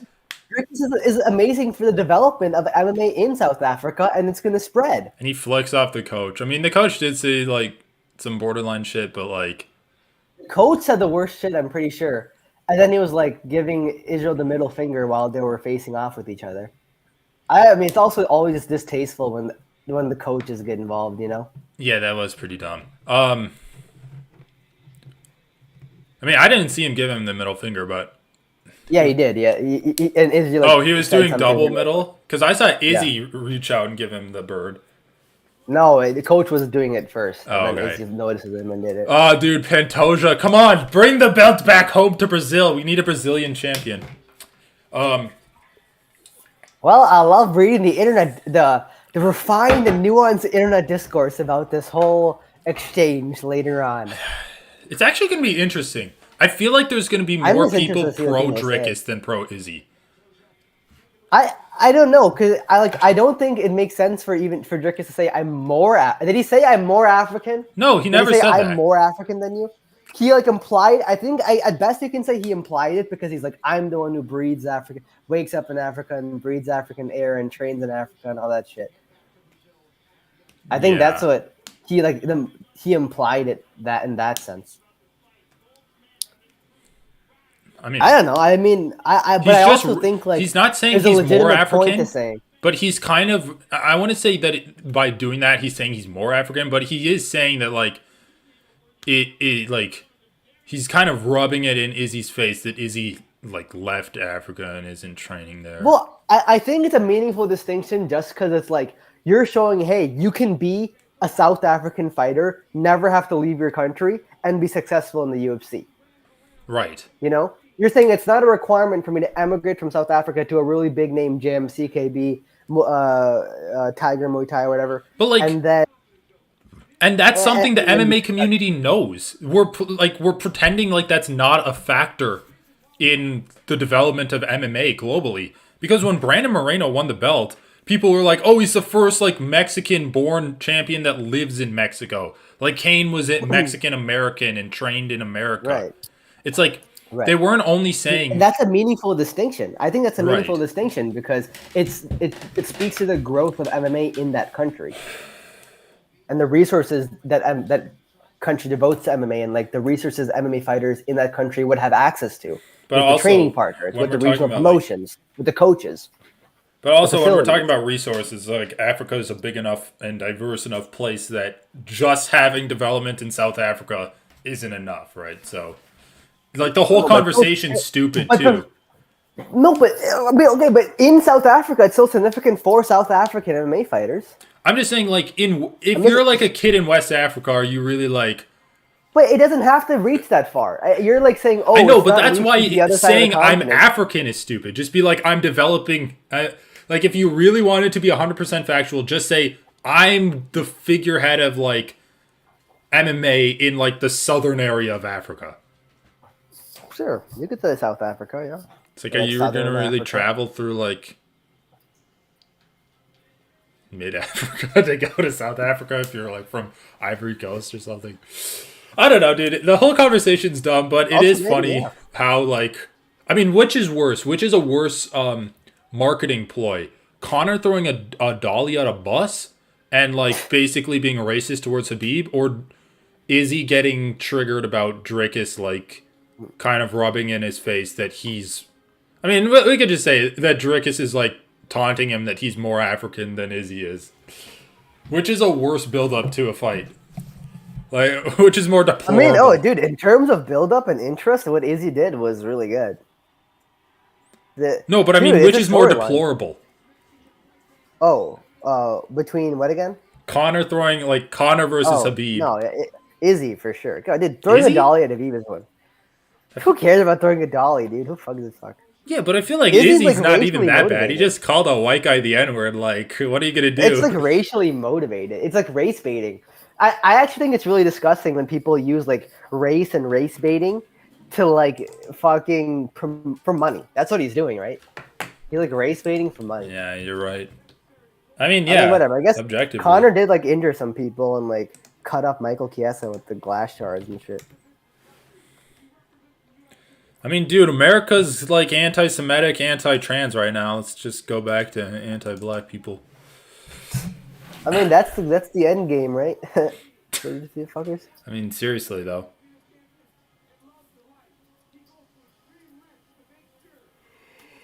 Oh, dude, still two really good fights left. I mean, this main card has been pretty sweet.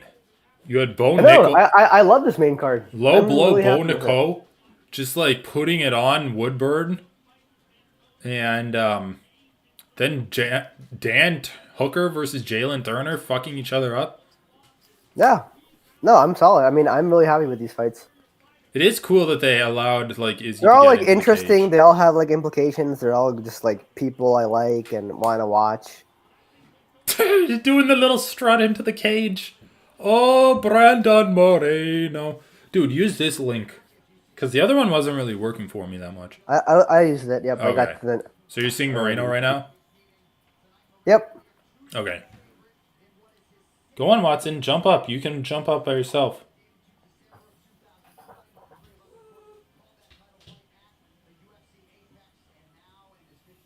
Jump up, Watson.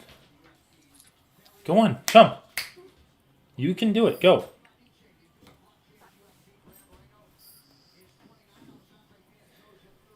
My dog's so lazy. I put like a footstool by my bed. So if he wants to go on my bed, he can just jump onto the footstool and then jump onto the bed. But he's like Yeah. crying so that I'll pick him up and put him there. I'm like, dude, it's literally just like so easy for you. He can't jump onto the bed without a footstool. No, he Unless you can, do but it. it's pretty high. Okay. It's like 3 feet tall, maybe. I feel like I've seen Watson jump onto the couch pretty easily. No, he could. It's just I don't know. He's lazy. Must have gotten lazier. I remember him being super Well, he is energetic. kind of old. He's like 11 right now. Yeah, he's gotten older. But he did jump up a few times today. I also needed to put down like a yoga mat because I have hardwood floor. And he needs like grip. Damn, dude, he's getting old. I mean, he always needed that though cuz his paws don't Really? really have that much grip on hardwood. Dude, my Sarah's cat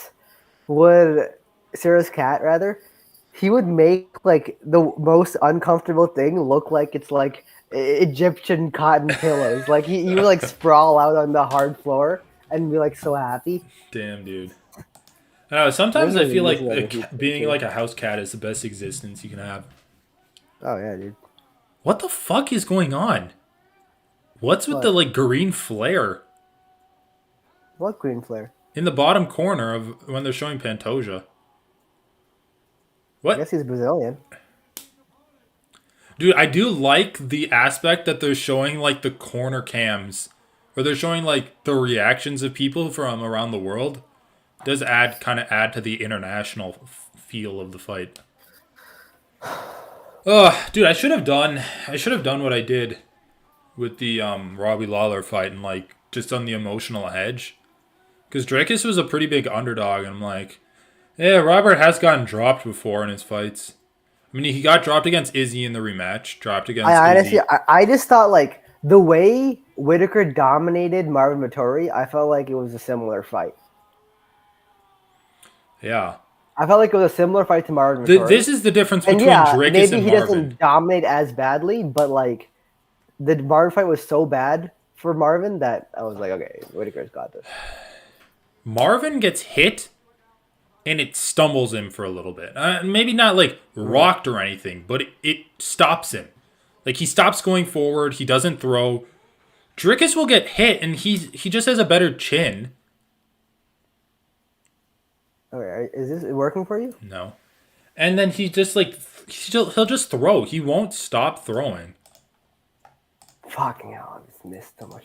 Well, I'm using the crack. Yeah, just use it. It's been the most consistent for me, but I didn't miss the first 45 seconds.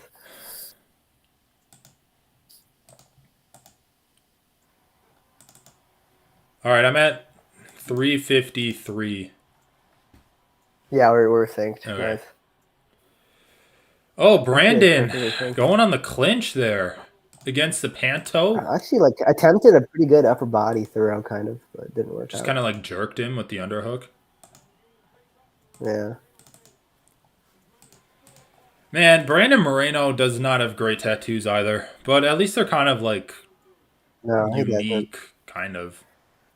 I feel like it kind of works with his nickname, the Assassin Baby.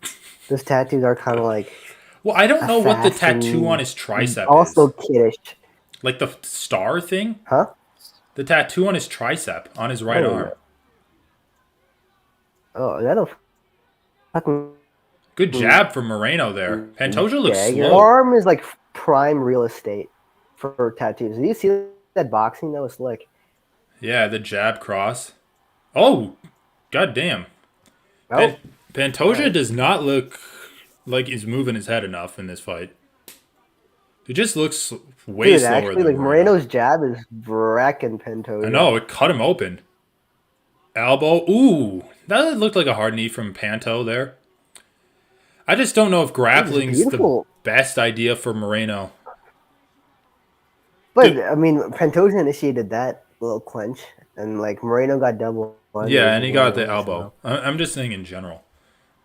Like, his striking Dude, looks to be Moreno's so stance good. is like Moreno's stance. I feel What? What the like fuck? what happened? What even happened? He What the knocked fuck? him out! Well, not out, but he hit him I hard. totally didn't even see a punch land. He I just saw landed Moreno two fall. big punches that rocked him. I was literally just saying like Moreno's stance is really nice for MMA, but then it's not nice. Then he gets like dropped right after. Well, remember, he did get dropped Oh. multiple times against Figueiredo in that trilogy fight, I believe. Huh? He did? Yeah, I he didn't did. dominate He in the got trilogy. he Oh, did the get trilogy dropped. fight. No, yeah, you're right. I was thinking of the quadrilogy fight. No, in the quadrilogy fight, I mean, he looked Taika or good. France. Yeah. This is Taika where or France. Pantoja wants to be, bro. I mean, yeah. Okay. Wow. Works his way back up pretty well, though. I like it. Reset the mind. The other thing I heard that was Reset. kind of interesting is like Brandon doesn't wear damage that well. If you remember the fight where he choked out Figueiredo, holy shit, dude, Pantoja has a good fucking chin. Because his head is... Dude, I know. I feel like he's like... Oh my he God! comes in consistently, but he just doesn't matter. Dude, he landed It just doesn't another matter. big He's left hook moving on forward. Brandon. I know. Dude, this doesn't matter. It's like he's just walking through your punches. You're just walking through Moreno's Holy counter. dude, he's kind of really... okay, maybe not, but it looked like he had him. Brandon really hurt there. Dude, Pantoja does not look like a fighter. The way he's standing right now, just closed-mouthed, not moving his head. He looks like someone who's just like having a bad day at work. And he's just like gritting his Although teeth. he is actually starting to counter Moreno's jabs too. Dude, That's holy a good fuck, timing. Pantoja's a wild man. Dude, Pantoja just like looking like he's just so Oh, that was like... it's like a fucking statue walking towards you. Like it just doesn't know. matter it's like everything's bouncing off. I mean, dude... it's so weird. Am I wrong in saying he doesn't look like a fighter? Like, he does not No, look... yeah, he just he's like Yoel Romero. He's like flyweight Yoel Romero. He's just like walking forward. He's and almost like getting a into the relic fight. from a Like, past neck era. fused. It's like he's from a past era. He's just like walking It doesn't closed actually mouth. seem like his neck. Doesn't it actually seem like his neck is fused? Like his head just doesn't move. It doesn't get hit. It just like bounces off his skull. God damn, His bro. neck's just like. Anyway, honestly, I give that round to Pantoja. I mean, he dropped Moreno, actually landed some good ground and pound. It's easy Pantoja round. I mean, the best moments were where Pantoja and Moreno was wobbled and all that.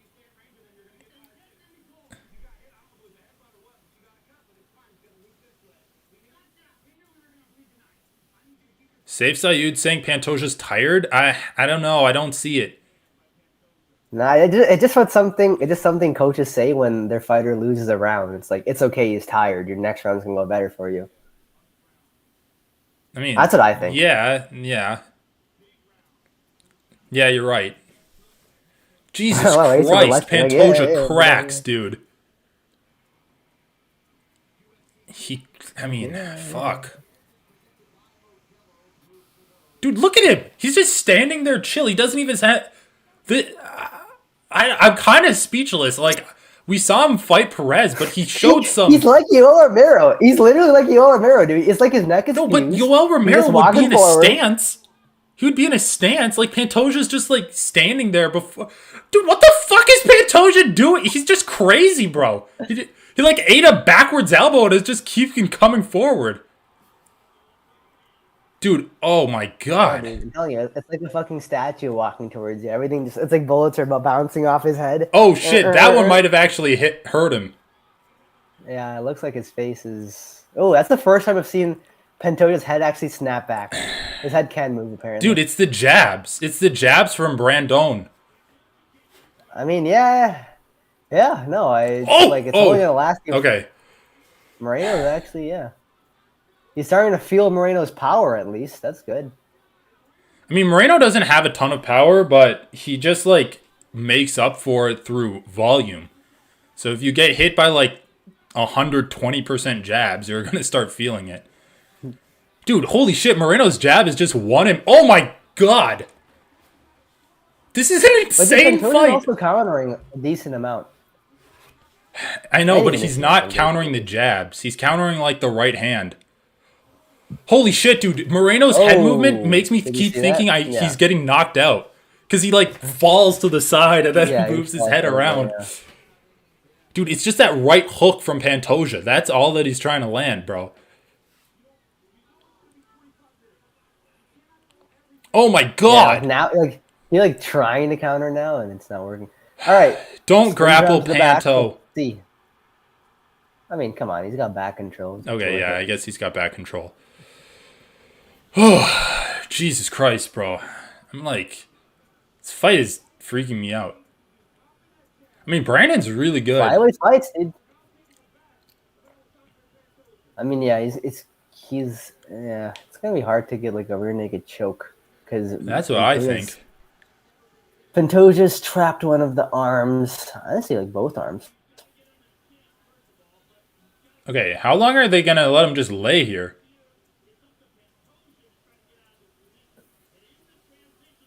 That's like the. I feel like you should just let them stay. I mean, it is up to Pantoja to get out, right?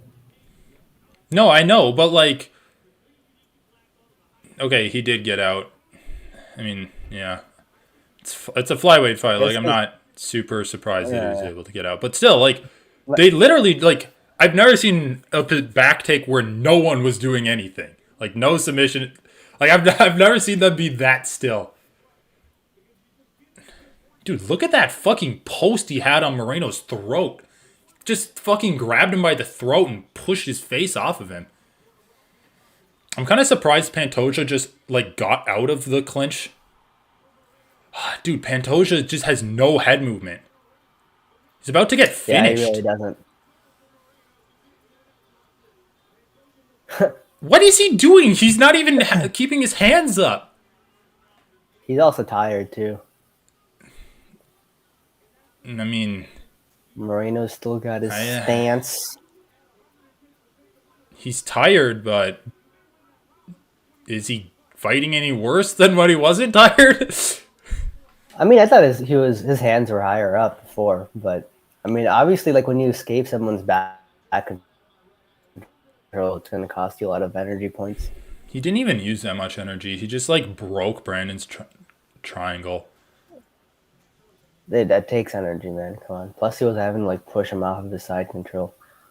Yeah, but still, it's not like he exploded out of it like Michael Chandler with Oliveira. He just like used his legs.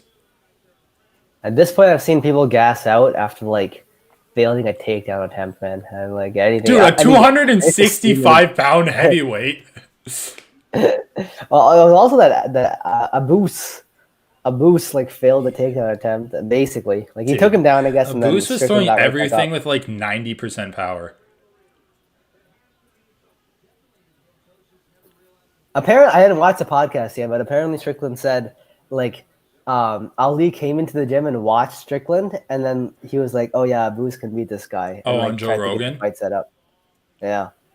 Yeah, I don't give a fuck. Like, I mean, that's kind of funny. it is funny. Oh my god, Moreno just ate a knee to the face. Oh, did it land? I thought he caught it. He caught the like knee crease. I guess I don't know if it got to his face all the way. I thought he ate an. I don't know. I guess maybe it didn't. It was really quick. It was really quick. It looked like it.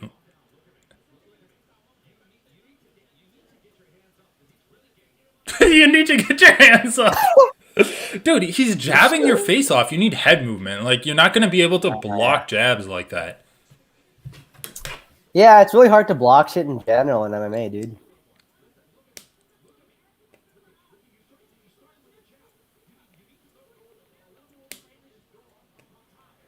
Ooh, that corner doesn't look super helpful for Pantoja. Oh my god! That looked like it almost fucking broke Pantoja's hand. Dude, it's just funny because it's like Moreno has the accuracy and the volume, but Pantoja has the power and the chin. So it's like who's gonna land enough first to put the other guy down?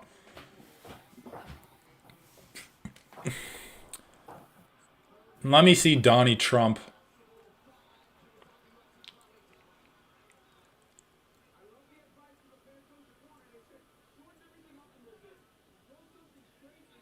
Oh, nice. Nice knee to the groin.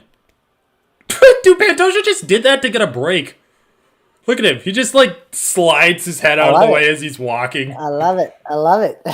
Dude, everybody gets one. Let me see him. Veteran moves, dude. I just want to see him cash in his eye poke next. Whatever. It could have been an accident. I mean, Moreno's already got, like, 3 kids, right? So... Is it even a foul? Good elbow from Moreno, but do you really want to be elbowing the Panto? The cannibal? Oh, that cut him open, it looks like. Good for everything. Yeah, that's a good punch by Moreno, but do you really want to punch Pantoja? It's like he has bath control. Do you really want to grapple the Panto? Oh my god! Holy fuck, speaking about back control, Pantoja just like wrestle fucked him into... Because, dude, before, like, Moreno didn't even have both hooks in. Like, now, Panto actually has a body triangle. Moreno's fucked. I don't know how fucked he is, but... Moreno's doing a great job of, like, keeping his neck safe so far, but Pantoja's relentless. Pantoja's, like, going ham. I mean, also, just blood pouring into his eyes, so he's doing it all blind. I mean, do you even need vision? His eyes are closed. Do you need vision when you have someone's back like this? It's helpful to see vision to see where their hands are, just to like grab them. I don't know. I feel like it probably helps. Dude, this is a crazy fight. Like, I don't know if Brandon's really going to be able to get out of this position, so it's basically going to be 1-1-1. Look at that. Look at how he switched the body triangle. That was slick. Uh-oh. Did you see that? Pantoja just switches the body triangle to the other side. Oh, yeah. Ooh, good little... That way... Ooh. Oh! Moreno got out of it. I was going to say, that way you're going to take him out as the guy in the body triangle escapes, if they get their back to the mat, but Pantoja wasn't fast enough. Crazy fight. I don't know how to judge any of these rounds. I mean, first round, Pantoja. Second round, I don't know. I think Moreno for sure. Second round? Yeah, I mean, Pantoja landed like 2 good shots in the second round. So far, Pantoja's winning this. Oh, shit! That left hook from Pantoja, bro. Fuck.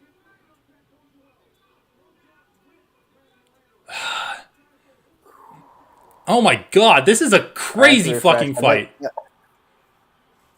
That's a good high kick. 220 now. Oh, high kick, yep. Pantoja's the live favorite? Dude, I think this is just the problem. Like, I don't know how much power Moreno really has at flyweight. Against the top of the division. Like, I don't know, man. Like, he liver kicked KKF. Oh my god! Liver. I think he actually hurt Moreno there. Dude, Pantoja might be enough of a dog to win this fight. He's got that dog in him. Better than being in... I don't know. Pantoja's eating a lot of jabs. Let's see. Yeah, but dude, Moreno's slowing down. Moreno's not throwing as much. Moreno's wrestling's really good, too. Oh, dude, I'm at 125 right now. Oh, he gets it. Yeah, you're like a second ahead of me. Okay. I mean, I think this is Pantoja's round. I really do. Yeah, I'd agree. Omoplata attempt from Brandon. Oh, passes the guard beautifully. But scrambled up from Brandon. Oh! Oh my god, dude. I think Brandon's hurt, man. He's kind of just shelling up, eating elbows here. Oh, looked like an eye poke from Panto. 2 reversals. That is not a winning position from Brandon. Okay. No, it's not. There we go. God damn it, dude. Pantoja's jiu-jitsu is really good. Oh my. Yeah, it is. This is a crazy-ass fight. Dude, if Volkanovski and Yair is more entertaining than this, then we're in for a treat. This has been a crazy fight, yeah. I mean, this round's definitely been Pantoja. I mean, round 1, Pantoja. Round 2, Moreno. Round 3, Pantoja again. I think so. I think it's pretty clear.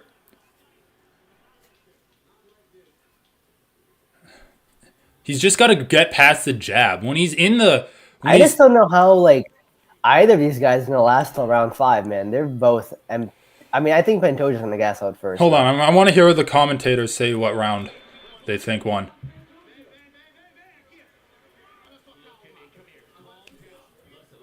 They're saying 2-1 Pantoja.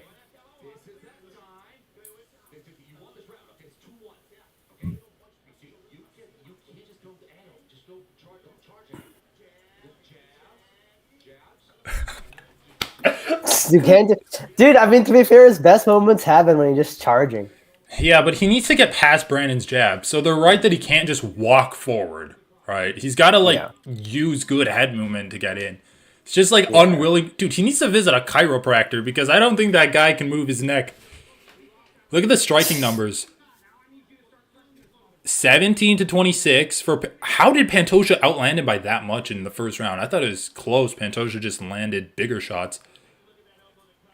Yeah, so Brandon landed a good elbow right before he got his back taken, basically, which cut Pantoja.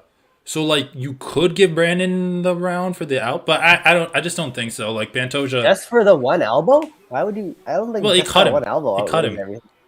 Vibes. So? Just... What do you... It's like, oh, he... It says in the rules that cuts lead to points. Yeah, everything leads to points. You can't just say a single strike cut him, so... True.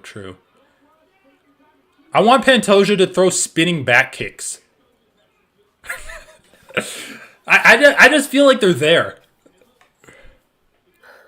Dude, his lungs are gonna say no. His cardio system can't okay, fair enough. support a spinning back fist. Not to mention, Moreno took his back round 1. I mean, if he throws a spinning back kick, it might happen again. Didn't he take his back round 2?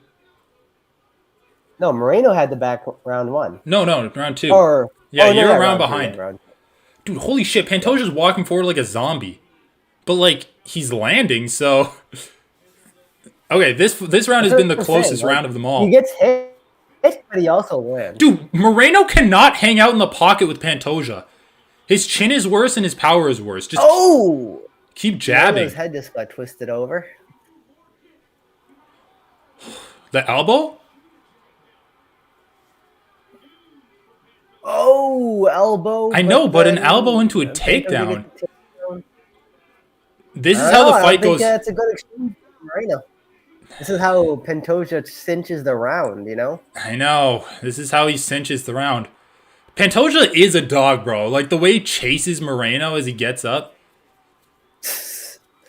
Look at that. He just sneaks the leg in between Moreno's. I mean, he doesn't have... He's got a high waist you'd call that? He's got a high waist and then holding Moreno's... He's holding...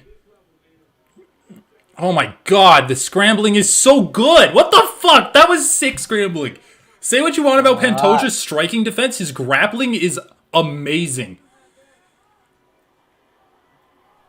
Little leg attack from Moreno there, bails on it. I'm way far behind again now.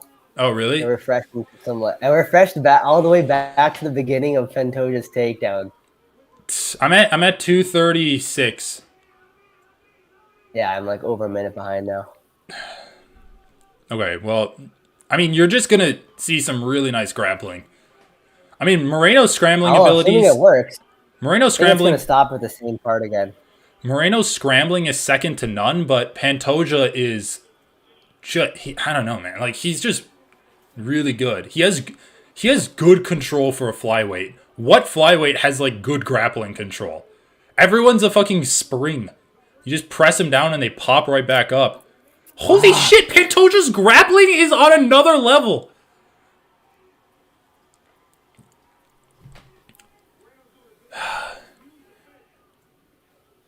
Fuck, bro.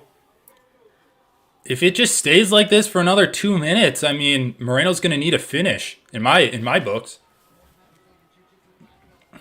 Pantoja might have gotten this done. Well, I mean, I'm speaking pretty early on this. Still 6.5 minutes left of the fight, but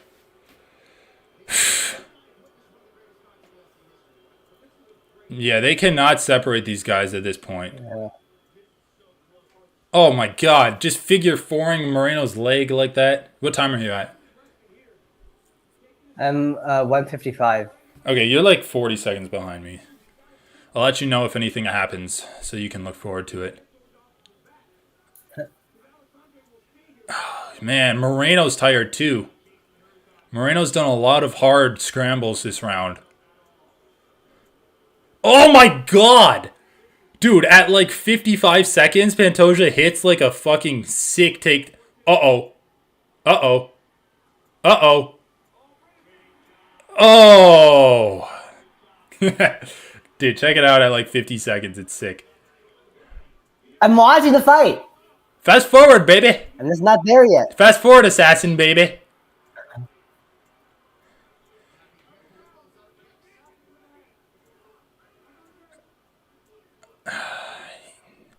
Dude, the fact that you can't kick someone in the face when you're on your back and they're on their knees is so ridiculous.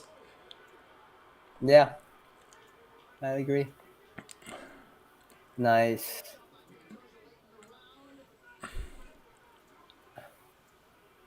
Oh! 3-1. Okay, sorry.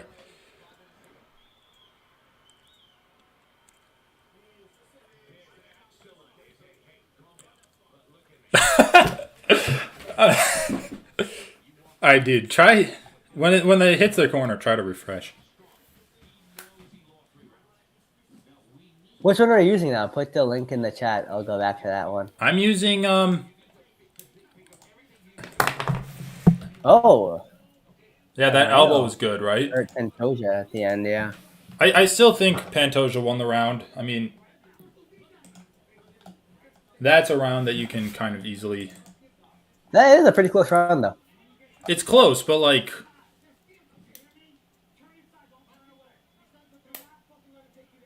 All right, let's go to this I one. think. I still think Pantoja won. I mean.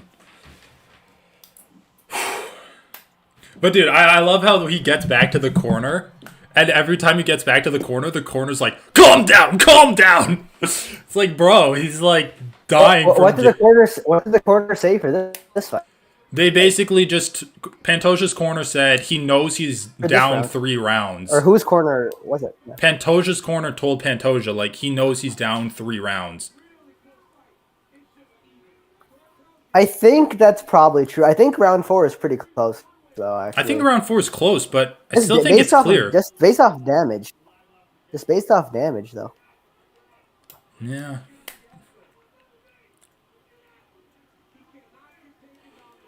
Live odds are dead even. I mean, I don't know, dude. I think it's kind of crazy to like score that round for Brandon. He landed like 1 good elbow. Can you think of any other strikes he landed? No, he landed more than there were 2 good elbows at the end that actually like turned Pantoja's head.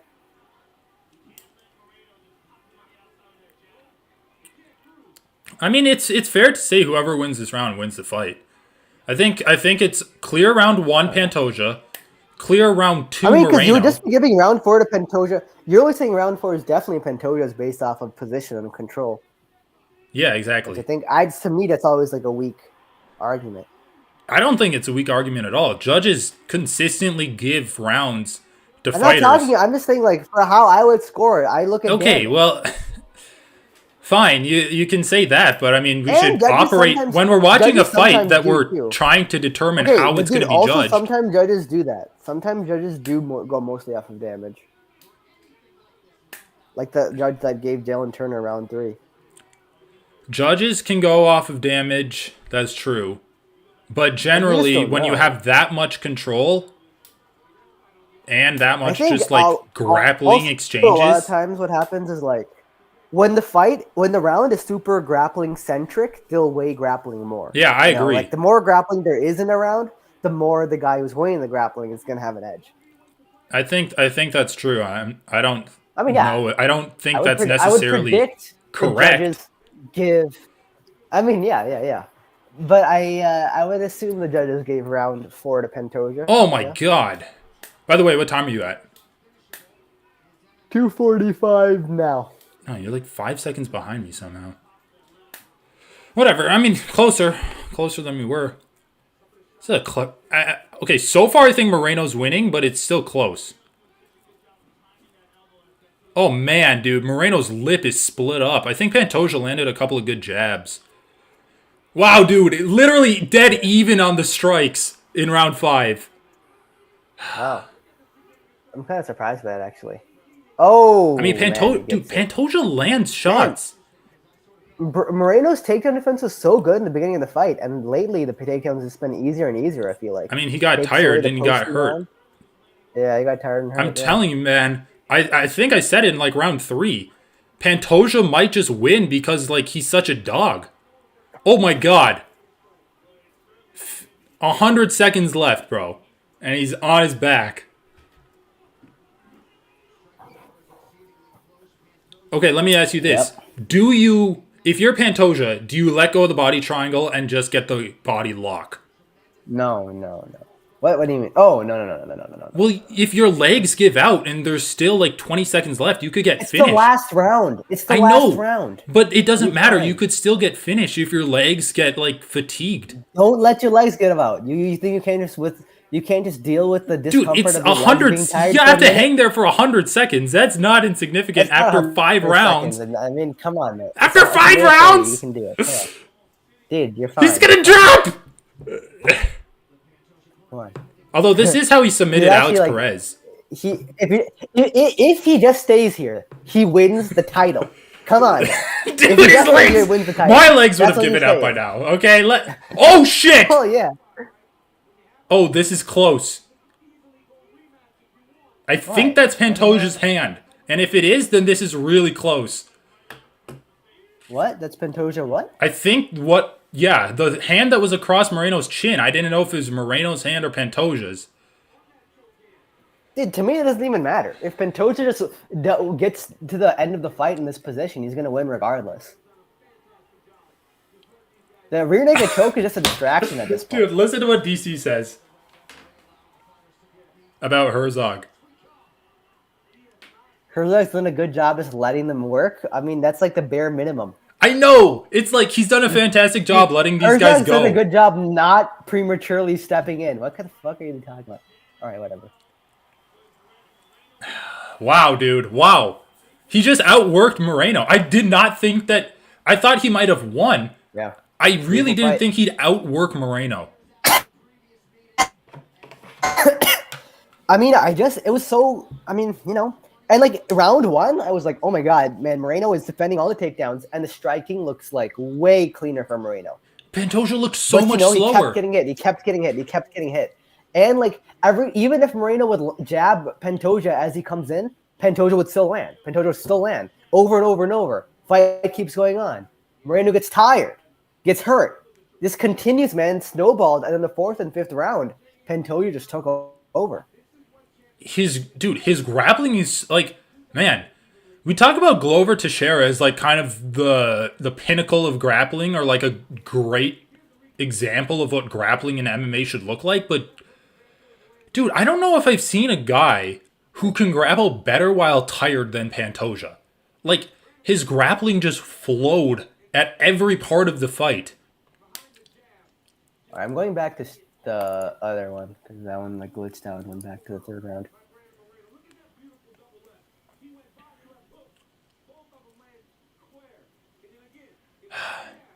Dude, I love this fight because he never figured out how to get past Moreno's jab. I know. And He never still actually won. solved that problem. Well, okay, and he just like we don't know if he won dominated yet, it. but like, he made a winning Sometimes, case for himself. sometimes heart, sometimes conditioning, sometimes chin. That's enough. Respect it.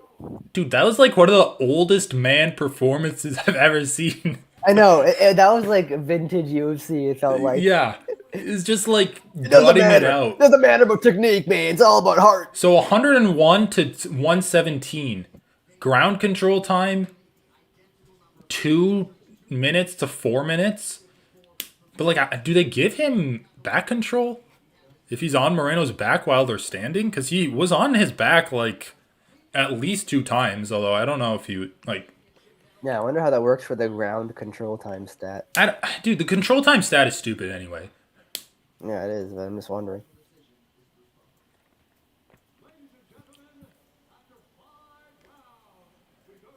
I wonder if it's split.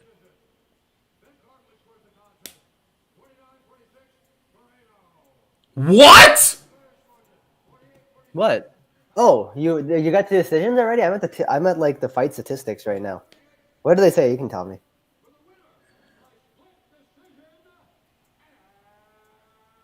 What happened?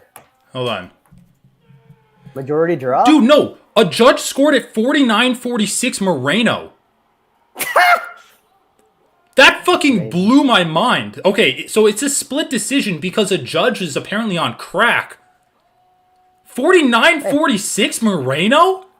Okay, you Well, I'm definitely assuming can't give him the Pantoja still fifth won? round. You definitely cannot give him the first round. And I think you can definitely not give him the third round. Because Pantoja was on his... What the fuck? That blows my mind. Like, for sure not the fifth and for sure not the first. He literally was knocked down in the first round. And then he just got controlled in the fifth. Like, what the fuck? It was literally even on strikes until he took Moreno's back and just hung on to his back.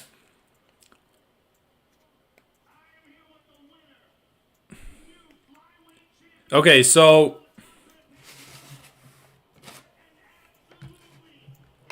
So, dude, this is interesting.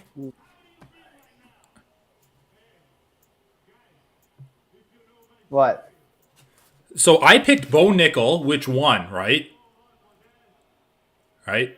Yeah. Then I picked Yep. Turner, who lost. And then I picked Pantoja, who won.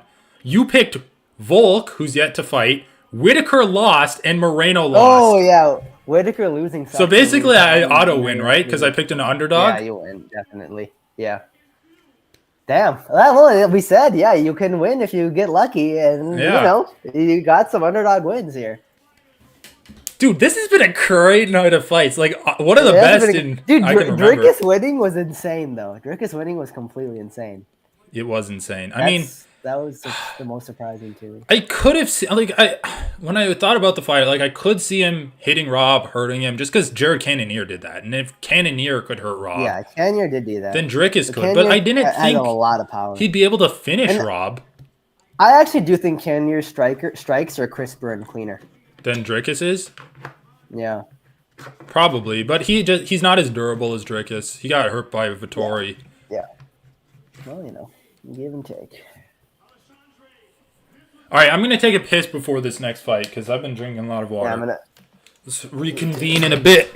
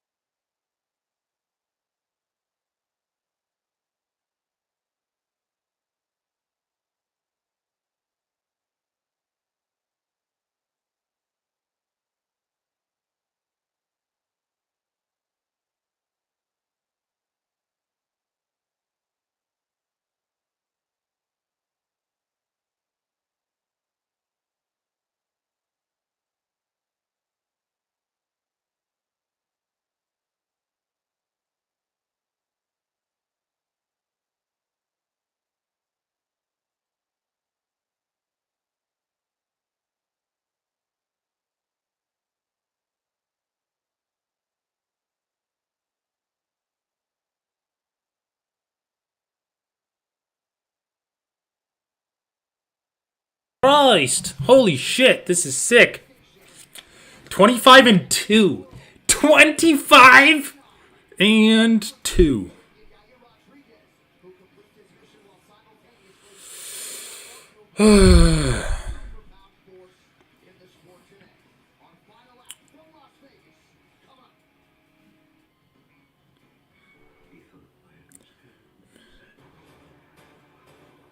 I'm not upset.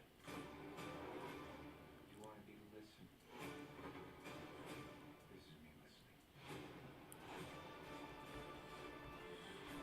This is me listening. This mission is gonna cost you dearly. And the world's gonna be coming after you.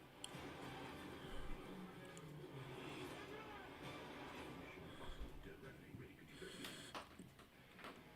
We're in Las Vegas tonight for UFC 290, a fight card they will be talking about throughout the rest of 2000. What a great fight card. Not too hot this week, right? No breeze, boys. As we put a capstone on International Fight Week 2023. My DraftKings Sportsbook offered up a same-game parlay. Essentially, you combine different things from one fight, and if it all cashes, you get a bigger payout. So if you like Alexander Volkanovski to win by knockout or TKO, and the fight to go under 4.5 rounds, and Volk to land more significant strikes, a $100 bet pays out plus 260 American dollars. All right, without further delay, now live from T-Mobile Arena here in Las Vegas, Nevada, it is time for the main event for UFC 290, Volkanovski versus Rodriguez, presented by Modelo, brewed for those with a fighting spirit. These featherweight rankings are brought to you by BJ, the official blockchain of UFC. We don't have a number one contender tonight. We have a champion and an interim champion, and at night's end, in all likelihood, there will only be one. Returning to the division he has ruled for nearly 4 years, Alexander Volkanovski looks to continue his case as the greatest featherweight of all time when he faces caution flammable Yair Rodriguez.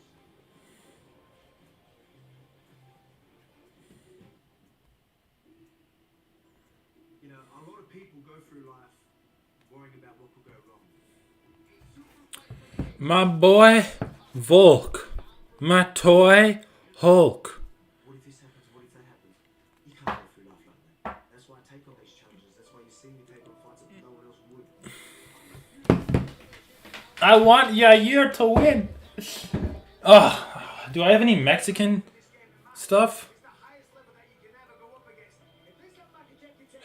I need a cowboy hat or something. If Yair Rodriguez wins, if Yair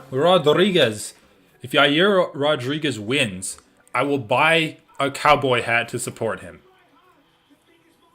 What do you say? If Yair wins, I'm gonna buy a cowboy hat. I need to start like increasing my collection of stuff because all I have is the Brazil shirt, the Habib shirt, and like the Russian hat. I really like both your MMA shirts. Yeah, Where do you but get them? I kinda want don't one. buy it from the store because my parents bought it from the UFC store. It had a hole literally the first day I wore it. Oh, really? Yeah. Very bad quality. Wait. The other shirt is better quality. I'll have to see where they got it from. Wait, are you on crack or East? Crack. All right. Let me go back there. It wasn't working for me earlier, but Well, you have to be on the right one. Right? The I'm right. just gonna use. I'm just using. I'm the on latest backup 2. Okay. Dude, okay. So, reasonable pick. And honestly, this isn't even that much of a foregone conclusion because reasonable pick is Volkanovski by decision, in my opinion. Like, we've seen Yair go 5 rounds before. He took a lot of damage against Max. I don't think Volk can do more damage than Max Holloway can. I mean, he was spamming spinning kicks at elevation against Alex Caceres, and he didn't gas out at all. He was? Yair? Yeah. But for 3 rounds, Yeah. right? Yeah, but still. Yeah, I mean, that's really impressive. That's a reasonable pick, just because Volkanovski can elevation. wrestle and shit. But, dude, honestly, I'm kind of... Literally every underdog on the main card is won, except for Bo. Turner, Duplessis, and Pantoja. Was Turner an underdog? Oh wait, no, Hooker. Hooker won.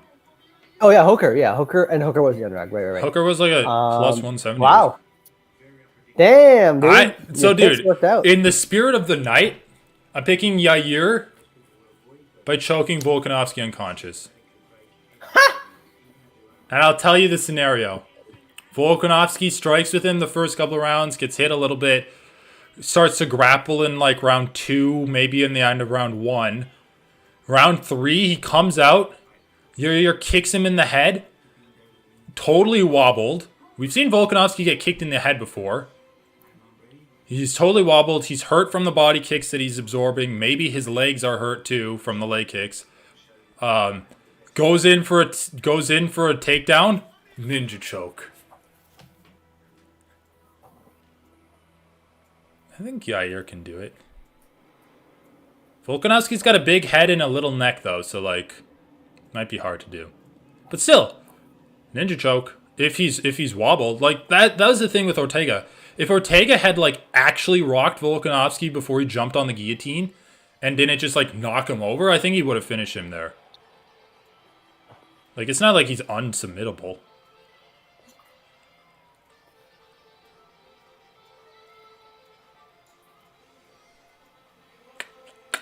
What about you? What's your official prediction? I'll say round 3 submission for Yair.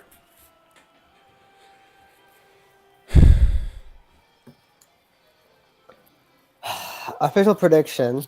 Round 3 submission for that year, dude. That's a wild Leg lock. prediction.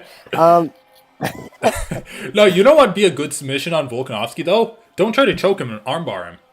His arms are so long. Oh yeah, an armbar against Volkanovski. Sure. Yeah. I don't even know how much that matters though. Like you can armbar a short arm just as easily, even for the most part. But it's easier to really do a big long difference. arm. You have Okay, more dude. leverage, but you don't need Yeah, you don't. for an armbar. I'm just saying, if you can't choke the Mostly guy a pain out, submission. just break his limbs. Dude, I actually am loving this Yair walkout song because, like, I'm not usually a fan of the mariachi music, but like him and his entire team are wearing cowboy hats. That's kind of cool. Yeah, that is. You know what they should have done? Got those I mean, like the coolest thing though is Oliveira's whole team dyeing their hair blonde. Okay, this one isn't working for me. interest. I don't want to. Really? Let me well, if I you find one refresh that it, works, whatever just it link works. me because both are working for me. I'll just link you this I mean, I think this is the. I mean, hold up. Let me think about my official prediction though. I'm gonna go with Volkanovski. I just don't see him finishing Yair. I know, me neither. Volkanovski by decision is such a boring pick, but yeah, I mean that's my pick. I mean, that's the other thing though. Like, Yair's dangerous into the 5th round. So, if you're not finishing him, it's just gonna be hard. Because, like, sure, he might get tired and he'll do less stuff, but the stuff he does is gonna be just as effective.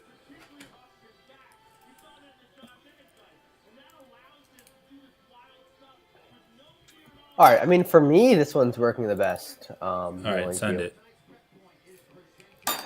Just the original. Okay.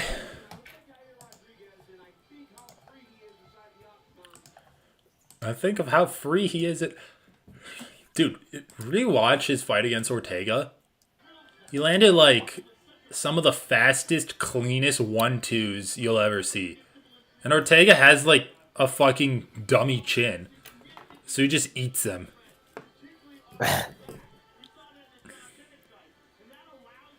I mean, also just his combination. You know what's interesting? If you rewatch the second Holloway fight that Volkanovski had, Holloway actually throws a few of the same combinations that Yair throws, where he'll like kick you and then same side like punch you. Right? So if you're bladed, he'll like kick you and then also like throw a little jab with the lead hand. And it's pretty effective. I mean, I just don't know how much you can really give that fight. Like how good of an indicator that will be for Volkanovski in the future. He has the ability. He has the personality to become a global star. If he stands What do people mean when they say he has the look? he has got it, and he can take the division. I don't know. He does kind of have like a movie character look though. Like when he's sitting there with his Yeah, he has sunglasses a, and his he does that. That's true. I honestly think it just means like proportionately tall.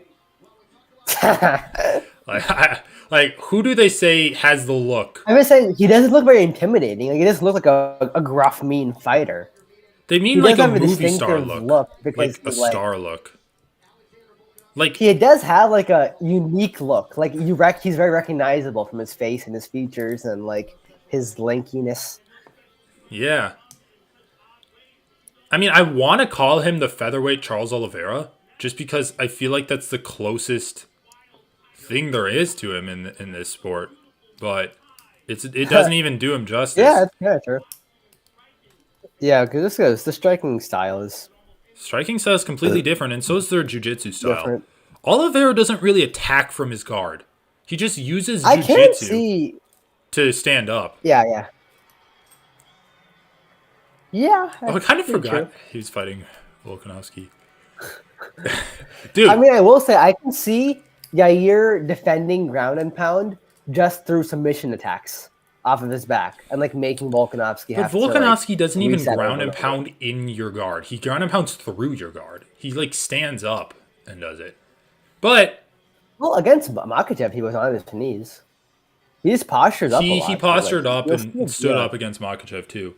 But when you posture up, that's when you're like at the best distance for submissions.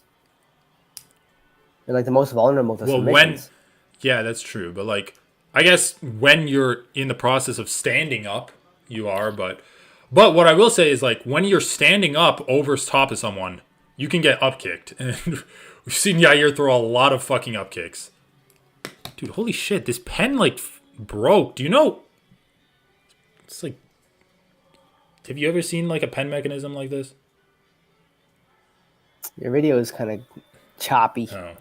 What's that hook? Yeah, I haven't seen I that. know, it's like so weird. It's not just What like is a that hook? click thing. It like goes in here somewhere, but I feel like a fucking chimp. Like, where does it go? It's like aliens are monitoring me. They're like, will he figure it out? There's only so many possibilities. Come from a land down under, where the women glow and the men plunder.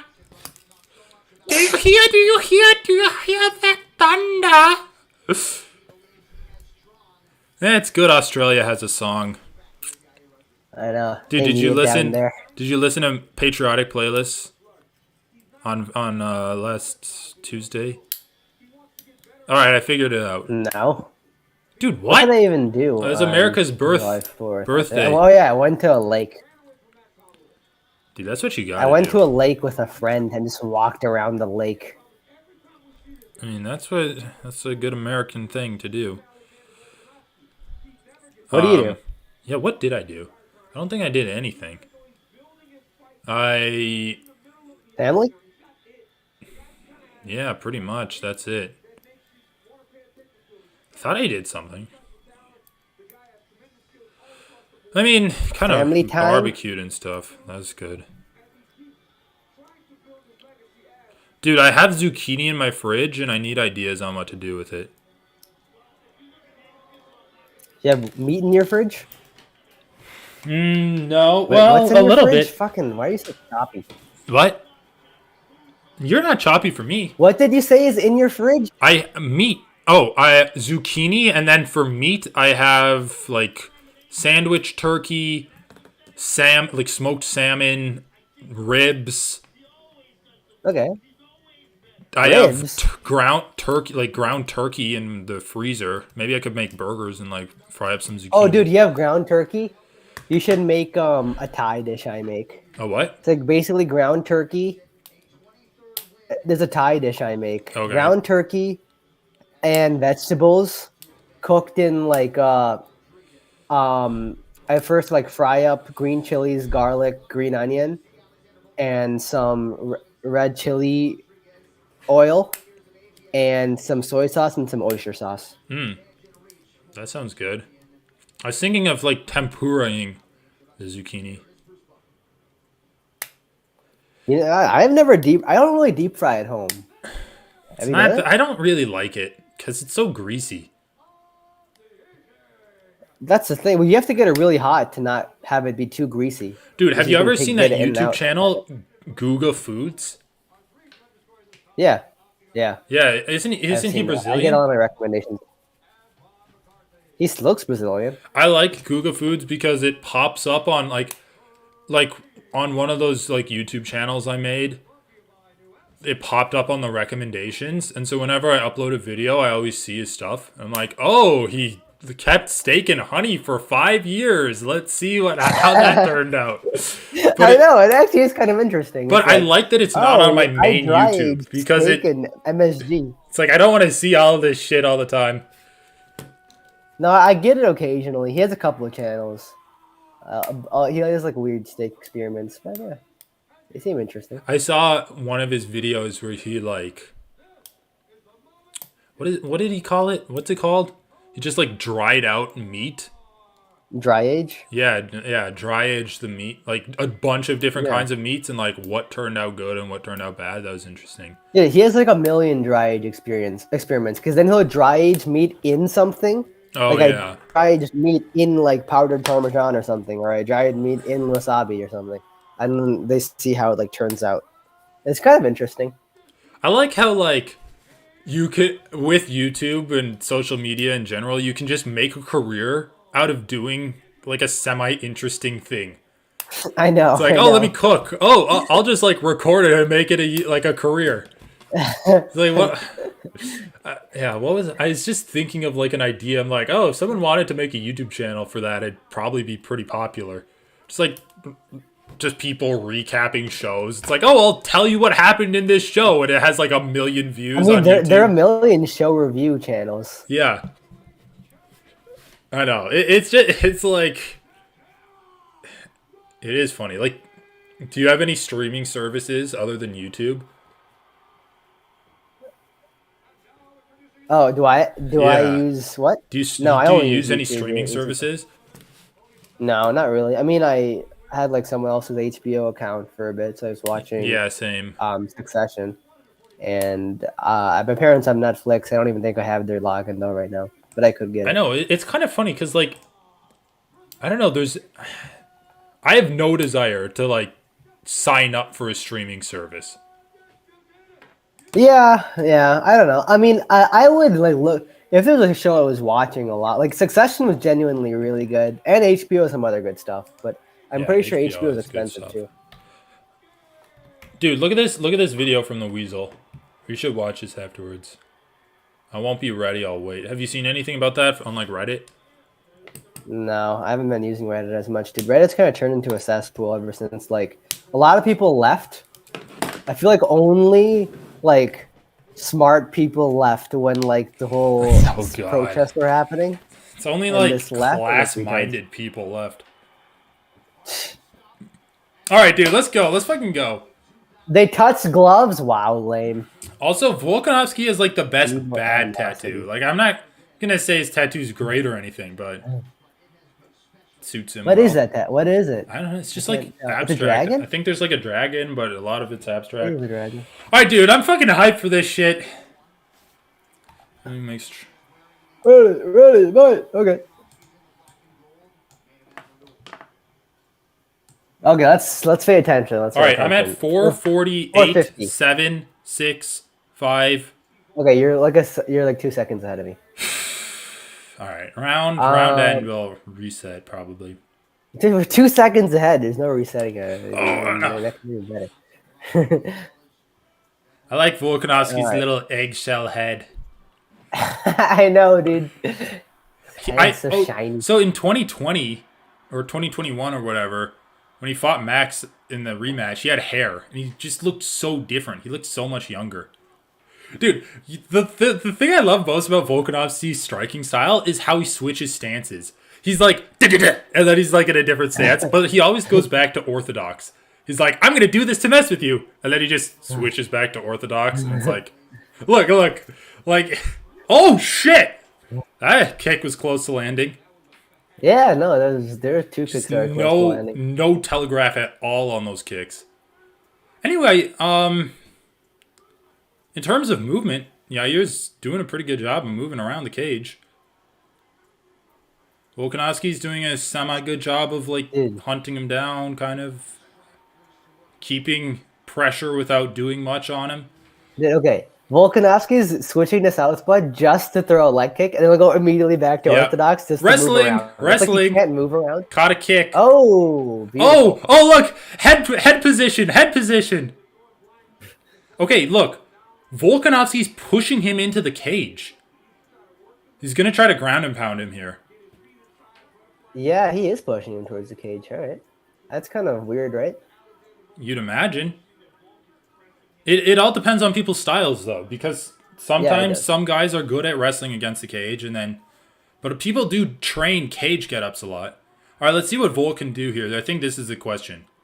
So look, ground and pounding from the guard. Yair's going to post on the hips and try to push him off. Yeah. Yair does do that really well because his legs are really flexible too. Yeah. He can get his foot on your hip crease really easily. I'm gonna light up the box around me with strikes. They just give him sparklers. Go for it, Yair. That's such He's like a like, pretentious answer to that question too. It's like Well, it's such a hilarious. pretentious like it's like screams I went to like art school and I failed or something. I failed at art school. Anyway, this ground and pound's good. Nothing wrong here. It's winning. I mean, dude, it's you turning the ribs. Great view, guys. Can you switch to a different camera? No, you get a view of Volkanovski's Yeah. back. There you go. You get a view of the cross on him. Now this is getting good ground and pound. I mean, this is what he wanted, right? Yeah. Great job by Yair to push him away. Let's see if Volk can... I don't know, man. I don't know if he's really going to get this takedown here. Yair's a tricky customer. He's elevated him. Yeah, but like it He's doesn't taking the really weight off matter. his legs. Yeah. Snuck. Dude, holy shit. Volkanovski does look strong. Yeah, Volkanovski's Oh, that was a good Volkanovski's shot. a big featherweight. Like, So weird to me because like this, I don't know. It's hard for me to like look at people's muscle mass. I just look at how short he is, and I'm like, well, dude, yeah, I that's the can't do funny that. thing because he in all of the promos that they played, Volk's like, I've always been the smallest guy in the room, but I'm like, I work the hardest. I'm like, bro, you're adequately sized for the weight class. There are weight classes in the sport. Arm triangle. Yeah, I mean, Yair's this is defending just it. Not very well. Complete grapple fuck, bro.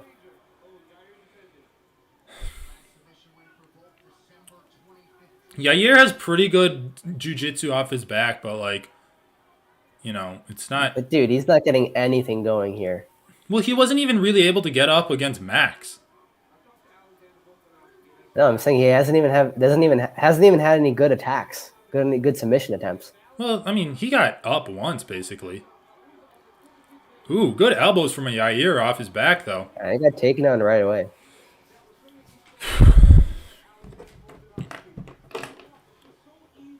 Yeah, he got taken down. But dude, like, he's doing stuff off of his back. What is he doing? He got up once. That's what you mean? Yeah, and he He's landed not some even really elbows. throwing strikes off of his back. He landed some elbows there. What? Come on, man. What is Come that on, blood? man. I think he did cut Volkanovski actually. Yeah, dude, he actually landed some good elbows. Okay, Let's- dude. Like, I think you actually hyperfixate on like really like single things. Like, look at the round as a whole. Dude, holy shit. Volkanovski We're talking dominated in the it. context of... I said he's doing some The stuff off of his grappling back, is, and like, you're like, pretty no, much he's not. dominant. And so I listed what he Dude, did. barely anything. And then you're like, saying... not really anything. Like, no, it's not even like that good. It's not even that good. It He didn't got win up the and then couldn't round. even get a range. I'm just saying, he caused a scramble and he landed elbows. Didn't come close to winning the round. Winning the round's like out of the question. In terms of damage, he caught him.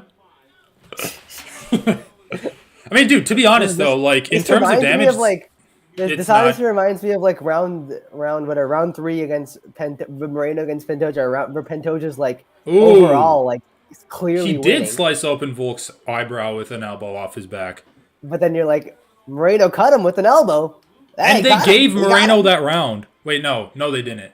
They gave him I round mean, maybe 4. maybe someone Dude, did. the judges are actually Round 3 they fucking didn't. like brain dead I'm because just saying, why are we like, oh, there's one elbow where he cut him open, so fuck I was everything else. I'm joking giving about it to that, dude. him. I was joking. I hope so. Anyway, I thought Yair was gonna land a bit more damage before he got taken down, but Yeah, no, it was rough. Round 1 was pretty bad. I mean, Volk just caught his kick, and then he had a good takedown when he had Yair against the cage. What is Yair doing? Do you I see mean, that yeah, he shit? got 2 takedowns. He's He jumping missed up, and everything. That's what he did. that's a movie kick. That's a kick in the movie. You jump up with your Dude, leg yeah, I know. If you chambered. jump up and kick someone, you're not even gonna hurt them. You're just doing it to Well, look dude, cool. it's not even that. You can do it if you like use your body weight, but he jumped up and then extended his leg. So the only muscle, it's only leg muscle, like no body weight behind it at all. I think Anyway, that was like the best kick Yair landed. By the way, it was like a kick to his hip. I mean, he just To landed a Volk's front hip. kick on Volk. That was pretty good. Like to the face. Volk wasn't really moving into it though. I mean, Yair's outstriking him this round. It's just opening up more.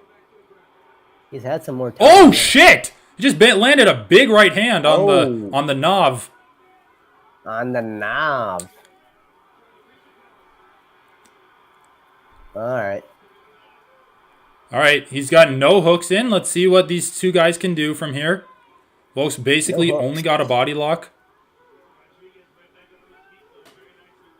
He's got to defend some takedowns, basically. Otherwise, he's just going to lose the fight. Like, he can defend some takedowns. I know Volk's strong. But just break the grip here. Break the grip, you're free. Right, you're rooting for Yair. It's like, dude, he's Dude, gonna of get course taken I'm down rooting with for this Yair. kid. I can't like root for someone who doesn't have like. You have to have enough of a chance for me to feel good, putting some emotional energy. He's got a into you, one punch. you know? He's got a puncher's chance. Oh, the armbar. The armbar. What did I say, man? Those long arms? What did you say about the armbar? His long arms. Those long arms get barred pretty easily. Those barred get armed. Anyway, look at this. All Yeah, right, he's getting let's up. see. He just can't deal with Volkanovski in the clinch. And to be honest, I thought Yair would be much Volkanovski's better like in a the little- clinch. It's so funny. It's like a little orangutan hanging off a tree. I know. I thought Yair would be better in the clinched. Like, just throw knees and shit and elbows. What? Who has their finger? Someone's- Yair has his fingers. Definitely Yair who has the fingers in the gloves, dude. Why would Volkanovski he- put his fingers in the gloves? He's like, I'm in a dominant position, but I need that glove control to cinch it up.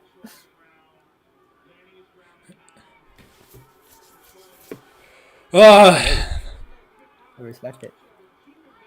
All right. I mean, dude, this is going to happen for another 16 minutes. Dude, I just don't know what the Yair hype was about. Like, it was so much hype for. I mean, I'm speaking prematurely here, but there's so people are trying to like, oh, easy, he's the one, guys. He's so dangerous, dude. Talk to me when Ilya fights Volk. No, I agree with you. I think Ilya has a much higher chance of beating Volk. It's literally just as striking because Yair has no grappling. Like, it's a glaring hole in his game. I felt like there's a lot of mental gymnastics around, like, yeah, you're so dangerous. I mean, this fight could be dangerous. What do you do? Okay, sure. And, like, you have to people actually are fucking saying he's implement your more game plan. dangerous, which I think is fair to say. He's the most dangerous striker Volkanovski's ever faced. But, like, it doesn't matter when you can just ground him like this. Okay, yeah, I mean, that's why, like, I just think it's a vague, like, yeah, I don't know. Dude, I like felt how like that was just Volkanovski, promotion. look at how Volkanovski does ground and pound. It's like he's doing the front Puts his crawl. head into- yeah, I know. He puts his head in your chest so you can't actually do anything to it. Although you could guillotine your head. Dude, actually, the like Volkanovski's head position is good for everything except guillotines. You can guillotine the head from there. And elbows. Like in the cradle. Like, you can get elbowed from there, too. Yair's just, like, a roly-poly. He tries to like Granby roll. I mean, those elbows are good from Yair, but he's just No, eating those ground ones pound. actually weren't. Like the hard part of the elbow wasn't landing. It was like the tricep that was hitting Volk's noggin. Yeah, true.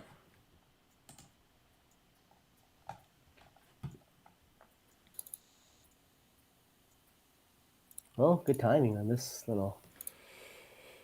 Good work, guys. You guys have a good understanding of the game. Also, I like the way you guys present different opinions with different logic.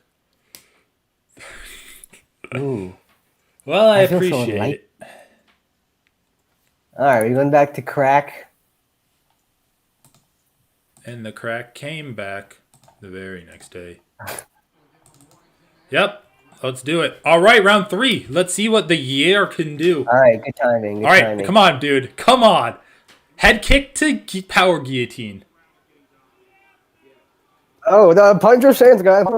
I don't know. I just honestly felt like Sorry, dude. there was so much, You're really like, cutting out. bullshit What did you behind say? before this fight. What did you say? I felt like there was a lot of bullshit. Like there's a lot of bullshit analysis just trying to give Yair a chance because they want the fight to be close. When They want the fight to be good. I don't know, he doesn't have much. The Fight's problem is good until Volkanovski's Volk takes him well-rounded down. enough. He's well-rounded enough to like stay defensive on the feet, and I just don't even think Yair is having that much success in the striking. Like, look at that.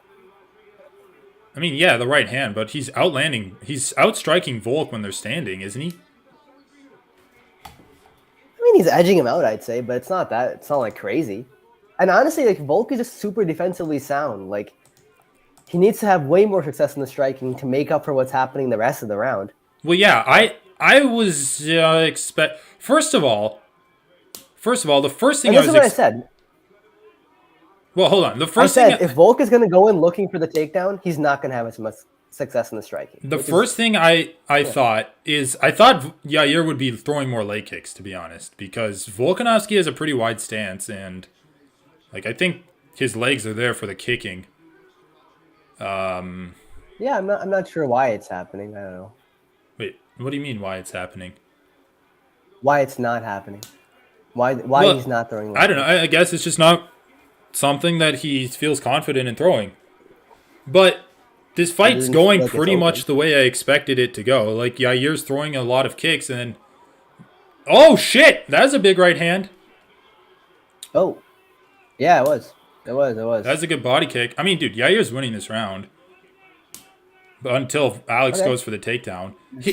3 minutes left. He just doesn't have the footwork. Like, let's watch for the point where Alex hunts for the takedown. Because I think all he needs to do is pressure him into the cage and then clinch. Like, let's watch for that point and see if Alex has success in it. Like, because it's interesting to me what Alex needs to see from his opponent where he feels confident for hunting the takedown. That's interesting to me. So he kind of went for the takedown there, but like kind of half-assed. Yeah, a little bit like takedown at the end of a combination or in between. It didn't really look like he was going for it too hard. It wasn't there. Anyway, Yair's you have to just mix it up, right? Yair's a beautiful striker. He just doesn't have the defense, but like his offense is really fun to watch. That was a nice shot. My favorite MMA combinations are when you fake a takedown in between them. Especially after you've had the successful takedown. That's like, just fucks with your opponent so much. I love it. Head clash? Was it? I mean, Yair was literally slipping an overhand punch that Volk was throwing, so. My favorite feint or my favorite like takedown feint is when they do the. Yeah, head clash. Oh shit, dude, that was a really bad clash on Yair's chin. Look at that. Nice shot. Nice shot, Volk.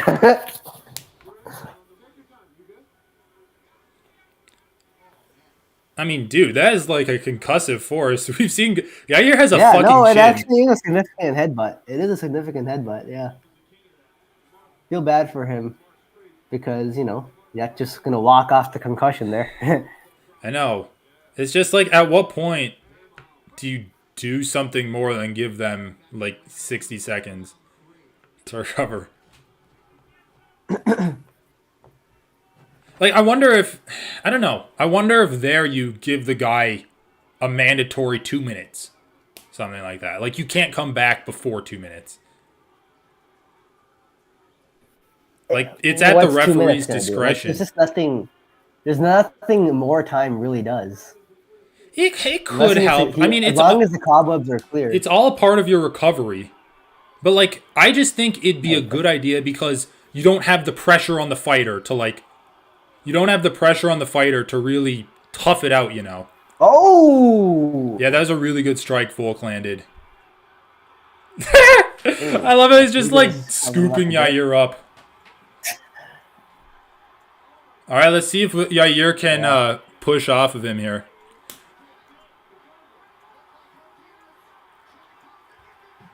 Round I 3. think it's it. Well, 1 out of 3, baby. I mean, walking off the ground and found myself fighting there. I know. It's like a fucking orangutan. It's like a little... Anyway, dude, holy shit! I just like the hype before this fight was stupid. I mean, that's what I said. It's just, it's not gonna. I told you, like, this fight's not gonna be particularly close. Even the It's just the striking, dude, rest. he got the finish off of a punch. He wobbled Yair. Like, I know. even the striking, you could say, was like Volk was super successful in. I know, Yair but it was just still didn't have- fun. Dude, The Volk's on a striking different was level, good. man. Dude, I'm just saying, people were actually just like, Yair's a unique challenge. Yair's really got a big, like, Yair. Okay, dude. There are people are giving Yair a much bigger shot than there ever really was.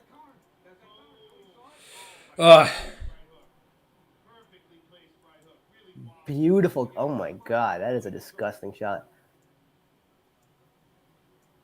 Yeah, it's good. I like how he just, like, throws him down there. I know. Dumps him up. I mean, yeah, this was a beatdown, man. This is a clinic. I mean, just like no round was even a question. I mean, he just neutralized all of Yair's good tools by taking him down relatively early in the first 2 rounds, and reads Yair for a counter in the 3rd round. I mean, yeah, I don't know, man. Not much more to say. I don't know, dude. I thought it was fine. Ilya's. What do you mean? Wait, what do you mean fine? It was a good I thought fight. it was a good fight. I mean, it was a fun fight to watch. I'd still say the fight was one-sided. I thought the fight was one-sided. Of course, it's going to be I mean, one-sided. I'm way more excited for Ilya. Dude, don't say that to me. You predicted Yair to win. Yeah, and dude, round 3 was his best round. You predicted Yair to win. I thought he'd rock Volk, There was but like, no chance. dude, I said he was gonna get wrestle He didn't fucked. rock Volk. He never even rocked Volk. Yeah, he had didn't. like one good shot. Yes, he didn't rock Volk. I mean, Volk's got enough of a chin anyway. Volkanovski's got good defense. He like pulls away from a lot of shots that he gets hit with. Yeah. The way he fights is good for his longevity too. He doesn't like go in taking a lot of damage. Right.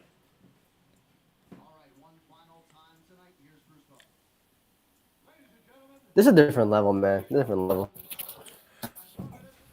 It's just Yair's not well rounded. That's the problem. Like, sure. The thing that No, he's not. I think the thing that But people that's were what I'm saying. When freaking you out the fight a most guy like about, Volkanovski, the thing that people were freaking out the most about that was unfounded.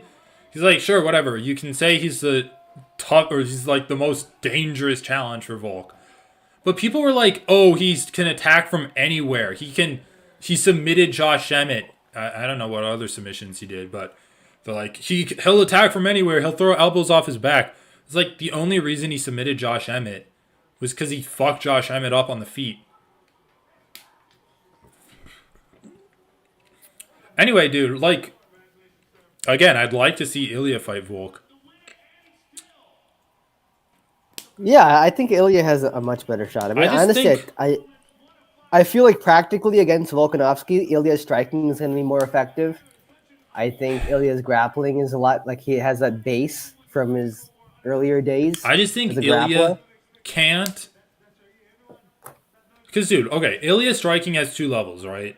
Jab, defensive jab, counter, and then just like, fuck it, let's brawl in the pocket. And he was actually getting hit with by Josh Emmett when they were brawling. Like, I wouldn't mean, say yeah, he's getting hit as I don't hard know, as it's he was like- hitting Emmett, but he was getting hit. We know he has power. He's knocked out a guy with a liver shot as well, with beautiful body work done against Damon Jackson. Like, What? He didn't knock him out with a liver shot. yeah, he did. He knocked him out with an overhand right. I thought it was a body shot. I mean, he threw a body shot first, but he knocked him out with a headshot. All right. Well, anyway, we know it's in his arsenal. I like Yair just like spamming kicks against a guy who can wrestle fuck you. Like, what are we talking about? What are we talking about, man? Like, it's just like, I think Ilya's gonna have a lot more striking success. You'll see. Ilya's gonna have a lot more striking success. The only problem I see with Ilya's game is like Volkanovski is probably going to be able to counter him because Ilya's going to come forward. I mean, he's going to come forward and jab, which is the best way to come forward. But like Volkanovski's still going to try to counter him. That's what he loves to do. Yeah. When I noticed in the second Max Holloway fight, Max Holloway had a lot of success because he was staying in the center of the cage and Volk was coming to him. He like dropped him with an uppercut as Volkanovski was walking into his range. I mean, that's also why Islam had a lot of success in the striking. Volk doesn't really like to come forward. He likes to mostly sit back and just like counter strike when he baits you in. I think Ilya can do that. Ilya just can't like. I think Ilya can't really brawl with Volkanovski in open space. I mean, Volkanovski is Why did he call him out? he's talking about both Islam and Ilya, basically. Oh, I completely missed Unclear it. what's But gonna anyway, happen next. I just think like Ilya should jab him in the face. I think he should leg kick the fuck out of him. I think that's actually going to be extremely successful if he just leg kicks him from the starting bell. Ilya Topuria has insane leg kicks, and he uses them in almost all of his fights. Like he's really good. Anyway, and then also just don't brawl with him until you back him up into the cage. And then start unloading. You don't want him to be able to like move backwards away from you and counter strike. Because he loves to do that. He loves doing pull counters where he's like baits you into throwing a punch. Because he's always first and last, right? So he'll throw, like against Max Holloway in the third fight. He throws, Max Holloway tries to throw back and counter, pulls away, counters back over the top. You can't give him that space. You need to keep him in a phone booth so he can't like have that in and out movement. Oh, what does this guy And say? he's also good at creating space too. Do you guys? skirting I mean, around. he has good lateral movement too, but like Josh Emmett had pretty good lateral movement. Ilya was catching him with his right hand. Do you guys see Islam versus Volk rematch if Islam beats Charles? I don't know if he's gonna fight Charles. I think he's just gonna fight Volkanovski. If Volkanovski could turn around in Sydney in 10 weeks and fight Ilya, that'd be sick. That'd be really sick if he just turned around in 10 weeks, fought Ilya. I wouldn't like it because I'd want Ilya to be. No, he said he needs some surgery. Who said that? Volkanovski was saying something about a surgery. All right, well, I'm skipping next week. Fuck that card. Yeah, I'm skipping next week too. That card's awful. I don't even care if there's good fights. Like the main event. No, it's just not worth it, man. It's too much of a time investment to fucking I sit know. down and wade through a million shit. I don't even fights. know about Aspinall versus Merciful. Tybura because. I know. Oh, they're I'm saying. facing off. Who is? Volk and Ilya. Oh fuck, I missed it. And Marab's All right. right there too for some reason.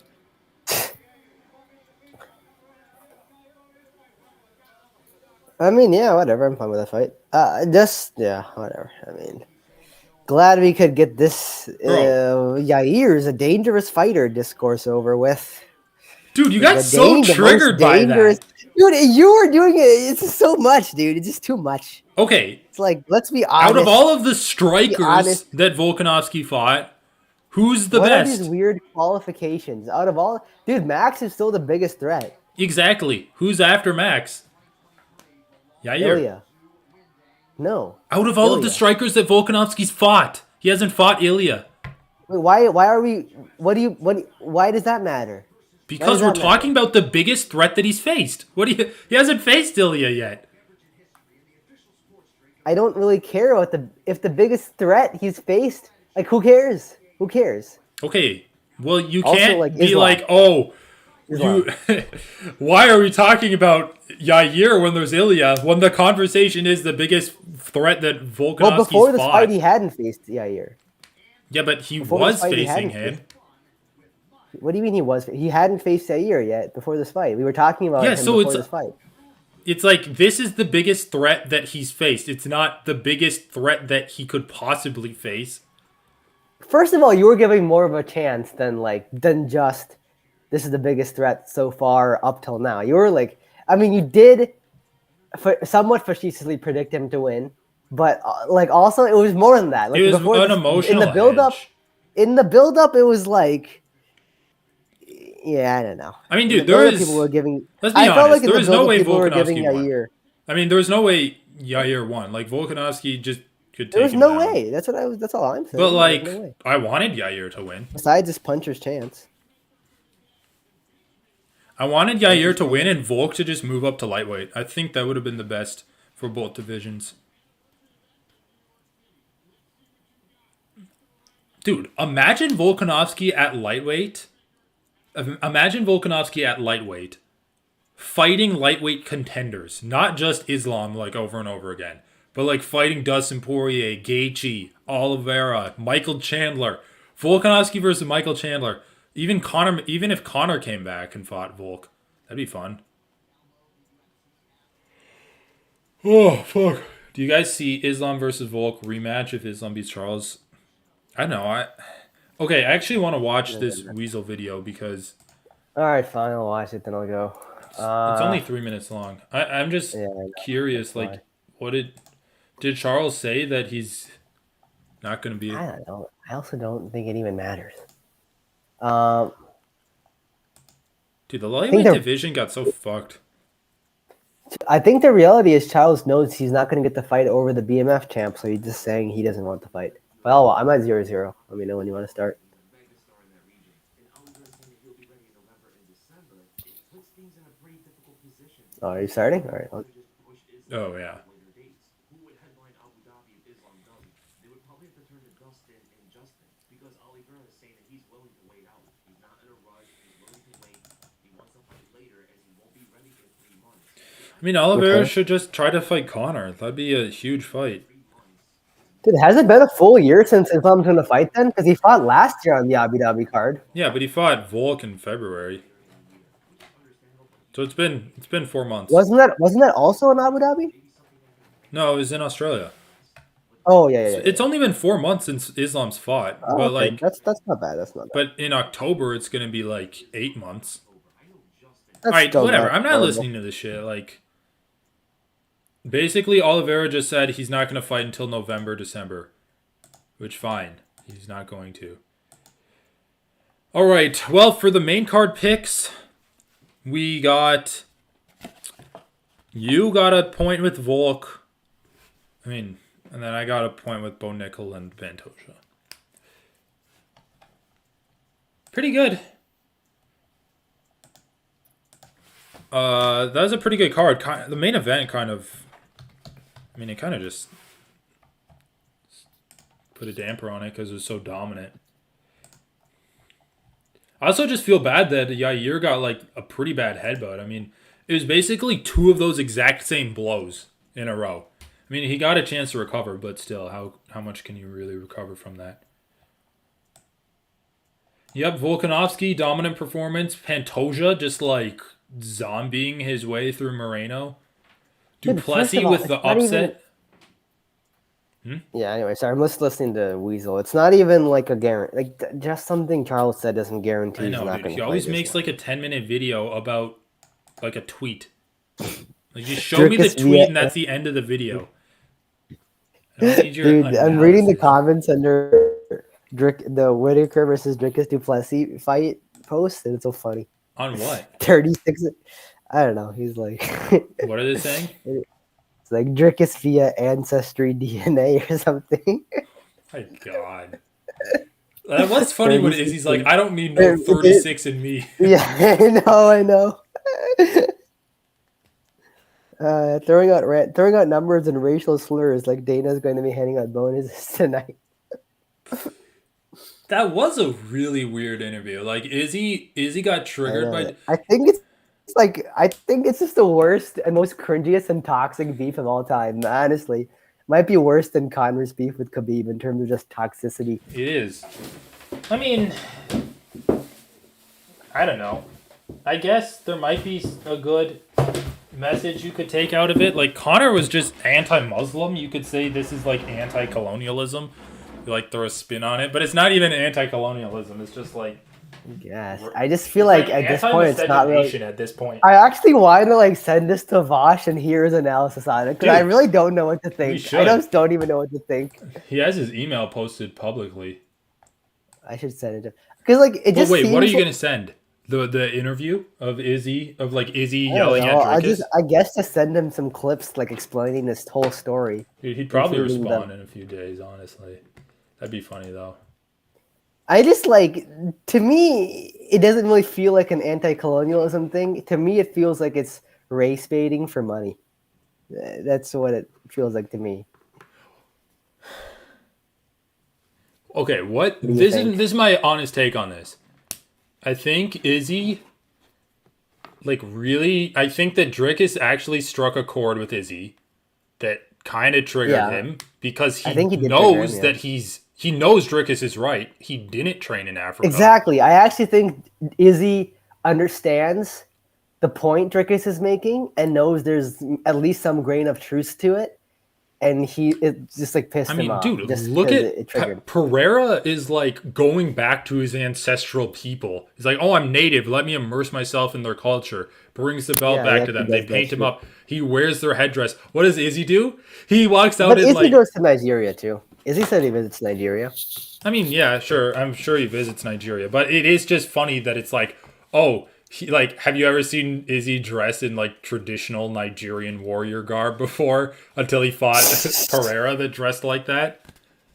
Like, no. Well, dude, also Dricus was race baiting too a little bit. Like, then he like posts something on his Instagram wearing like some traditional African garb. And it's like... I mean, I don't really care what Dricus does, but I'm here to psychoanalyze Izzy. I just feel like both sides are racist. But dude, what I like about Izzy is like, yeah, Dricus struck a chord with him, and he's actually mad, and so he's trying to like, I don't know, blow it up out of proportion, and I think he's just got drunk in the crowd, and like that's what came out.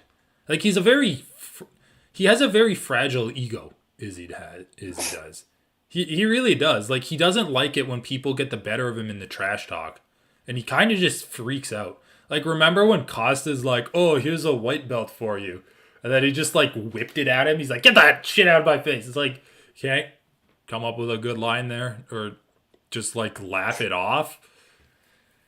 I don't know, man. Like, when Sean Strickland made fun of him for getting knocked out by Pereira, he was really triggered by that.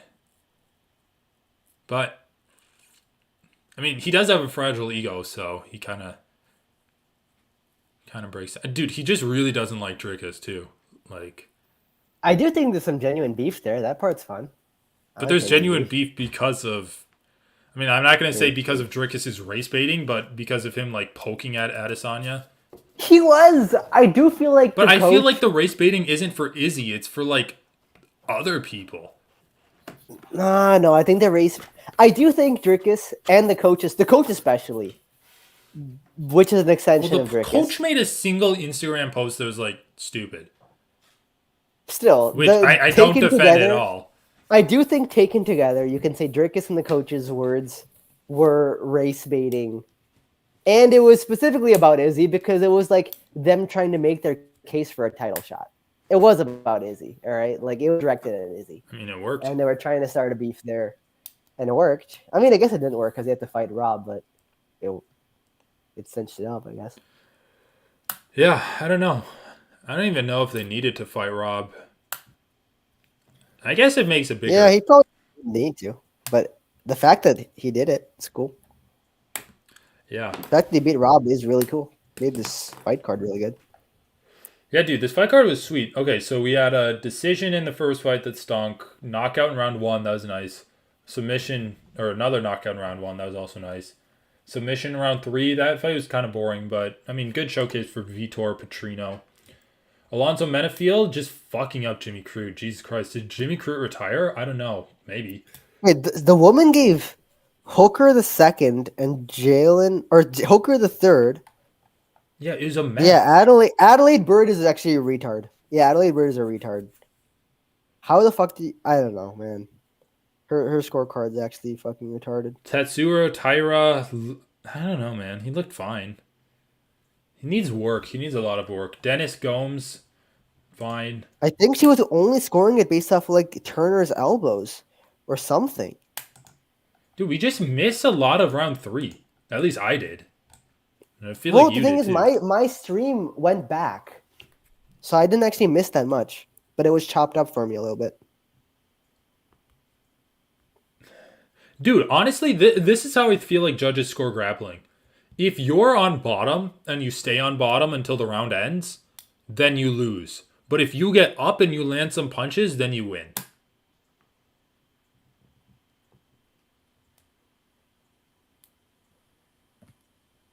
What do you think? You agree? I don't know. Contextual.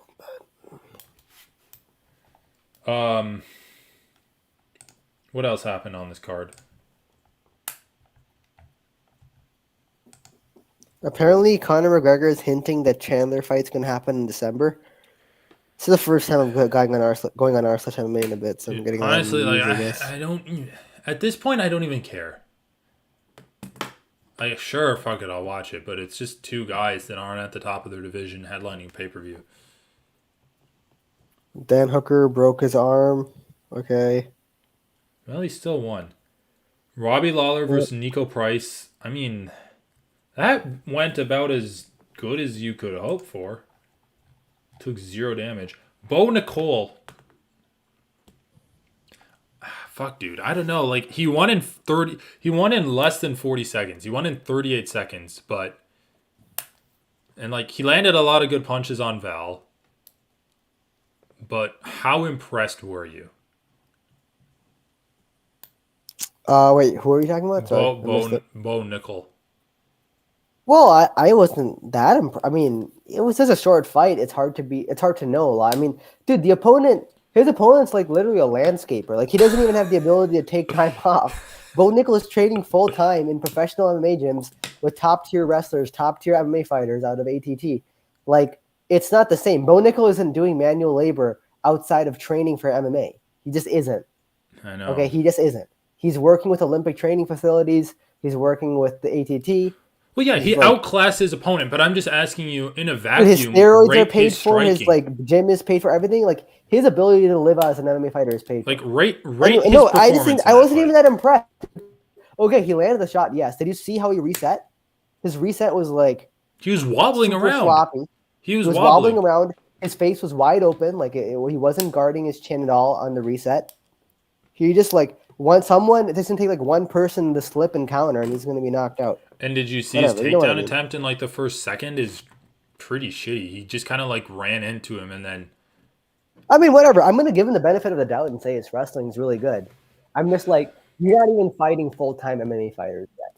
You're fighting a fucking landscaper. So, like, what do you want me to say? The guy's got A muscle. landscaper that's plus 1400. Okay, dude. Dan Hooker, is he back? Dude, I'm looking at the scorecards too, man. Some of these fuckers, man. Holy fuck. For what? Scorecards Like, for what? Someone gave Brandon Moreno around. Dude, yeah, I'm looking at the guy who was 40, who gave 4 rounds to Brandon Moreno. He gave every round except round 1 to Brandon Moreno. I'm glad he didn't give round 1 to Brandon Moreno. Yeah, but I mean, fair enough, right? Yeah. How do you round 5 to Brandon Moreno, man? Like nothing He was happened except literally equal striking until Pantoja took his it was back. exactly equal striking. I think after the numbers popped up, Moreno landed one more shot. Yeah. So it was like 19 to 18, and then like Moreno, Pantoja just on his back for the rest of the fight.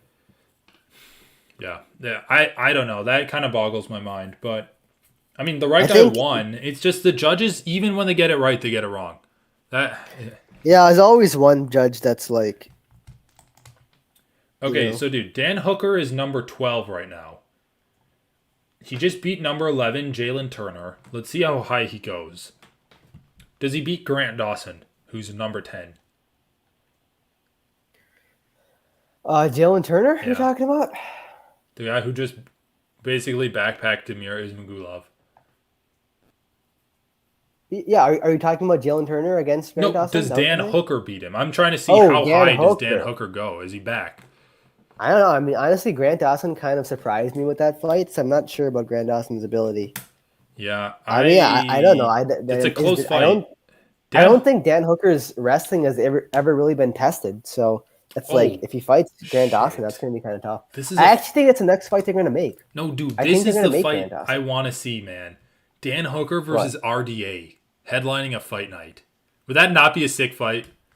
Yeah, RD is like semi-retired already, dude. He wants to go fight at welterweight. I know, but he'd still beat should Dan be like- Hooker. I think he'd beat Dan Hooker. I think he would. Yeah, no, I'm just saying. I don't think Dan. When is the last time Dan Hooker fought a really strong grappler? DP. Oof. I mean, I guess Islam. Okay, sure. So And we don't Michael know. We Chandler. don't really know anything about Dan Hooker's. He doesn't have that defensive good of. grappling He ability. has fine wrestling. Like he grappled Paul Felder. He for a grappled win. Nasrat. He grappled Nasrat for a win. He grappled Jalen Turner for a win. I don't think it's going to be good enough to beat Grant Dawson's So or what? You want to RDA's see him wrestling. fight a grappler? Like, wait, Yeah. shit, dude. Literally everyone except I mean, Justin whatever, it doesn't Gaethje can grapple. Look at this. Above him, I know. everyone. Oh yeah. Grant Dawson, Well, RDA, Fiziev, maybe. Saryuki, and Gamrot. Oh, I guess Fiziev and Gaethje. And then you have Chandler, Yeah. Dariush, Poirier, Oliveira, Islam. Regardless, like, I don't even think it matters. Like Dan Hooker's, what they're doing with Dan Hooker is more just going to be like you get fun fights from now on. So he has a 2-fight win streak, Claudio Poyes and Jalen Turner. If he fights some guy like outside of the top 5, then I think they could give him a top 5 fight. Yeah, they could, but like I just don't know if they're really in the mood to test. I mean, dude, he beat Dan Hooker. He beat number 11, Jalen Turner. He's not going to fight an unranked guy after that. I'm not saying unranked. I'm saying he's not going to fight a grappler. They're not going to give him a grappler. Okay, that's fair, I but don't literally everyone above him is a test. Like, the only grapplers that aren't above him are Fiziev and Gaethje. Fiziev would be a great fight. If they do Fiziev, I'd be really happy. That'd actually be I think sick. Fiziev wins. I mean, Fiziev needs a bounce back fight. Yeah, I think Fiziev needs that. I know, it's interesting. Or he fights Tony Ferguson if he beats Bobby Green. Yeah, I know. Okay, let's just wrap up the last of these fights. Whitaker, what do you think? Done? He's done? Why do you think he's done, dude? I don't know. Dude, it's inevitable. He's cleaned out the whole division. You keep throwing contenders at him. He lost once. Yeah. Like, come on, man. Just give him a break. He lost. Okay, so the answer's no. Jesus, don't No, I don't think jump he's down done. my throat. I thought you're like implying he should be done. Come No, on, I man. don't think he. I'm just saying, like, do you think he's gonna get back to a title? Like, he's got he's got some hard fights. The problem is Izzy doesn't want to fight him. Okay, he didn't want to fight him a second time. He's gonna have to claw back tooth and nail for another title shot. I know. Like he just said back a But lot. what I would say is, like, I feel like by the time He's Whitaker not any younger. reaches another title shot at this point, Izzy's not even gonna be there. Or Whitaker will be done with his career, man. Like, I mean, come on, man. He's also getting like up there. Okay. Pantoja. What do you think about Pantoja? You think he can defend a few times? I think he might just lose it to, like. I don't know. I think he actually really matches didn't up inspire well. much confidence. Like, he already choked out Royval. I think he matches up well against Albazi and Royval. Those are the top guys. I think he'll beat Albazi, but like honestly, I wouldn't even trust him too much in a Moreno rematch. I Like don't. he just doesn't have the striking I defense. don't want to see them do another. Like it was a great fight, but I don't want to see them do another. No, I don't think they'll do it immediately. But I'm just saying, if his striking defense, like I think Kai Kara France wrecks him. I think Kai Kara France gets choked out. Really? No, that's possible. That's possible. But I anyway, mean, I like just think his flyweight's fun. striking defense looked really bad, dude. Oh And yeah, Kai Kara France's striking was pretty good. but it's just like he's good at grappling. He's really fucking good at grappling.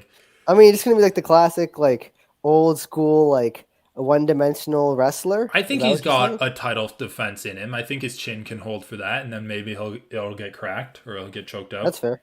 I like that. Volkanovski looking great. I mean, you and I are pretty high on Yair. Volkanovski isn't for obvious reasons.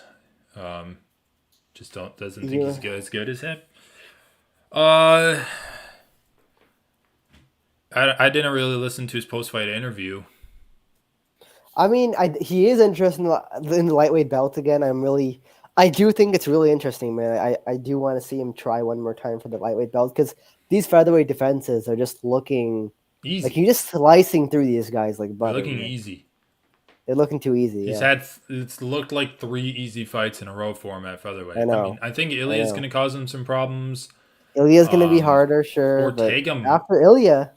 If Ilya doesn't do it, then who else is there? There's no one really. Like you have Movsar. I don't see I don't think he's going to do it. Movsar. No, I don't see Movsar at all. Bryce Mitchell, no way. Who else is in no one else featherweight? really doing it. Okay, Calvin I have the Kattar? rankings pulled up right now. Calvin Kattar could come back. Dude, no. His striking's too ineffective. You have no one, bro. You have no one. You There's have no one. That's Holloway. what I'm saying. The division just doesn't seem. You had Allen, and then Holloway killed But that off. no, but I don't think he killed it off. I think I still want to see that fight. I mean, dude, I know I was shitting on Allen getting a single fight and fighting for the belt again, but after like the way he just destroyed Yair, and we might not have a choice. Because who else do you have that he hasn't fought? Josh Emmett off the table, Kattar off the table, Korean Zombie off the table. You have Giga, you have Movsar, you have Sadiq at 9, 10, and 11. Those guys aren't going to be fighting for the belt anytime soon. And then after that, you have guys that aren't going to make it. You have Bryce, Ige, Edson Barbosa, and Alex Caceres. Like, even the bottom 5 guys aren't super good prospects. It's just... I don't know, man. He has cleaned out the division, but he hasn't even cleaned it out. It's not like Izzy where he's fought everyone. It's just like... I know. The only good guys have lost to him and Max, and everyone else is shitty. It's more of a lack of viable contenders. You're right.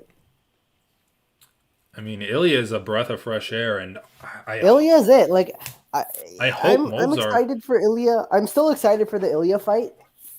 I think the fight's close. I just feel like Volk's skills are at least matching Ilya's, but he just has the experience. You know, he has the experience of fighting. Well, he's way more versatile than Ilya. Ilya has like a jab, hooks, leg kicks. Yeah, and his good striking wrestling. tool set's definitely. Yeah, you're right. But Ilya does have like that grappling background, maybe something there. I don't think he's gonna like aggressively. I think he's gonna have to win on the feet, which isn't impossible. It's just hard. Like his grappling is going to come in handy if he can catch a takedown, or if he hurts Volk and holds him down, or like against the cage in the clinch, he can like defend takedowns.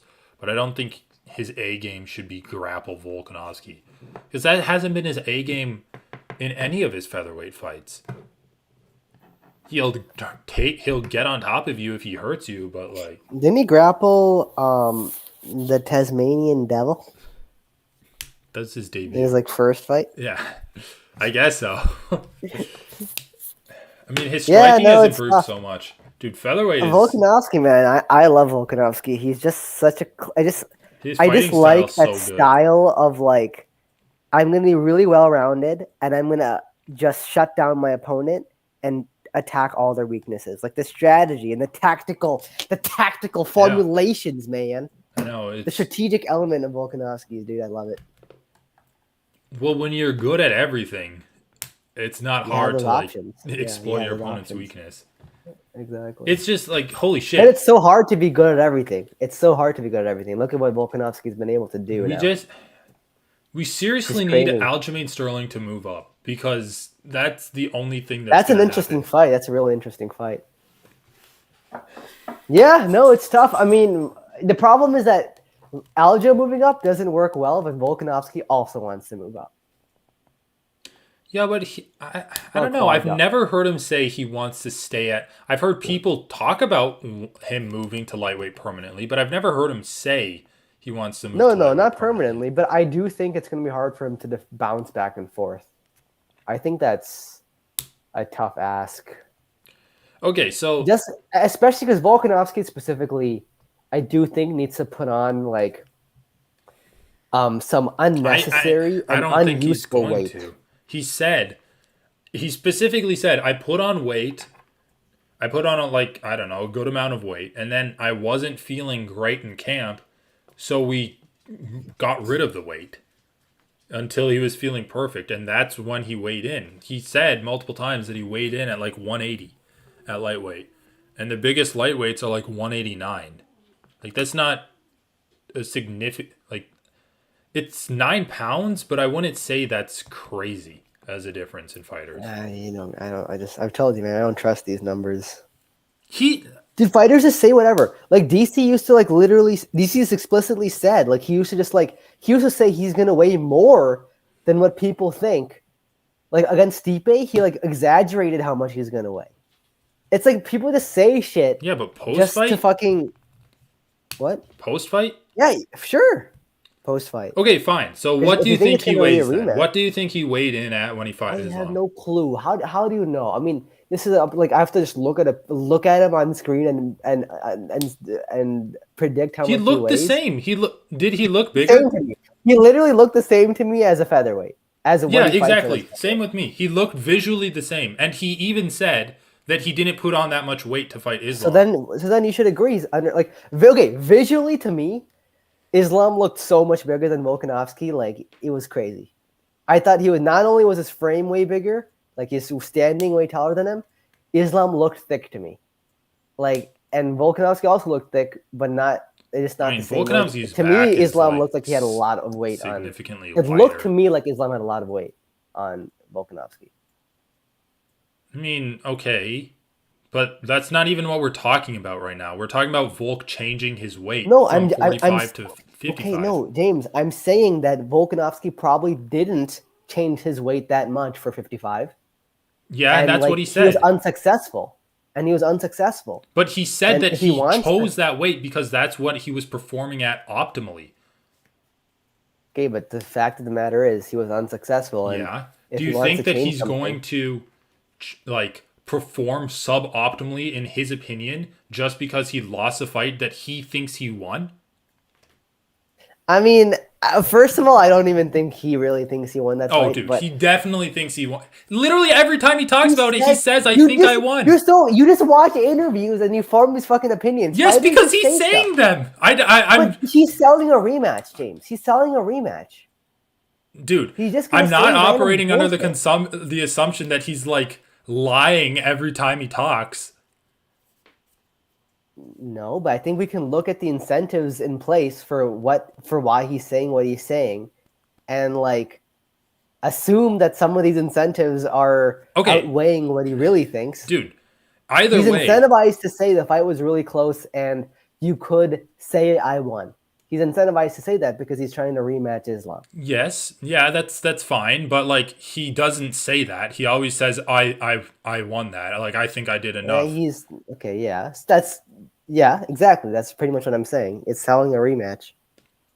Yeah, but okay, but either way, like he still performed well. He says, "I know." Oh my god, people aren't lying in interviews, and I'm saying, yeah, they are absolutely. The interviews don't mean anything, man. People just say whatever the fuck they want in interviews. Again, that doesn't really have relevance of him putting on weight. When he says, like, I weighed about the same because I was heavy, I didn't like the way I performed, and then I took that weight off, and so I ended up being just slightly heavier than I am at featherweight. Then at some point he lied, though, because in the build-up to the Islam fight, he absolutely said he was bulking and, like, working really hard to put on weight.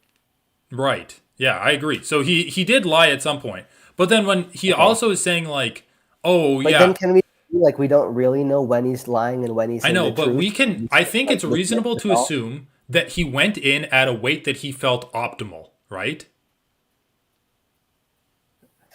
He felt optimal. Okay, yeah. I Yeah, mean, like probably yeah. that We he was felt why did, performing the best yeah. at. I'm not gonna go in feeling shitty. Yeah, yeah. Right. Okay. So like he put on weight. I don't know. I don't think he necessarily bulked up too much because if he like did put on weight and It's then he hard. felt I think slow it's and really hard. sluggish, took the weight Yeah. off to be a little bit sharper, Okay. I think we Sure. can say that's like an optimal weight for him, at least in his training camp. And then when he comes out of the fight saying, "Oh, I know the adjustments that I needed to make as soon as I was leaving the cage." I don't think the adjustments there is like I needed to put on more bulk. Okay. So okay. Sure. So I'm I just saying, mean, like, maybe I because don't know you how were you're saying you that. were pointing at the fact that he lost the fight as a motivator for him to get bulkier, but I don't think he's looking at it in that way at all. I think I he's think if looking he at it wants that to like, consistently defend the lightweight belt, he should probably put on some mass. Yeah. yeah, but if he said that he felt optimal, like going into that, and he was performing the best, then why would he put on weight? Well, okay, but when this just gets back to what I'm saying, which is like we know he's lied at some point. We just don't know when. Like he says contradictory things, and so we're just assuming that the latest thing he said is the correct one because We're it fits assuming the that he narrative we acted in his want to be best true. interest. That's what we're assuming, right? Yeah, we're assuming he acts in the If best you don't interest, like, but we let's just don't say you know. don't have We to don't cut know. weight. We don't know how much weight he put on or didn't put on for the Islam fight. At the end of the day, we don't know. Right. All I'm saying is this is an I don't know I question. We know, don't know but the Sonic, let's answer. say you don't have to Yeah. cut weight, right? So you can be whatever Okay. weight you want to be. And you barely have to cut any weight because your weight limit Well, is forget 10 about the weight pounds cut. higher. Forget about the weight cut. You can choose what Okay. weight you want to be. You choose a weight, you fight, Mm-hmm. and now you're saying he should be at a higher weight than the weight he chose. That's what you're saying. Well, does the opponent you fight impact the weight you choose? Or is Well, it we're all about how saying he's you at feel in lightweight, the and we're gym? going under the assumption that he can be at any weight he wants, pretty much. No, I understand that.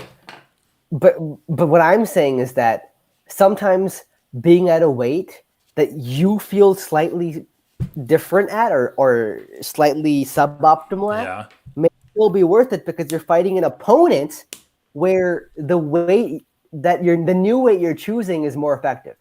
Right. Like, and I think the best Like, example is like and Stipe. that just It's just makes heavyweights, right? logical.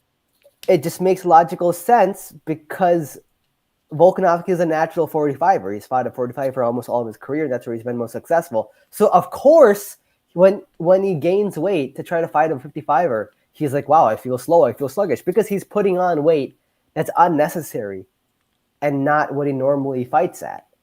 But it still might be worth it, especially when you're fighting against a wrestler at 155.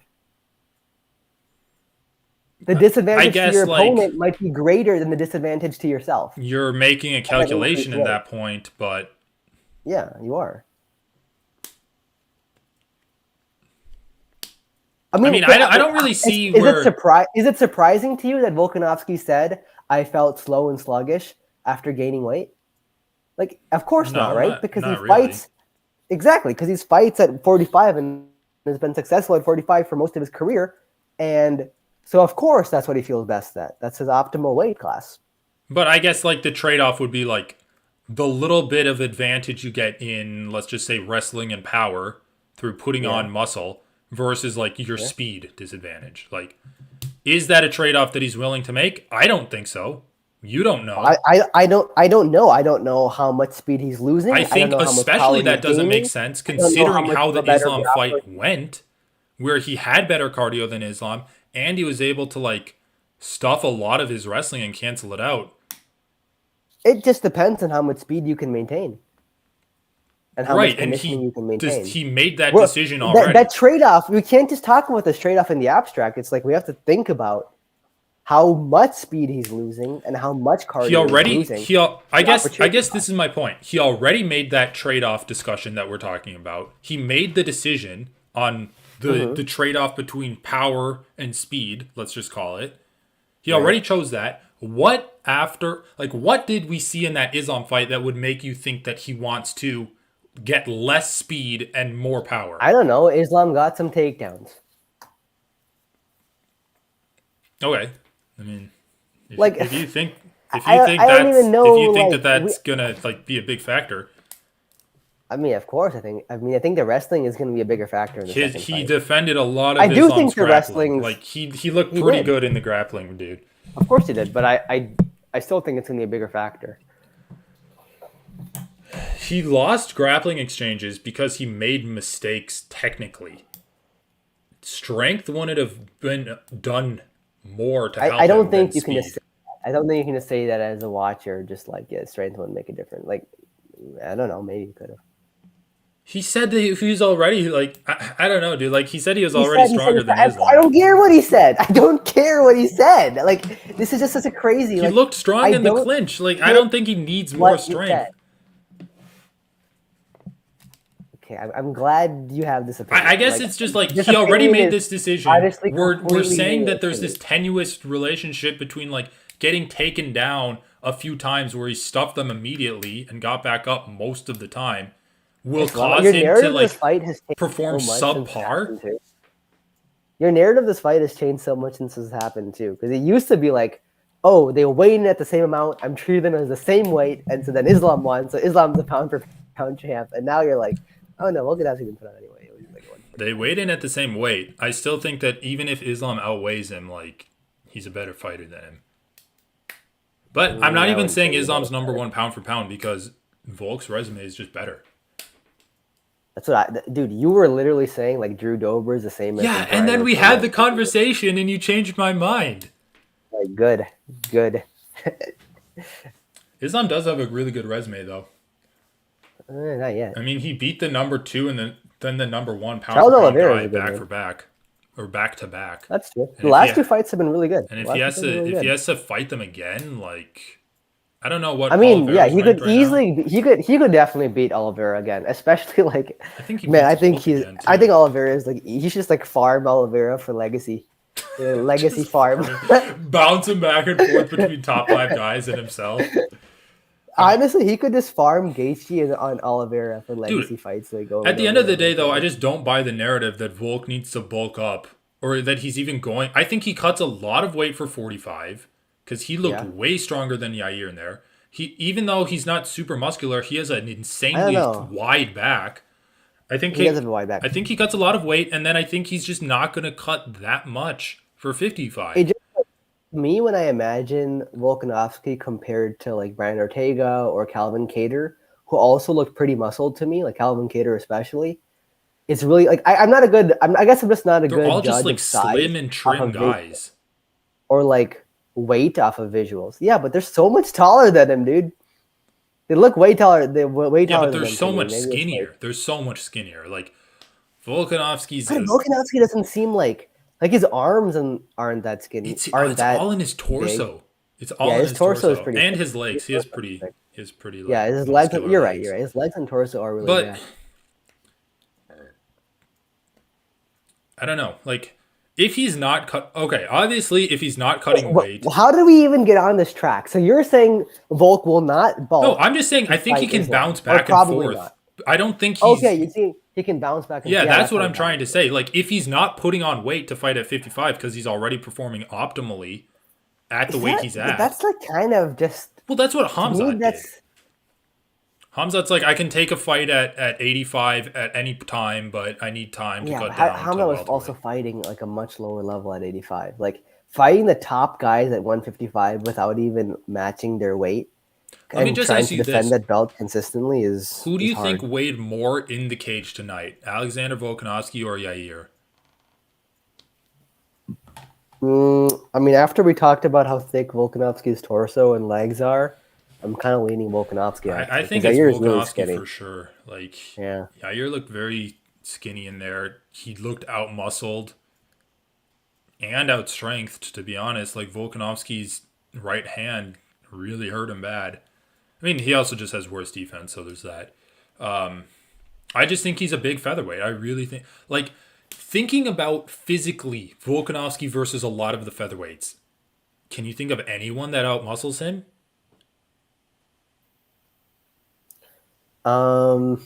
Man, yeah, Volkanovski literally looked like he had chimp strength tonight. Well, I mean, They it's were as just we said. It ragdolling him, looked man. like he was fighting Islam. He looked the exact same. Yeah, no. I mean, obviously, Islam's also probably really strong, man. All these guys are super No, I'm strong just and talking about like conditioned. Like they're really good athletes. Volkanovski. His body size, it looked like he didn't lose any mass between the Islam fight and the Yair mass, and the Islam fight and the Yair fight.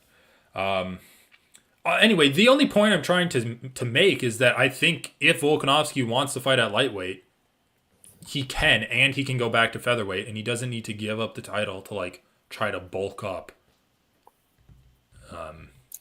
Yeah, I don't know. I have a really hot. To me, like just the size difference. I'm remembering from the Islam fight. I'm just not that excited about Volkanovski moving up again. Anyway, to be honest, I mean, whatever. I'm excited for it just because the featherweight fights are so easy, but I just don't give Volkanovski a lot of chance to beat Islam Well, he's gonna have to do the exact same kind of game or plan. like. But yeah, I feel like that was Islam's like worst conditions for Islam too, in a sense, because he had less time to recover from his weight cut, Yeah, he had and like a lot less time too. What is it, like 36 hours to like? it was like a third less time. I think it was like 24 versus 36 hours. Yeah, Right? Um, it was and weird. like I also just thought Islam looked off that fight. I also thought like I mean, Islam like his just has striking way looked better good, but he grappling game. gassed out so much. And He maybe gassed out. Yeah. and dude, he's done striking fights before, like against the jiu-jitsu prodigy guy. He just like Yeah. struck with him for the first 2 rounds and then took him down. But anyway, The I fact mean, that like that like grappling, especially when like in the round three or was I think where he had Volk's back and 4. Volk just stayed there. Round four, yeah. That was like that just doesn't seem like something a grappler of Islam's caliber Right, right. He was would definitely do staying there normally. to like try to recover his cardio. Yeah. Um, So we'll see. I mean, I'm excited. I mean, okay, I will obviously be excited for that fight if they rebook it. I mean, probably one of my I most just want to see anticipated some more fights. fresh matchups, and it's kind of annoying because the top 5 guys are all the same guys that fought Habib, except for Oliveira, who already Yeah, lost to yeah. Islam. As I I mean, wish we got yeah. fresh matchups at lightweight, which is why I want Volk to like fight lightweight contenders. I I don't know, man. I mean, lightweight it is contenders. cool whenever we get the number 1 and number 2 guys. Which, as good as John Jones' resume is, if we're going off of recency, which I think is what we should do, Yeah. it's like they are the number 1 and number 2 guys. So if we can have like rematches or multiple fights, it's not something we should be putting our nose up at. And Jones is definitely up there though. He subbed Cyril in one round. Like winning a title fight in one round is pretty crazy. It's a good recent accomplishment. Yeah.